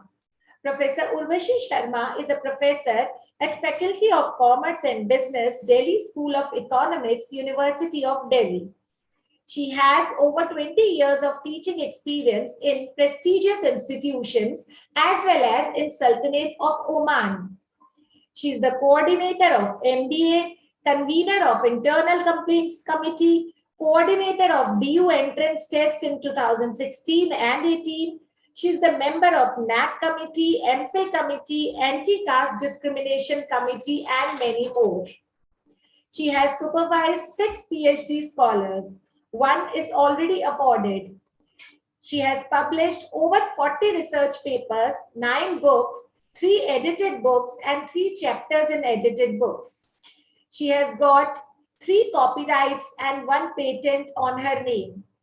She has developed a module on HRM for the Ministry of Human Resource Development. She has attended 18 FDPs and 20 international seminars. Heartiest congratulations to Congratulations. Professor Urvashi Sharma. Congratulations. Is Urvashi ma'am there with us? No, I don't think. So, but that really shows that how much of dignity and how much of secrecy you maintain in awards. Yes, yes, Otherwise, in most of the awards, we also know, we all are sitting here in the current world and we know how awards are being given these days. So, such in dignified manner and secretive manner, we give the awards at Inspira. So now we move towards the third category of awards, that is the Best Scholar Award. The Best Scholar Award goes to Dr. Mahima Gupta. Dr. Mahima Gupta is working as an assistant professor in the Department of ABST. Throughout, she was a merit holder. In 12th standard, she was the second merit holder in the whole Rajasthan and a gold medalist in BCom. She has over 12 years of teaching experience. She is the member of Indian Accounting Association, Social Research Foundation, and of course, Inspira Research Association. She has attended over 15 refresher and FDPs. She is the convener of 5 conferences and she attended over 40 national and international conferences. She has published 8 research papers in reputed journals. Congratulations, Dr. Mahima Gupta, for being awarded as the Best Scholar Award. Yes, Mahima ji. Mahima ji is there. Congratulations, ma'am. Yes, sir. Thank you, sir. Congratulations, ma'am. Congratulations, Mahima ma'am. Congratulations. Congratulations, Mahima ji. Thank you, sir. Thank you so much. Mahima ma'am, I could not get to know through your CV that where are you working currently right now? Could you please tell us? Yeah, ma'am, I'm working in SD Government College, Byawar. Okay, ma'am. Congratulations, ma'am. Thank you, ma'am. Thank you. Thank you so much, sir. Now we move towards the next category, that is the Best Women Scholar Award. And the Best Women Scholar Award goes to Dr. Meenal Sharma. She's working in ITFI University, Jaipur. She has over 16 years of teaching experience in the institutions of high repute. She has coordinated modules at Extra Marks Education Private Limited. That was a very, talked about company during COVID period. She has attended over 70 national and international conferences and seminars. She is the life member of Indian Institute of Public Administration, New Public Administration Society of India, and she is the founder of Liberal Arts Department at ITFI University, Jaipur. Congratulations, Dr. Meenal Sharma. Do we have Dr. Meenal with us? Congratulations. Congratulations. And now, the last category of Inspira Excellence Awards. This category is for the Best Young Researcher Award. And the award for Best Young Researcher goes to Dr. Vinita Arora. Dr. Vinita Arora is working as an assistant professor at Government Bangar PG College, Pali, Rajasthan. She has done her PhD on lean accounting from Mohanlal Sukhadia University, Udaipur.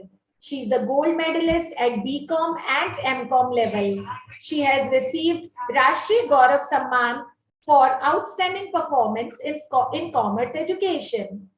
She has received the Best NSS Program Officer Award in 2014-15. She has also received the Best Research Paper Award on Blockchain Technology in a national seminar in 2021. She has acted as a resource person and moderator in many programs for youth as Gyan Sudha, Gyan Doot, etc. She has also published a book on business statistics. She has over 18 publications in national and international journals and attended over 25 national and international conferences with 4 FDPs. As well, she completed MOOC course on statistical analysis and she is a member of many professional bodies. Congratulations, ma'am. Congratulations, Vinita. She's Thank there. you. Dr. Vinita is there with us. Ma'am, do you wish to speak something? Congratulations. It's a really great honor for me for to award this Young Researcher Award. Actually, really thanks to the organizer and the jury for selecting me for this award. It is really a benchmark of excellence for receiving me this award. And really thanks to Inspira for recognizing my work like young researcher. Thank you so much. Thank you so much, everyone, each and everyone. Congratulations, ma'am. Thank you so much. Congratulations once again, ma'am. Congratulations. And Mehta sir and Modi sir, I wish to take your attention on this, that all the 5 awardees are women. So that means all our male participants. Yeah. It's really empowerment. But thank you so much.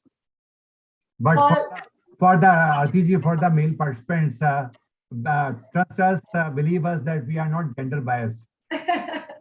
Yes, sir. Women empowerment. I also went to all our women. Wow. But all the male participants should also fasten their belts and send their CVs to Inspira for the next Academic Excellence Awards. So now, after announcing the Inspira Excellence Awards, we move towards the next category, that is the Best Paper Presentation Awards for Day 1. Day 1 of the conference, that is 26th of August. Before announcing the awards, I wish to make it clear that if any participant is having some confusion, so we wish to clear that these awards are for the best paper presentation. They are not for the best paper, because it will take a lot of time to go through 110, 120 papers by the jury members, by the resource persons. So if we announce the best paper award, it will take months to do so. So these awards are for the best presentation. So here comes the paper presentation awards, the best paper presentation award for Day 1, that is 26th of August 2022. So I'll start from the 3rd position. The first candidate on 3rd position is Dr. Rupa Mukherjee. Dr. Rupa Mukherjee is Assistant Professor in Economics, Kabi Sukanta Mahavidyalaya, West Bengal. Dr. Rupa Mukherjee, and his topic was Factors Influencing Students' Motivation to Participate in an Online Learning Environment Amidst Corona Pandemic. Congratulations, Dr. Rupa. Congratulations, Dr. Rupa. Congratulations.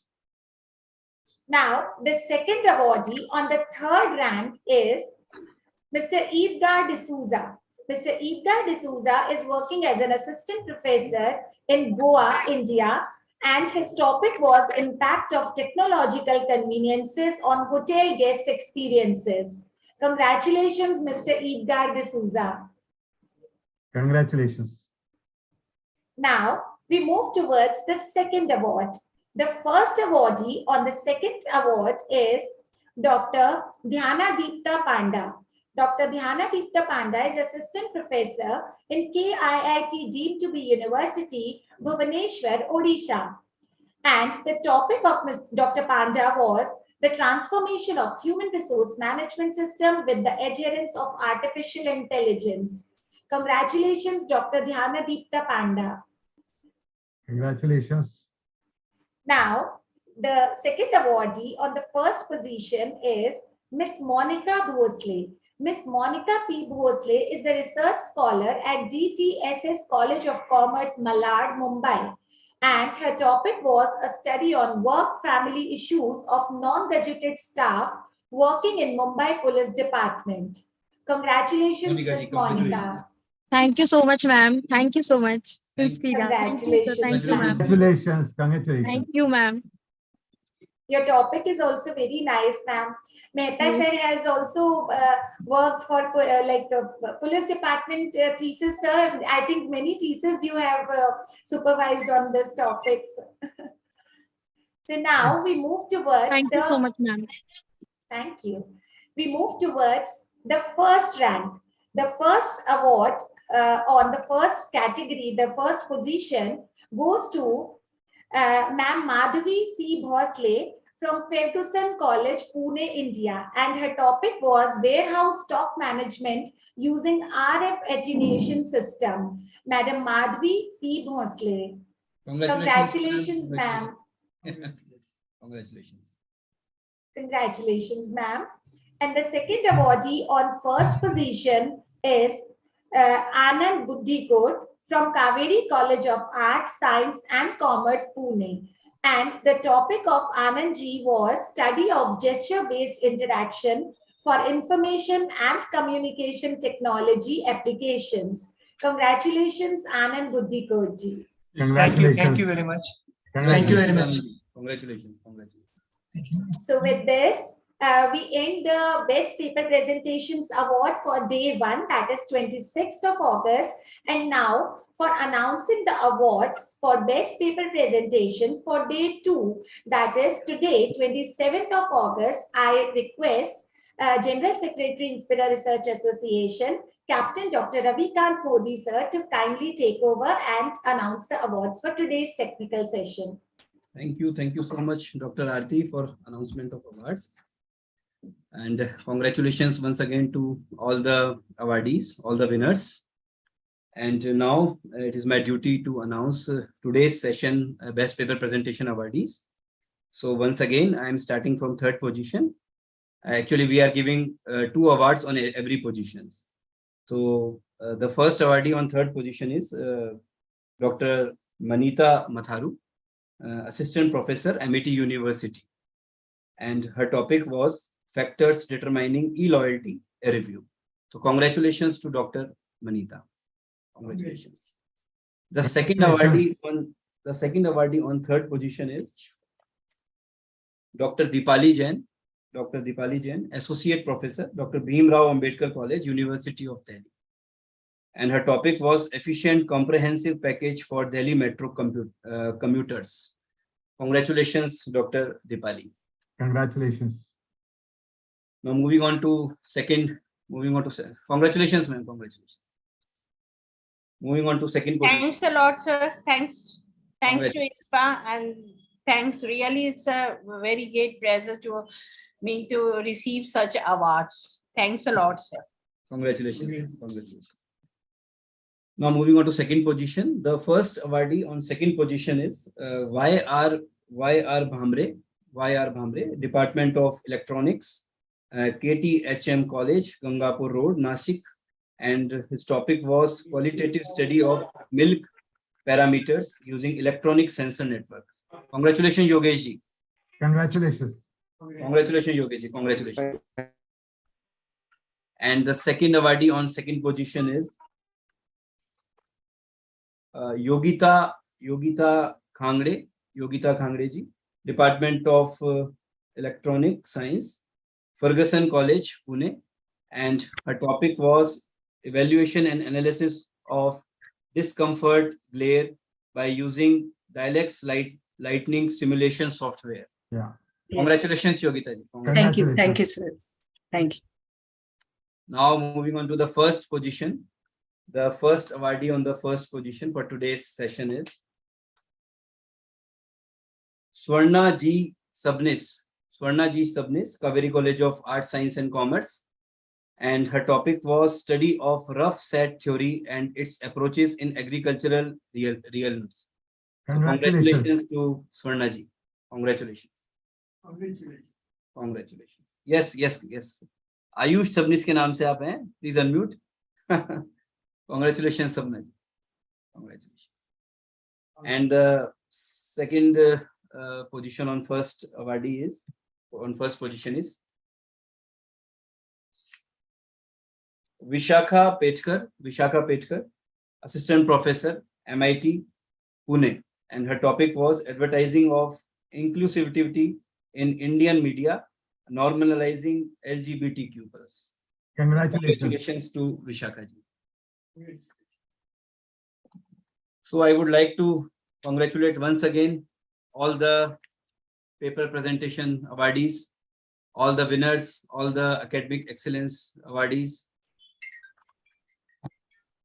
And now I would like to invite Dr. Jayashree Bangali, IQAC Coordinator, Kaveri College of Arts, Science and Commerce, Pune, for delivering vote of thanks on behalf of Kaveri College. Dr. Jayashree Bangali. Yes, thank you, Ravi sir. Thank you. And hearty congratulations to all the winners. And a great job, and all researchers are doing very well. And congratulations again. So it gives me immense pleasure to propose vote of thanks on the auspicious occasion of International Conference on Innovation Research Challenges in Education, Humanities, Applied Science and Social Sciences.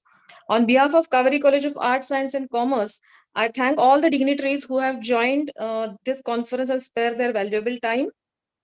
The conference got a huge response. More than 100 researchers sent their papers and share their research findings, outcomes on this platform. I thank Professor Modi, President, Inspira Research Association, Jaipur, Rajasthan, India, for collaborating with us for this conference. I thank Ravikant Modi for such a wonderful and perfect organization of the conference. I thank entire team of Inspira for their support and cooperation. I thank Honorable Kushal Hegde sir, President Kannada Sangha, for his blessings and guidance. I also thank Honorable Mrs. Malti Kalmadi, Secretary Kannada Sangha, for sparing her valuable time and addressing the audience today. She is very much interested in research and always a driving force of all our activities. Thank you, madam. I also thank CMA Abhay Devdar sir, our academic mentor, for joining this conference and encouraging our participants. I thank Principal Dr. Ashok Agarwal sir for taking initiative to organize this conference and guiding us in overall organization of this conference.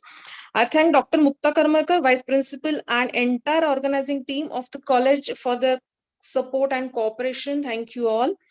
I thank all the keynote speakers for sharing their views and sparing their valuable time for us. Special thanks to Chairman Dr. Chai Ching Tan and Additional Chairperson Pawa sir. Pawa sir patiently listened all the presentations and gave remarks, inputs to all the researchers. Thanks a lot, sir.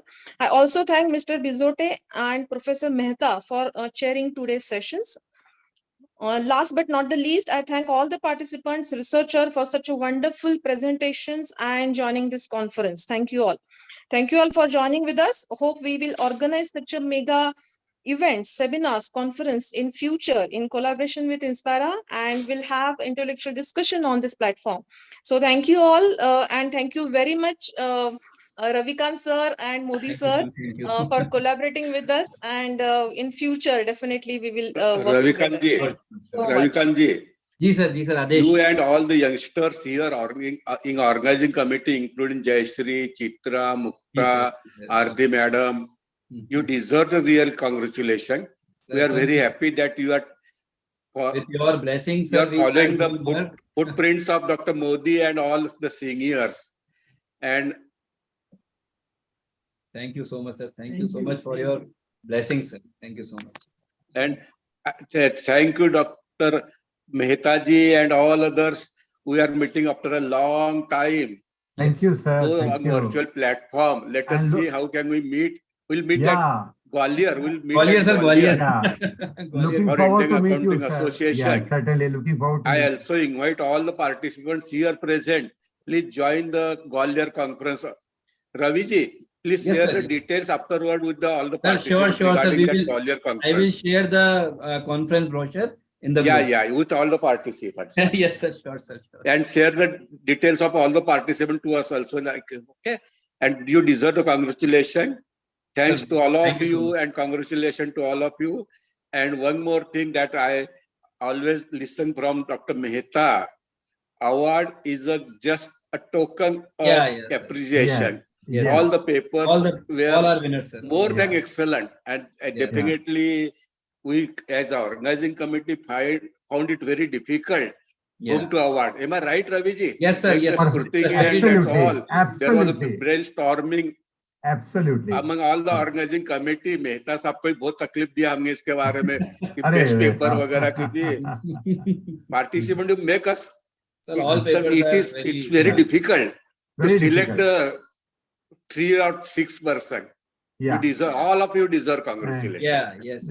It was a big challenge how to award. In fact, most of the papers were very good, and as Madam Aarti has pointed out that surely on the basis of the presentation, there was a very thin difference between among the papers also. Mehta sahab, your feedback and Pahwa sir feedback, that is motivating, that is guiding for all the participants. Thank you, sir. Yes, Thank you, sir. Thank you, sir. Thank you, sir. Thank you. Ashok sir, yes, you're absolutely correct. Once I was asking Ravi sir, that we sometimes have more than 50 paper presenters and we just have 6 awards. So has it ever happened that any participant complained to you or he was not happy with the result? But Ravi sir says, no, every participant understands and respects the decision of the jury. So that is really very difficult. Aarti, all of them are very happy, more than happy. Thank you. That's why we add one more position in every award. We are giving 2 awards or what we can do. Yes, So, thank you so much. Thank you so much to Dr. Jayashree and Dr. Ashok sir for his blessings. And now I would like to invite Dr. Aarti Chopra, Joint Secretary, Inspira Research Association, for delivering vote of thanks on behalf of Inspira Research Association. Dr. Aarti Chopra. Thank you so much once again, ma'am. Sir, I know that all of you must be, waiting to have your dinner, and it requires a lot of patience to listen to me once again at this time. But as you know that a grateful heart is abundantly blessed for greater heights. And we at Inspira Research Association totally believe in expressing gratitude towards everyone who has contributed the worth to make this event a grand success. A very warm good evening to everyone once again. Any event leaves a kind of euphoria and joy of accomplishment. But this accomplishment is not possible without the hard work, planning, high spirits, dedication, commitment, and effective execution. So at this juncture, I, Dr. Aarti Chopra, in capacity of the Joint Secretary of Inspira Research Association, extends my heartfelt gratitude to a number of people who made this international conference a worthy experience for all of us. Firstly, I would like to thank Honorable Kushal Hegde ji, President Kannada Sangha Pune, for his blessings, for sending his blessings through Dr. Ashok Agrawal for all of us. We also thank Honorable Secretary Mrs. Malti Kalmadi's ma'am, and it was such a delight to listen to her thoughts today. Thank you so much, ma'am. I would like to thank our chief guest for the inaugural, Professor Sibaram Khara sir, Vice Chancellor, Sharda University, Noida, for sparing his valuable time, even during the NAC going on in Sharda University. I would like to show my deep sense of gratitude for the effective introduction of the organizations and the conference by Professor S.S. Modi sir, President Inspira Research Association, and Dr. Ashok Agrawal sir, Principal, Kaveri College of Arts, Science and Commerce, through their opening remarks. Dr. Ashok Agrawal has proved to be a catalyst in this academic collaboration. I show my deepest gratitude to Dr. Agrawal and his whole team for this great venture. I would especially like to thank our esteemed chairperson for day 1, Professor Chai Ching Tan, School of Management, Ratnakosin International College of Creative Entrepreneurship, Thailand, to enlighten us with his great knowledge and being present with us throughout the conference yesterday also and today also. Thank you so much, Professor Tan, for being a part of us. I would like to express my heartfelt gratitude for our additional chairperson for day 1, Professor Manvinder Singh Pava sir, for his effective deliberation and as well guiding the participants in their research work, listen to each and every paper very, very patiently. Keynote speaker of day 1, Professor Kindri Thakkar from Mumbai, chose a very unique and a significant topic and delivered effectively. The chairperson of day 2, Professor Beatrice Lucia Bizotto ma'am, our dear friend, has impressed us once again with her enriching and magnificent speech. Thank you so much, ma'am Bizotto, for chairing the session today. Now, what to say about Professor Anil Mehta sir, today's additional chairperson. He has given a stimulating speech as always and guided the participants in his unique fatherly way of mentoring. Not only this, but patiently he has listened each and every paper and given valuable and constructive feedback to all the participants. Thank you so much, Professor Mehta, sir. We are indebted to our keynote speakers, Enkeleda Lulas ma'am from Kosovo, Europe, and Professor Mamta Jain ma'am from University of Rajasthan, Jaipur, for their valuable time and expertise in their subjects. I can't thank enough the whole team of Kaveri College of Arts, Science and Commerce for the successful collaboration and execution of this mega event. Right from the conference director, Dr. Ashok Agrawal, conference joint director, Dr. Mukta Karmakar, conference secretary, Mrs. Chitra Alwani, conference coordinator, Dr. Jayashree Bengali, and the whole team of Kaveri College, Pune for their persistent efforts. I also express deep sense of gratitude towards the team Inspira. Any such conference needs intense planning and effective administration. Our General Secretary, Captain Dr. Ravikant Modi, Head Department of EAFM, LBS PG College, Jaipur, deserves a great applause from all of us for his constant and unending efforts to hold the event. Sir, you're truly, truly remarkable.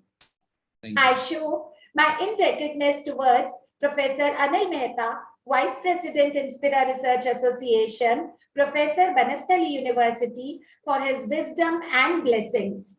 Sir always compliments me for the dedication, but sir, it is said that as teacher, as student. So I may have learned this dedication from my teacher, you only. Thank you, sir. And what to say about Professor S.S. Modi, sir?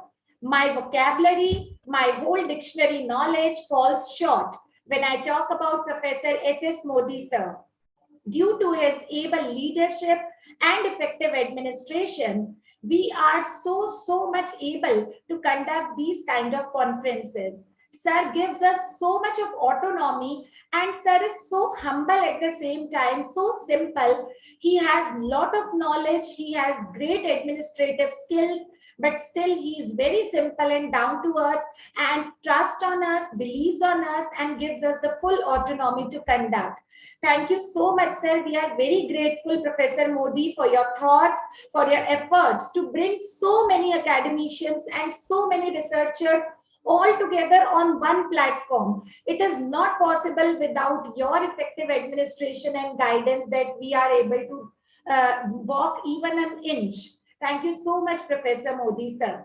And last but not the least, I am so thankful to all the participants who have participated from all across the nation, and they were so active, presented worthy and quality papers on varied subjects, right from science, commerce, arts, management, everything we had.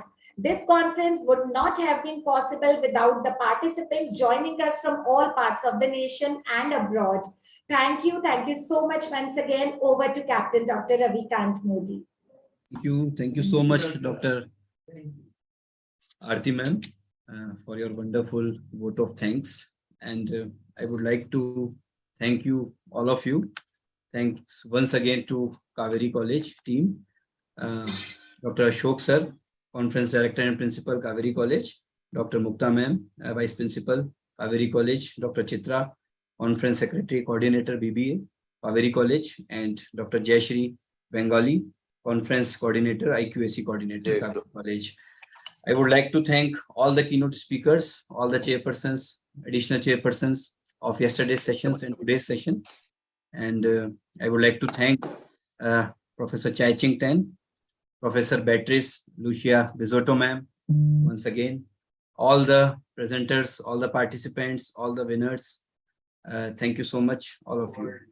And I would like to say something, that I will share a feedback link with all of you, so that please you have to submit it mandatory for the certificates, because the information which you have filled in this link, it will be on the certificate. So please fill the link very carefully.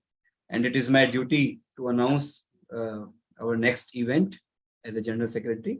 So we are planning to organize an international multidisciplinary conference on the topic artificial intelligence, multidisciplinary perspective on emerging innovations, research opportunities, and challenges.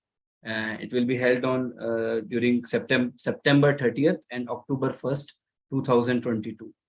So regarding this, we will share all the details, the brochure with you very soon. Thank you all of you.